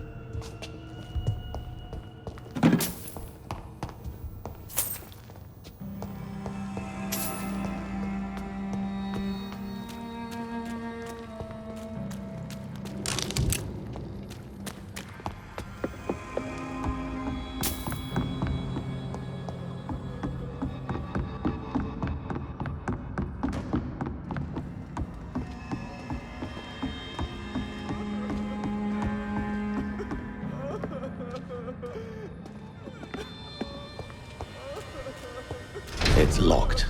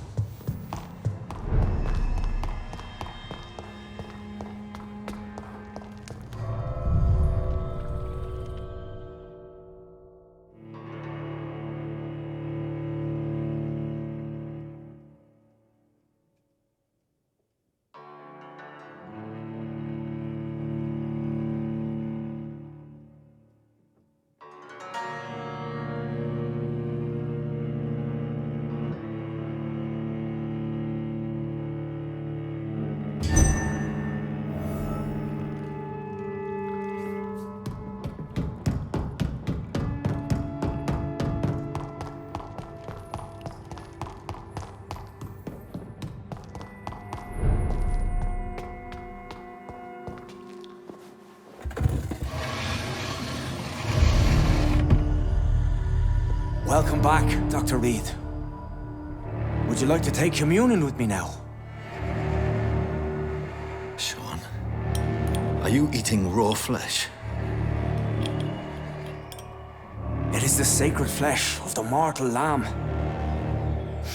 Our Lord's bountiful transmutation for the sustenance of his believers.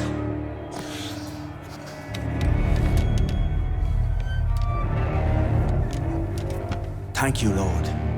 I am your most humble servant. So, true to your word, you waited for my return. I told you, Dr. Reid, I was a man to be trusted. Did you have words with the poor Harriet?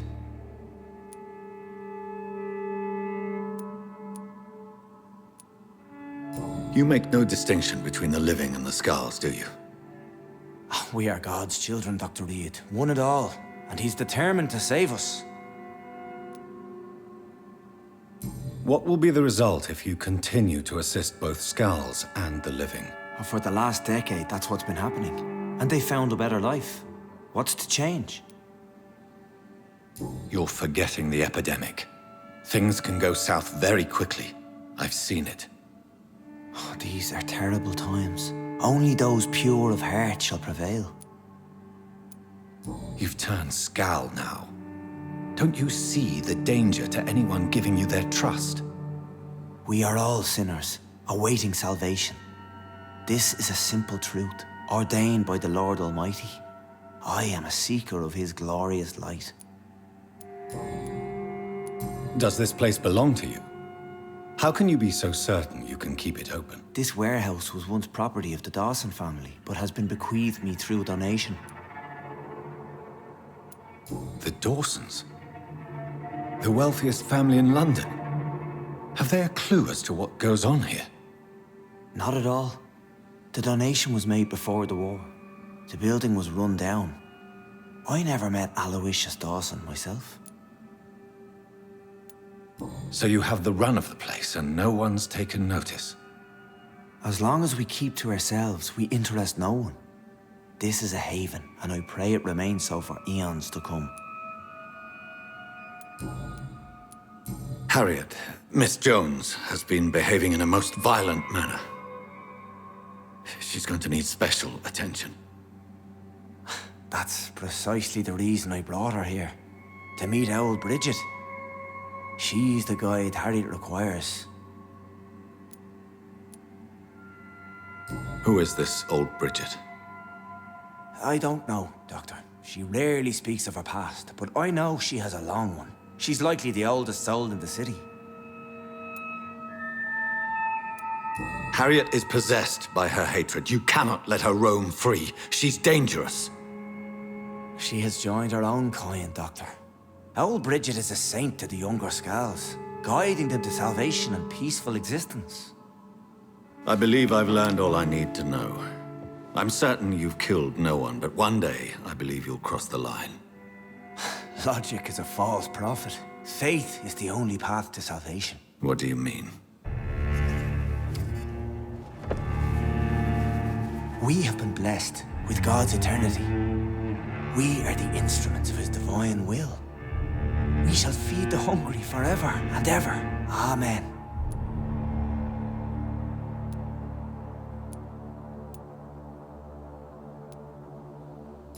I will strive to emulate your merciful nature, Sean, but it's a difficult pledge to make.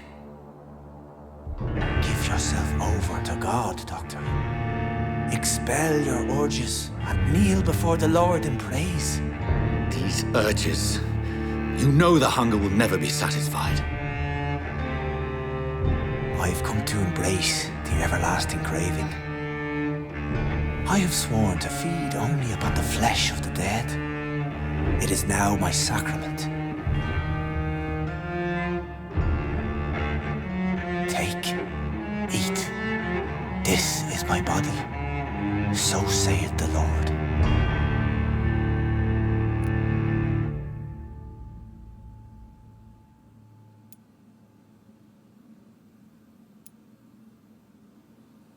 My discoveries. Vampire blood would enhance your metabolism, perhaps even heal you. If what old Bridget says is true, I'll give you some of mine. I'd rather not. It would be extremely awkward. You have no choice, Sean. It's the only way to protect your cheptel, those still amongst the living. No, Dr. Reid. God made me this way. Who am I to disobey his will? You believe that God's plan was for you to be abandoned at birth? The Lord works in mysterious ways. I can't imagine God intended for you to be molested by a priest in an orphanage. Drink, friend. No. I said kneel and drink. Now.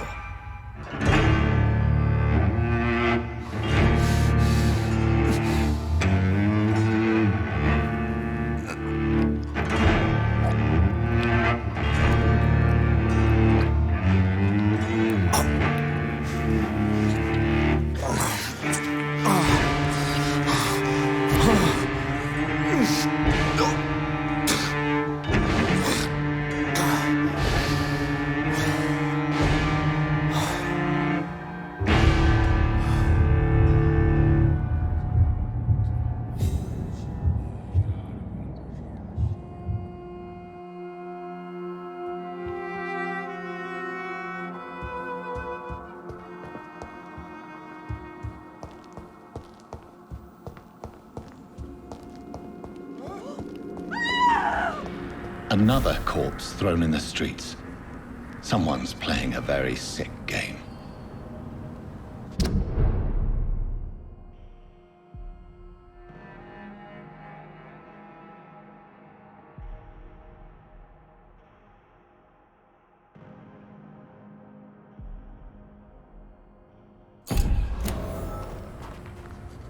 Good evening, Mr. Throgmorton. Dr. Reid, can I be of any assistance?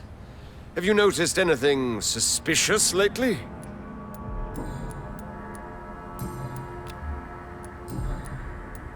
You've never faced, let alone killed, a vampire Ichabod. You're a fraud. No, I'm not. I may embellish the truth concerning my achievements, but I'm totally dedicated to my quest.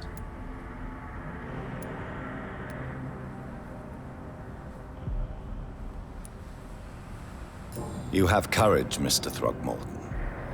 Perhaps that is all one requires to face the demons. Thank you, Dr. Reid. You'll see. One day I'll find and kill one of these monstrosities with my own 2 hands.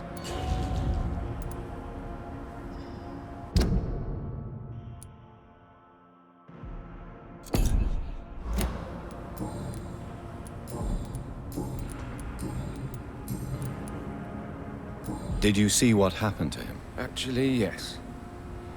He was thrown from the roof like a vulgar log. Why is it that you sound so afraid? You didn't see it. He was dead before he hit the ground. The strength required to do such a thing, well, it beggars belief. Who could have done that? Who? Well, a vampire, of course. Look, bite marks on the neck and lacerations here. There is definitely a vampire close by. Goodbye.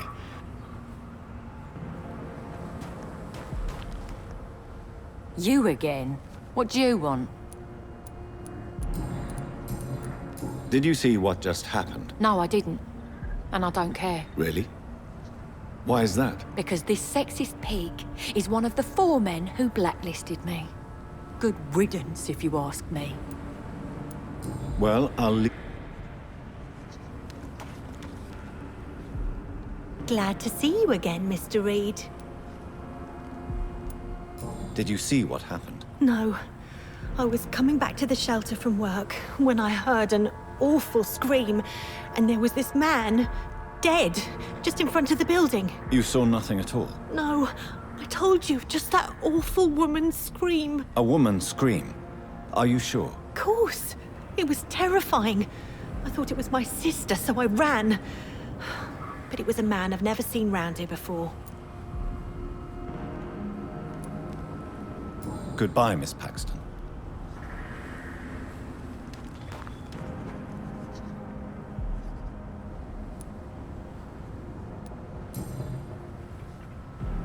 I know this brooch. This is my mother's.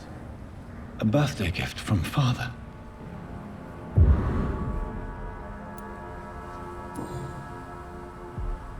"29 Pretty Orchard Street." That's near Poplar's district. Why would this man carry off my mother's brooch? I must go there.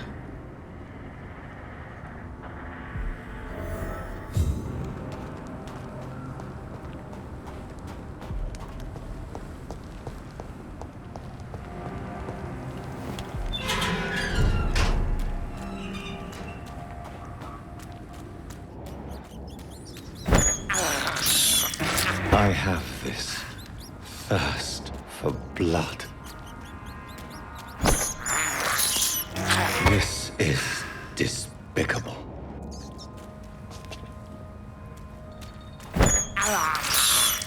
I have this thirst for blood.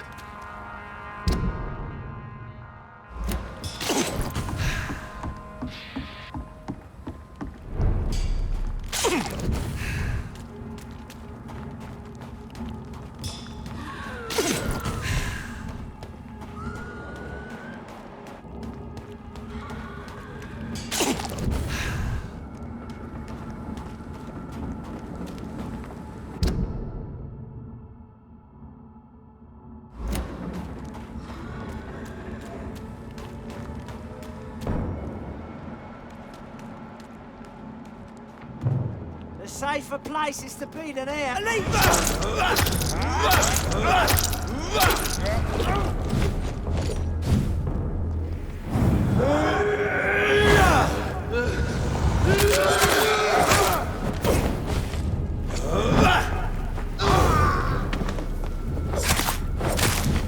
All of you bloody leeches need killing. Get back in the...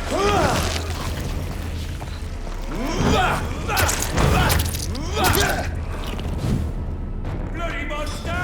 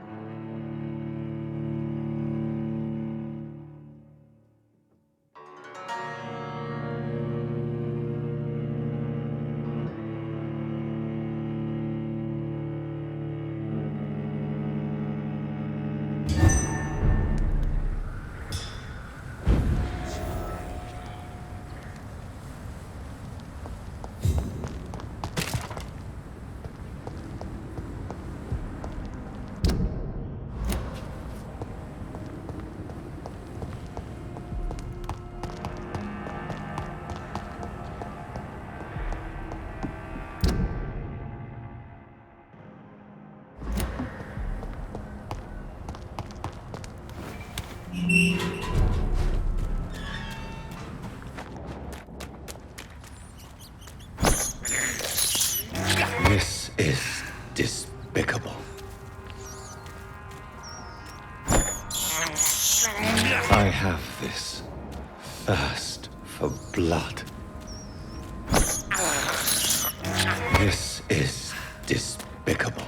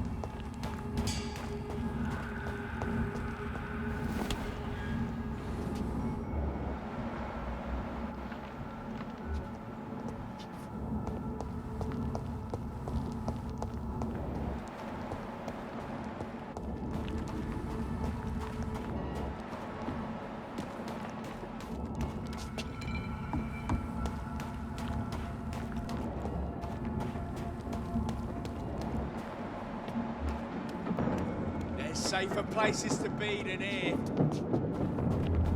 Oi! You listening? Cross the legs, boys!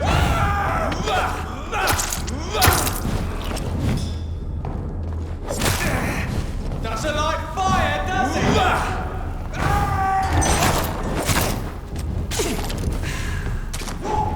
Come back, you!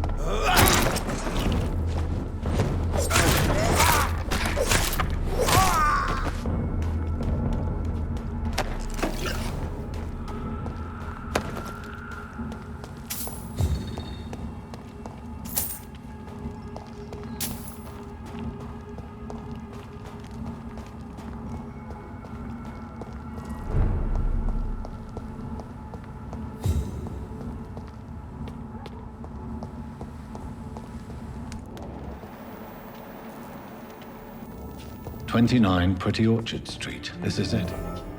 What's in there for me?" There's been a fight here.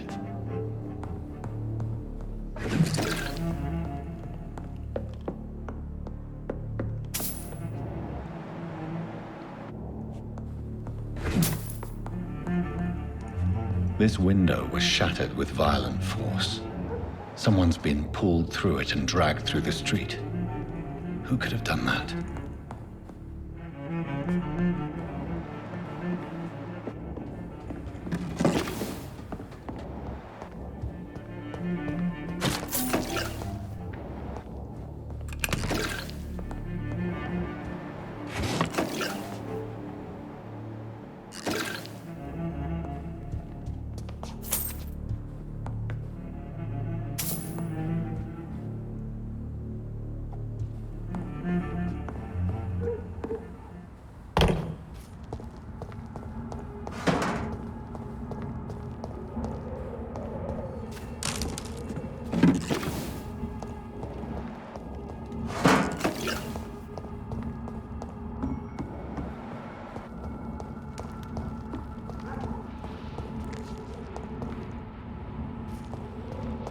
It's locked, all right.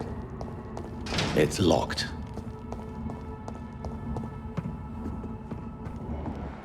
Sirs, look at vicious bugger!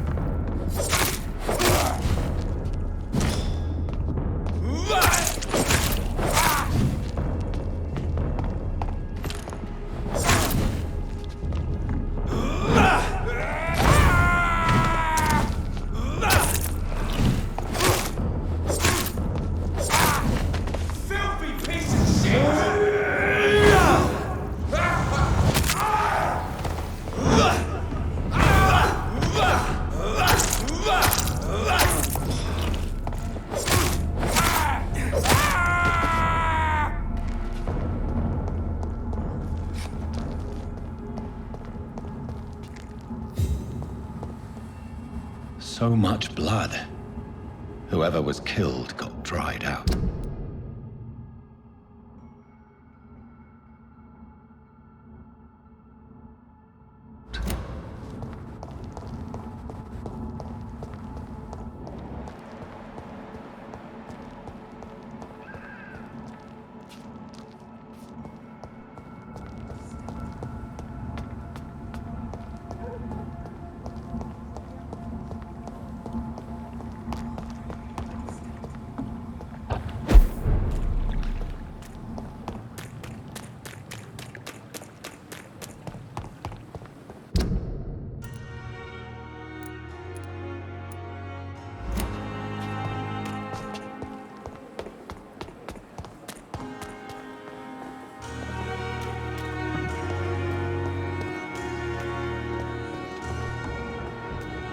I should have considered the offer from that cabinet.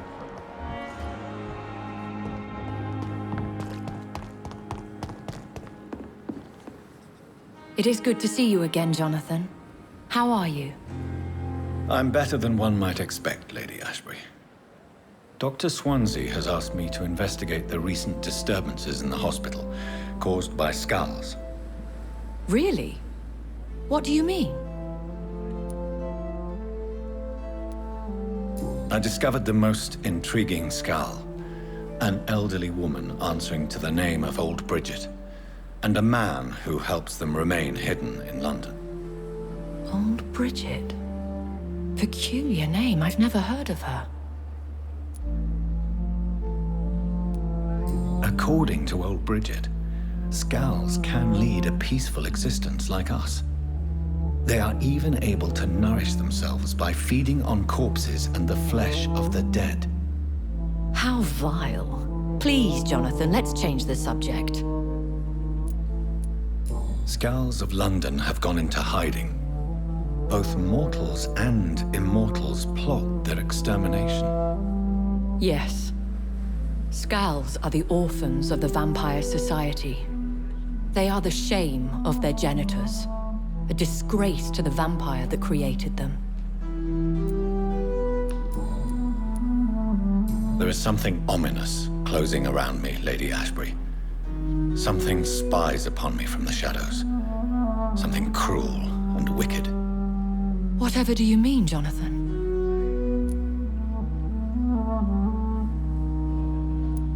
If Sean Hampton and Harriet were not the guilty parties, then who? I saw the bodies and the blood. Your rebirth has not gone unnoticed, Jonathan. Be extremely careful. If you get in the way of an immortal's plans...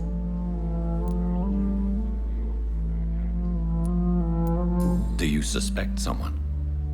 I don't know, Jonathan. I steer clear of vampire politics, especially whilst hunters roam the city's streets.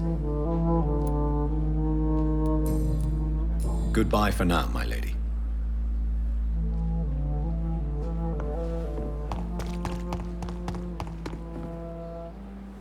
Good evening, Milton. Good evening, Doctor. I'd like to see your goods. Wise choice, Dr. Reid.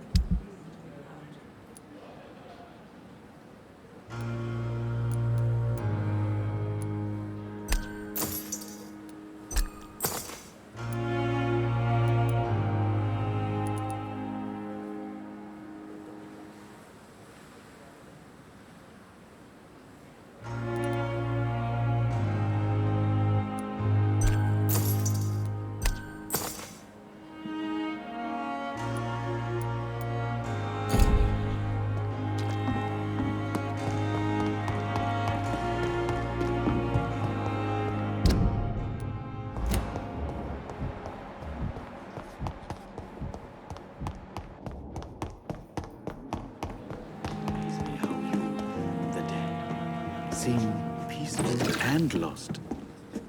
Good evening, Dr. Reid. Please show me what... Of course.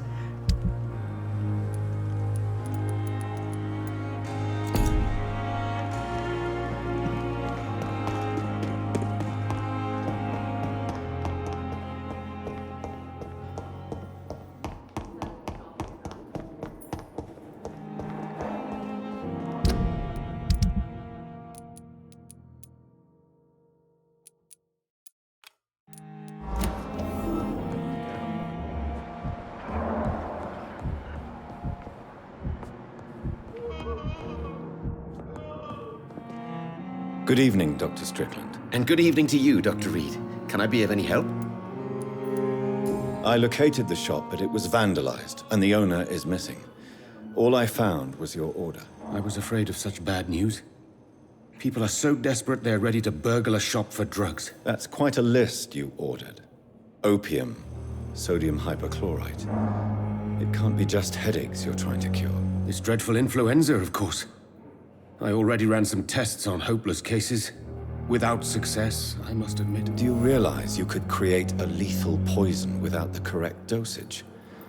Then there are the legal ramifications. Is this not true of any medical substance, Dr. Reid? However, if you would agree to improve it, I'd be glad to accept your help. As long as you promise to be scrupulous with your experiments, I may try to gather these substances, and even help improve upon the mixture. That's all I'm asking for, Dr. Reid. That's all I'm asking.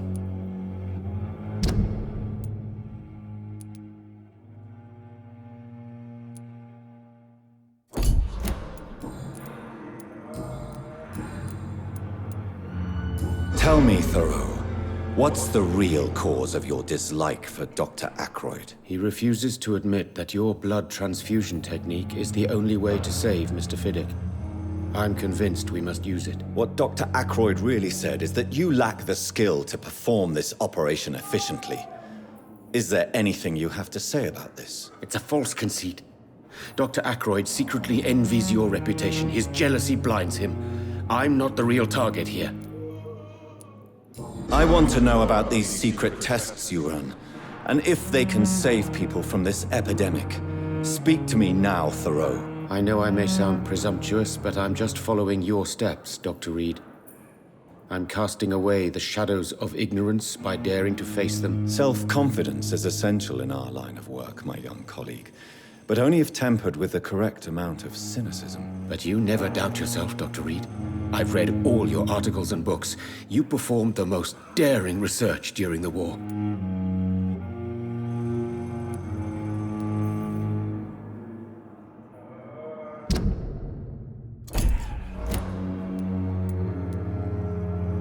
Don't you think we have enough work already? Perhaps now is not the best time to be chasing shadows. Chasing shadows, really? It's funny those words coming from the only doctor here who has spent more time outside this hospital than in. Goodbye, Dr. Strickland. I can't let Strickland put his patients at risk with opium. Perhaps an adjusted formula will deliver more of a placebo effect.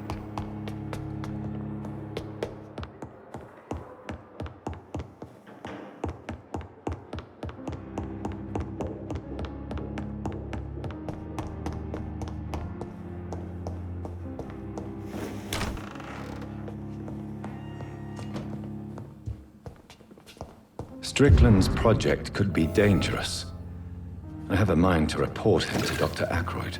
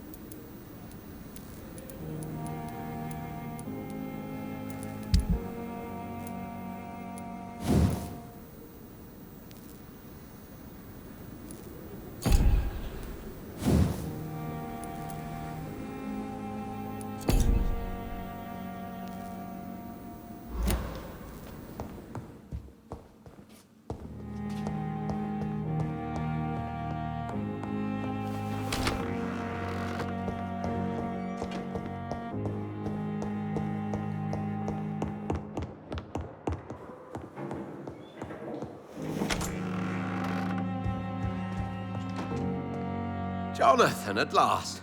I've been worried sick. Have you solved the case of our poor Sean Hampton? Don't worry, Edgar. The reputation of Pembroke Hospital is secure. Sean Hampton was not the guilty party. Is that true? Oh, good news. Good news indeed. What do you know of the Ascalon Club?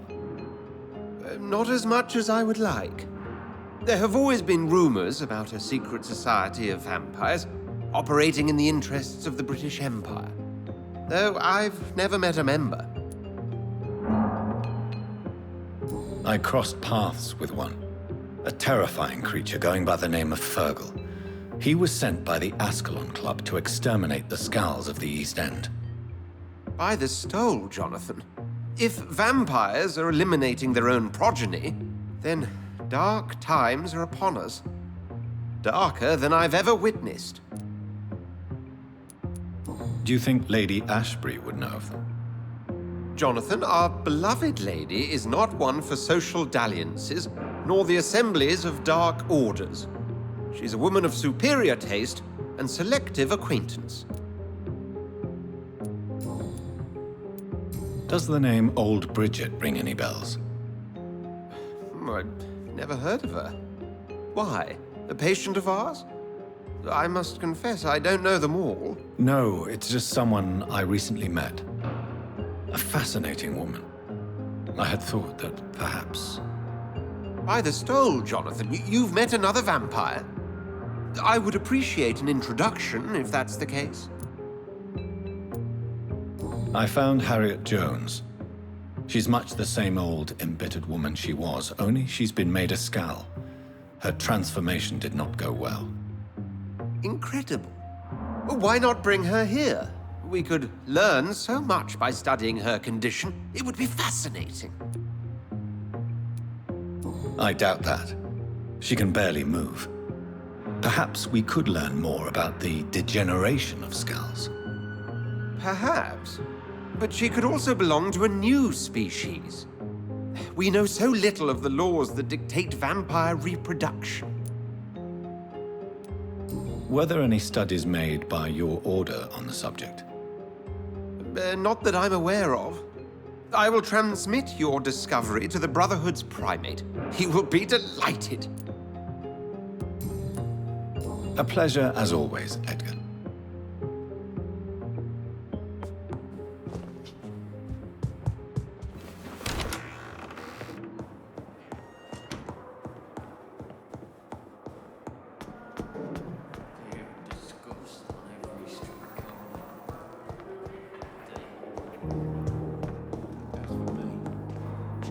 Good evening. And good evening to you, Doctor. I have managed to improve the mixture by diluting it. Have you ever heard of Sir Joseph Francis Olive, or the placebo effect? No, I don't think so. Why? A placebo is a substance or procedure that has no actual physical effect. You made a placebo of my project. Why? Research has established that a placebo, as long as the subject believes in the effect, can provoke a positive physiological reaction. Really? That's fascinating. And you want me to, what, administer the placebo and see what occurs? Something like that, yes. Well, I'm a bit surprised, but I trust you, Dr. Reid. Please take the key to my cabinet and put this placebo there for future use. Goodbye, Dr. Strickland.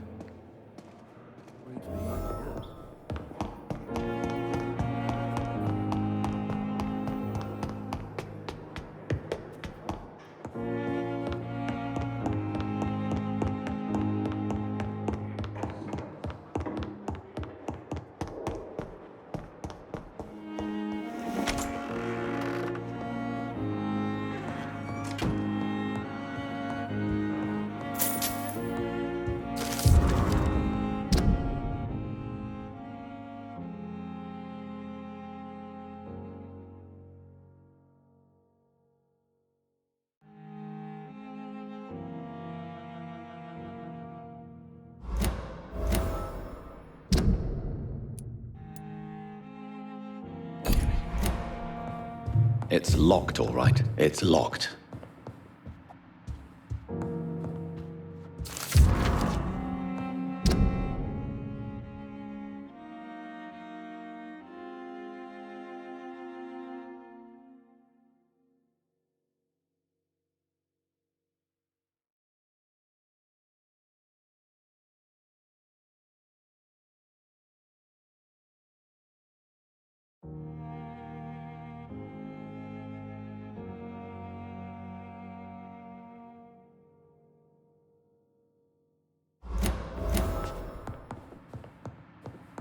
At least Strickland can't kill anyone with this formula.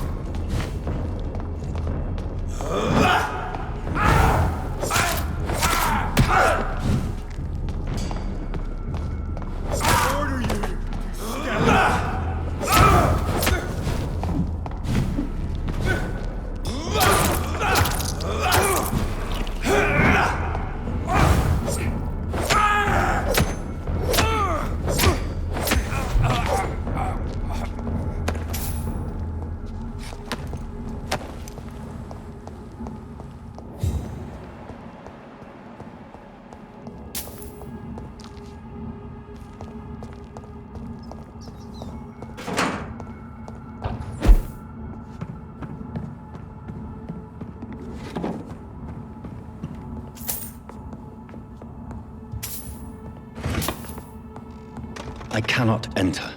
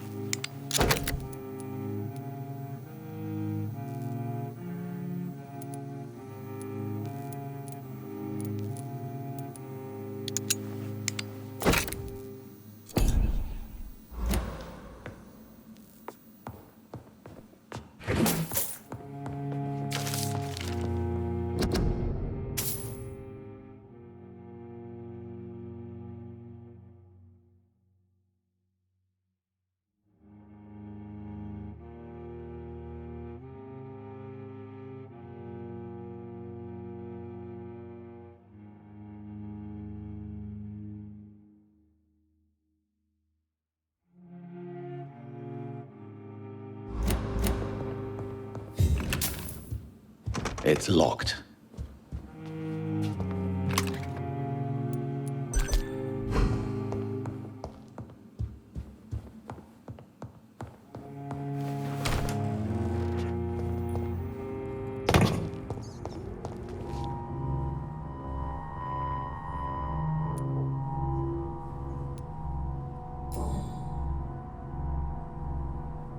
The marks on this woman's neck were made by the fangs of a vampire.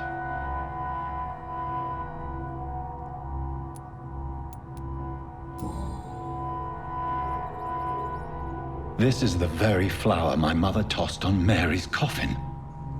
Someone is targeting my family.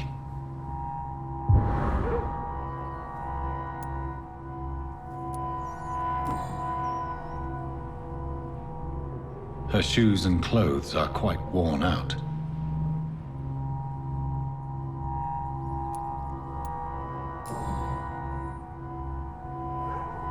Only a golden watch in her pockets.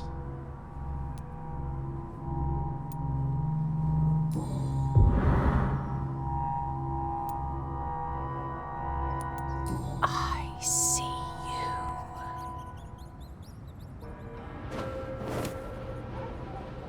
Right then. It's a sick game. But given no choice in the matter, I might as well win it.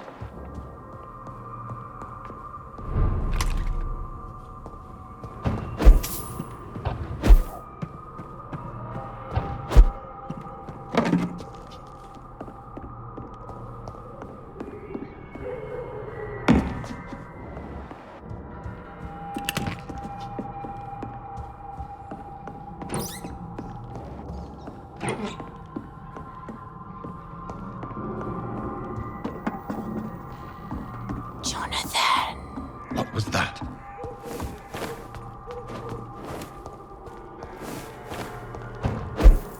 I won't let you escape.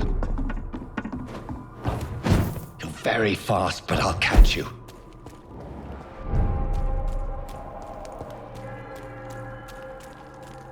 They've all been butchered.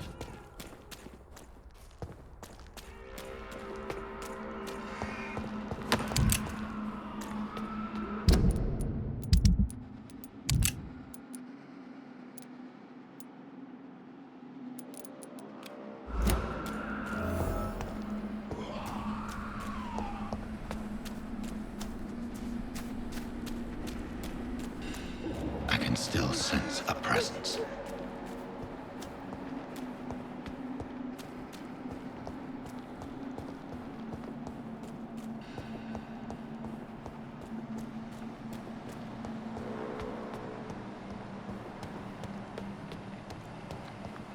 Come to me.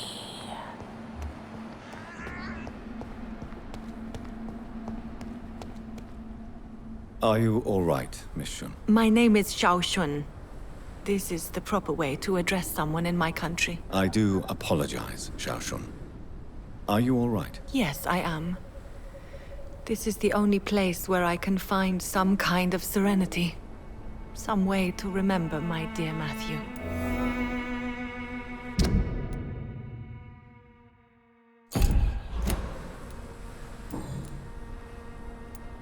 Are you on your own? Do you have any friends or family who you could be with? I have family and friends, but I need to be here alone. One day maybe I'll go back to them, but not now. I need silence, and I need sadness.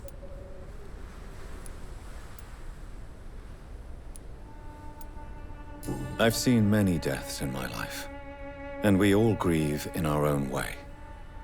Some stay silent, or need to shout. Others need company, and some just can't stand it. Thank you for your sincere words, Dr. Reid. I sense you trying to help me, even if I don't quite understand why. Tell me how your husband died, Xiaoshu. Matthew died of the Spanish flu, like so many others. It's a mundane cause of death these days, but for me it meant the end of the world. At this time, there is so little medical science can do to defeat this terrible epidemic.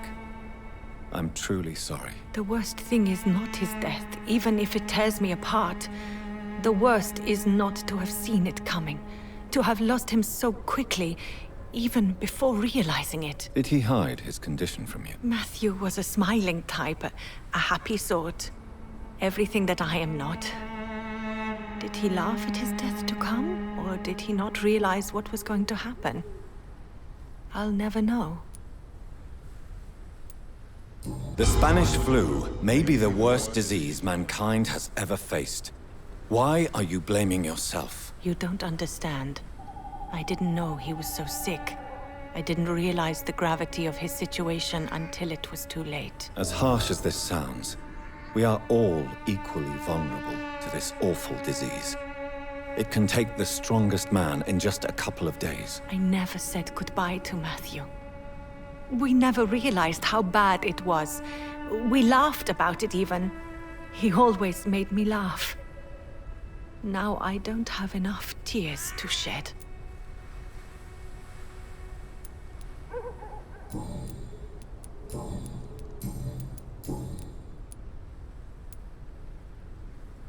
You realize you can't stay here forever, don't you? Eventually, you'll have to leave the cemetery. Why? Why should I go? Since this is the only place I can find peace of mind.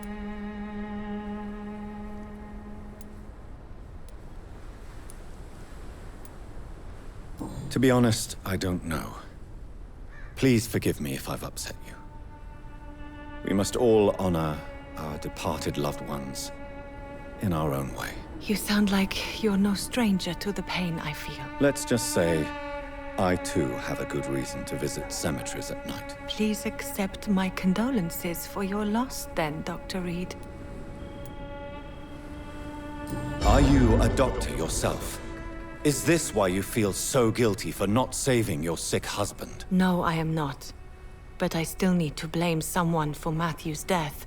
And who else, if not his wife, who did not see it coming? I'm a physician, one of the best in the country. But I was unable to save my own sister, Mary. She died in my arms. Why tell me this? Is it supposed to make me feel better? No.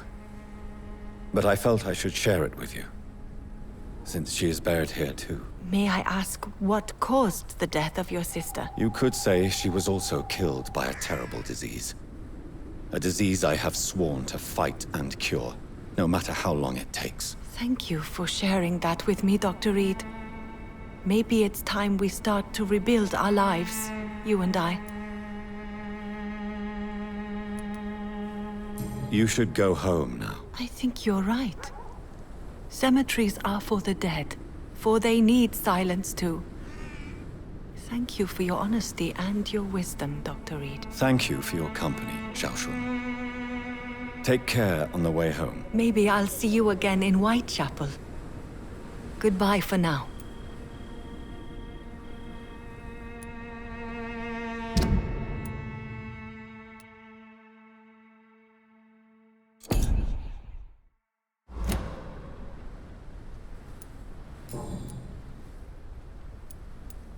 Have you recent news of Nurse Crane and her dispensary? This part of town is very fragile.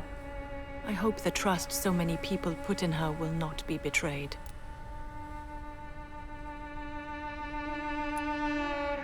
Goodbye for now. So many new graves. Why do I still feel so disconnected from the past?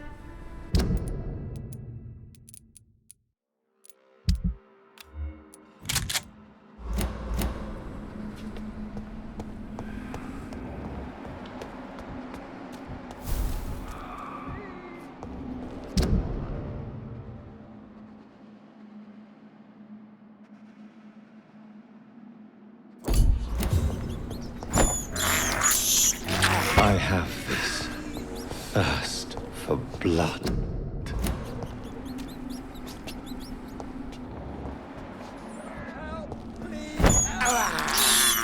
I can't believe I'm doing this. In the name of... You! What have you done? Vicar Larrabee, what happened? Demon! Hell Scourge! Son of perdition! Vicar! Vicar! Jonathan's no demon. He's just a soul. Returned from the dead. Like your Christ, Vicar. Mary, is it really you? Oh, it's me, all right. Precious brother. What is Mother doing here? I'm gathering the family for a final reunion. All smiling, all dead. Thanks to the good Dr. Reid. Mary. Mother, say hello to your son. Hello, Jonathan. Mother, What do we have here, Mother? The prodigal son has lost his tongue. Our Jonathan always had the first and last word at dinner. The entertainer, the star of our show. I'm sorry. Let me explain. Shut up. It's my turn to do the talking. I have this nasty hole in my chest, Johnny. It needs to breathe. Of course. You can speak.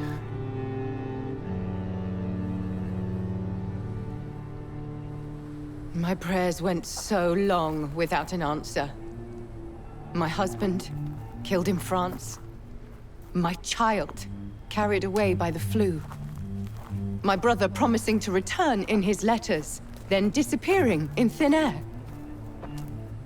I went from hospital to hospital, cemetery to cemetery, grave to grave. I've lifted every stone in London, searching for an end to the nightmare. And there you were, in front of me, on a dark pier. The hunger had taken me. The joy to have finally found you. I longed for your arms, a final happy ending to so much tragedy, to tell me all would be well again, as you did when we were children. It was this filthy dock where you greeted your sister. I dug a tunnel from my grave with my fingers and teeth.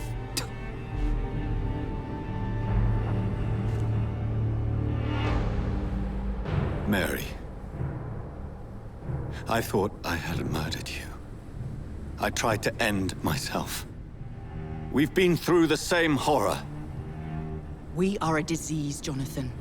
A sickness that corrupts all it touches. All we kiss, and all we kill. Look at me.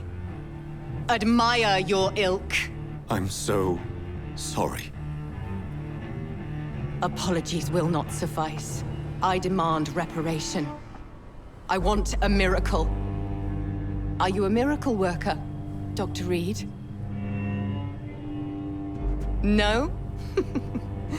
I'll show you mine then. The family Reid, reunited and complete, living forever in a red sea of eternal love.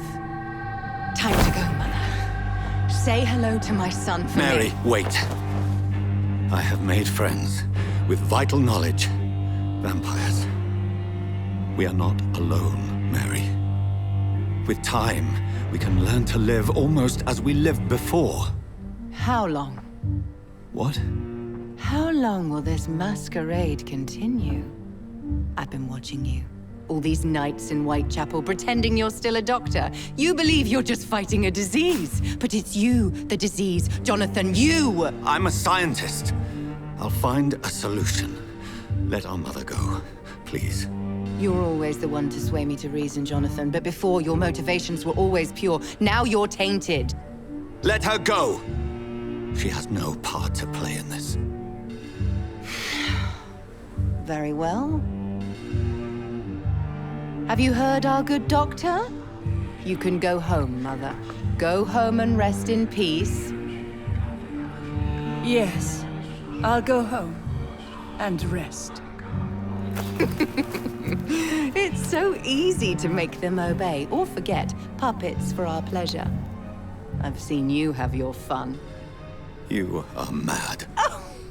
So that's what I am, Doctor. Mad. I was beginning to wonder. I've been hearing these voices in my head. One in particular, that of my dead brother. This is the reason I must kill you. Not for your betrayal. Not for our poisonous kiss. Not even for the lies you tell yourself. No. It's so that smooth and wicked voice will stop ringing in my ear. Mary. No, don't! Time to die, brother. And this time for good. Abomination!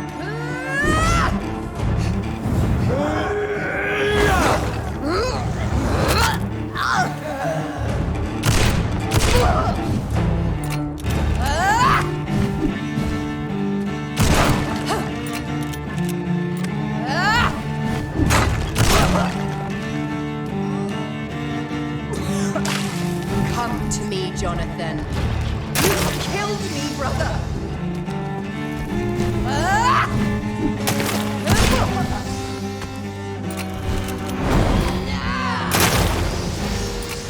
You've spared the precious Nurse Crane, but not your own Mary. Rest in peace, monster.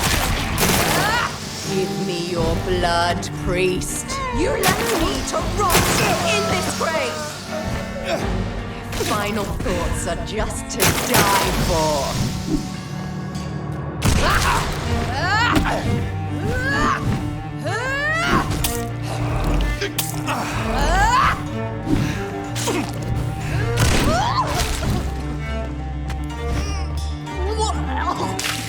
Kiss me again, sweet brother.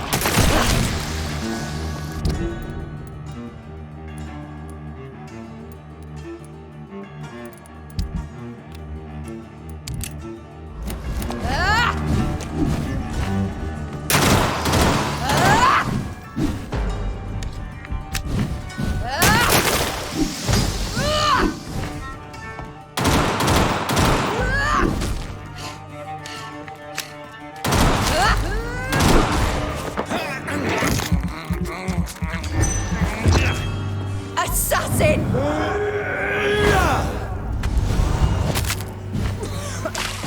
What have you done?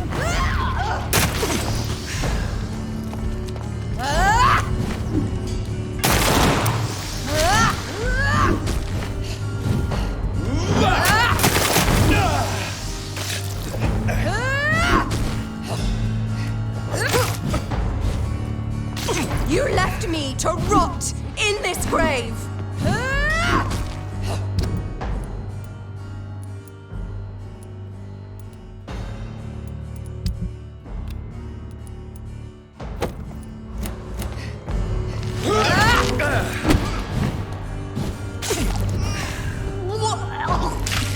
Kiss me again, sweet brother.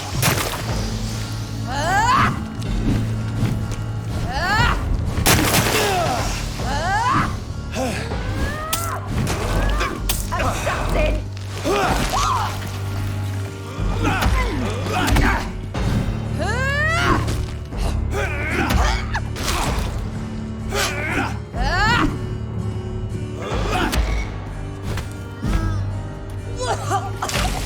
What have you done?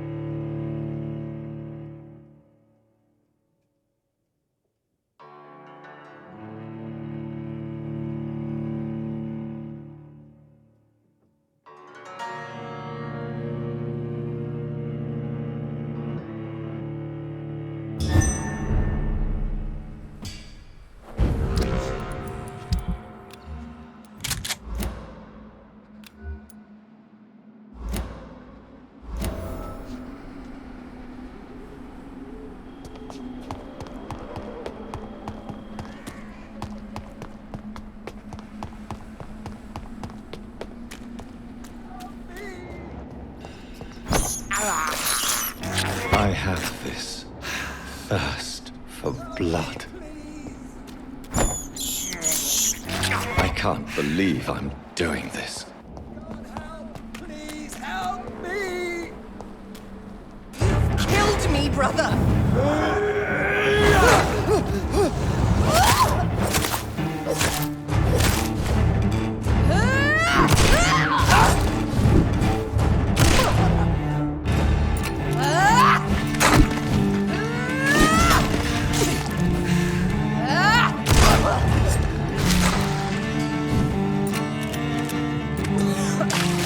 Come to me, Jonathan.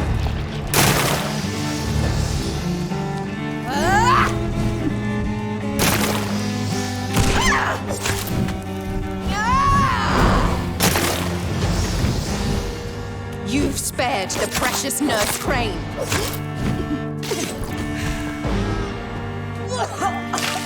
What have you done? Abominable. Give me your blood, priest.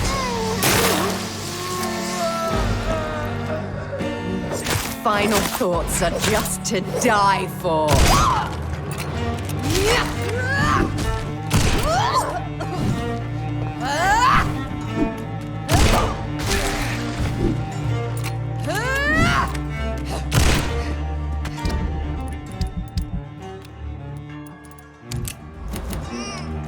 Kinslayer! Rest in peace, monster.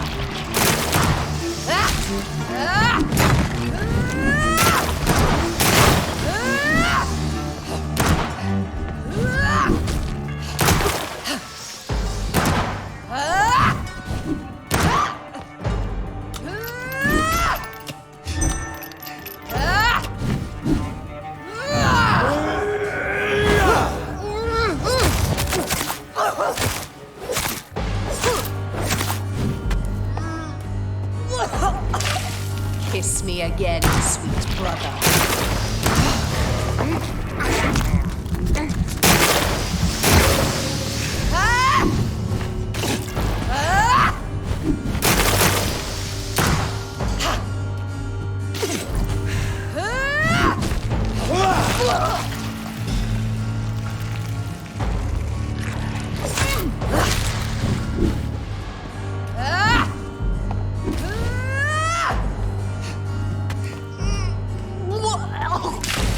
What have you done?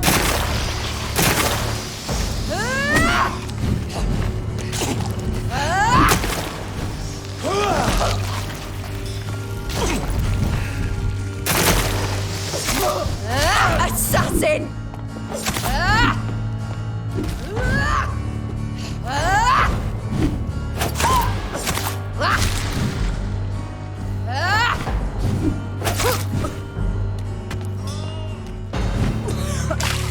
Come to me, Jonathan.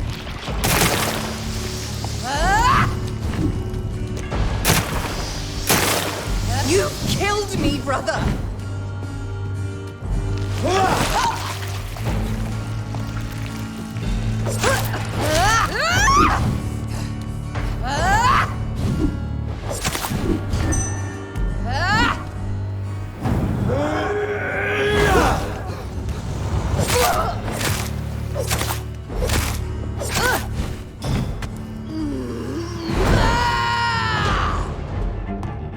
I'll make you kneel like a dog, just as you did to...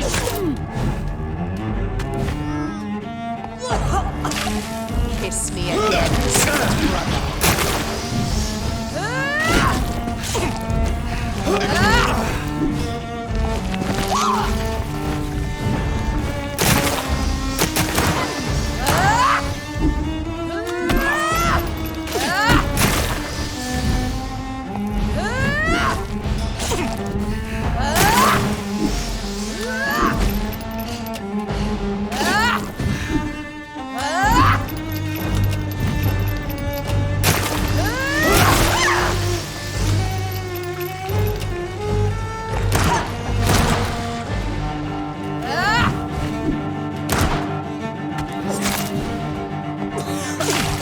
Rest in peace, monster.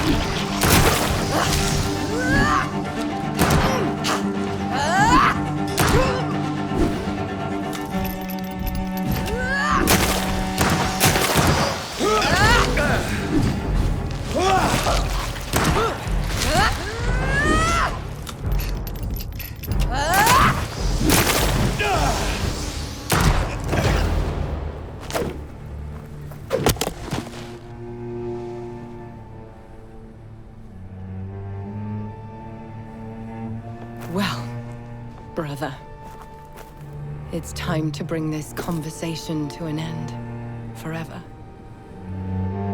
You know I will not play this game. Calm now, Doctor. Like a rabid dog. Or think you're performing an autopsy. Don't be ridiculous. I'll kill them all. The kind Dr. Swansea. The sweet little lass with hair of red. I am the Harbinger, bringing your punishment. Mary. Don't you see? This is not me. Flesh that never ages. All nightmare, no dream. Bring it to a close. Let me sleep.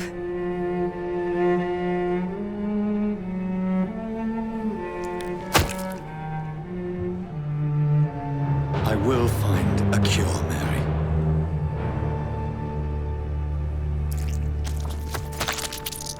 I swear it.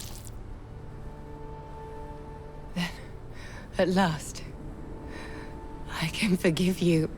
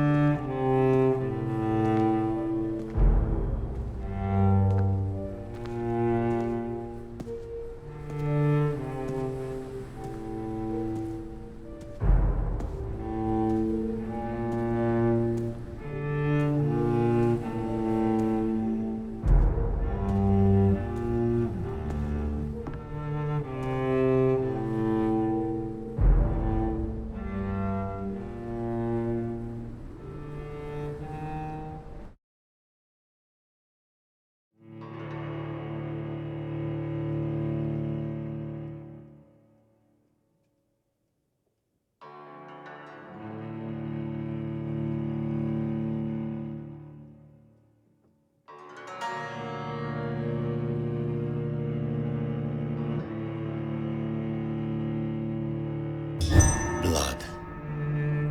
As I shed one last red tear for my fallen sister, I realize the entire world now revolves around this singular word.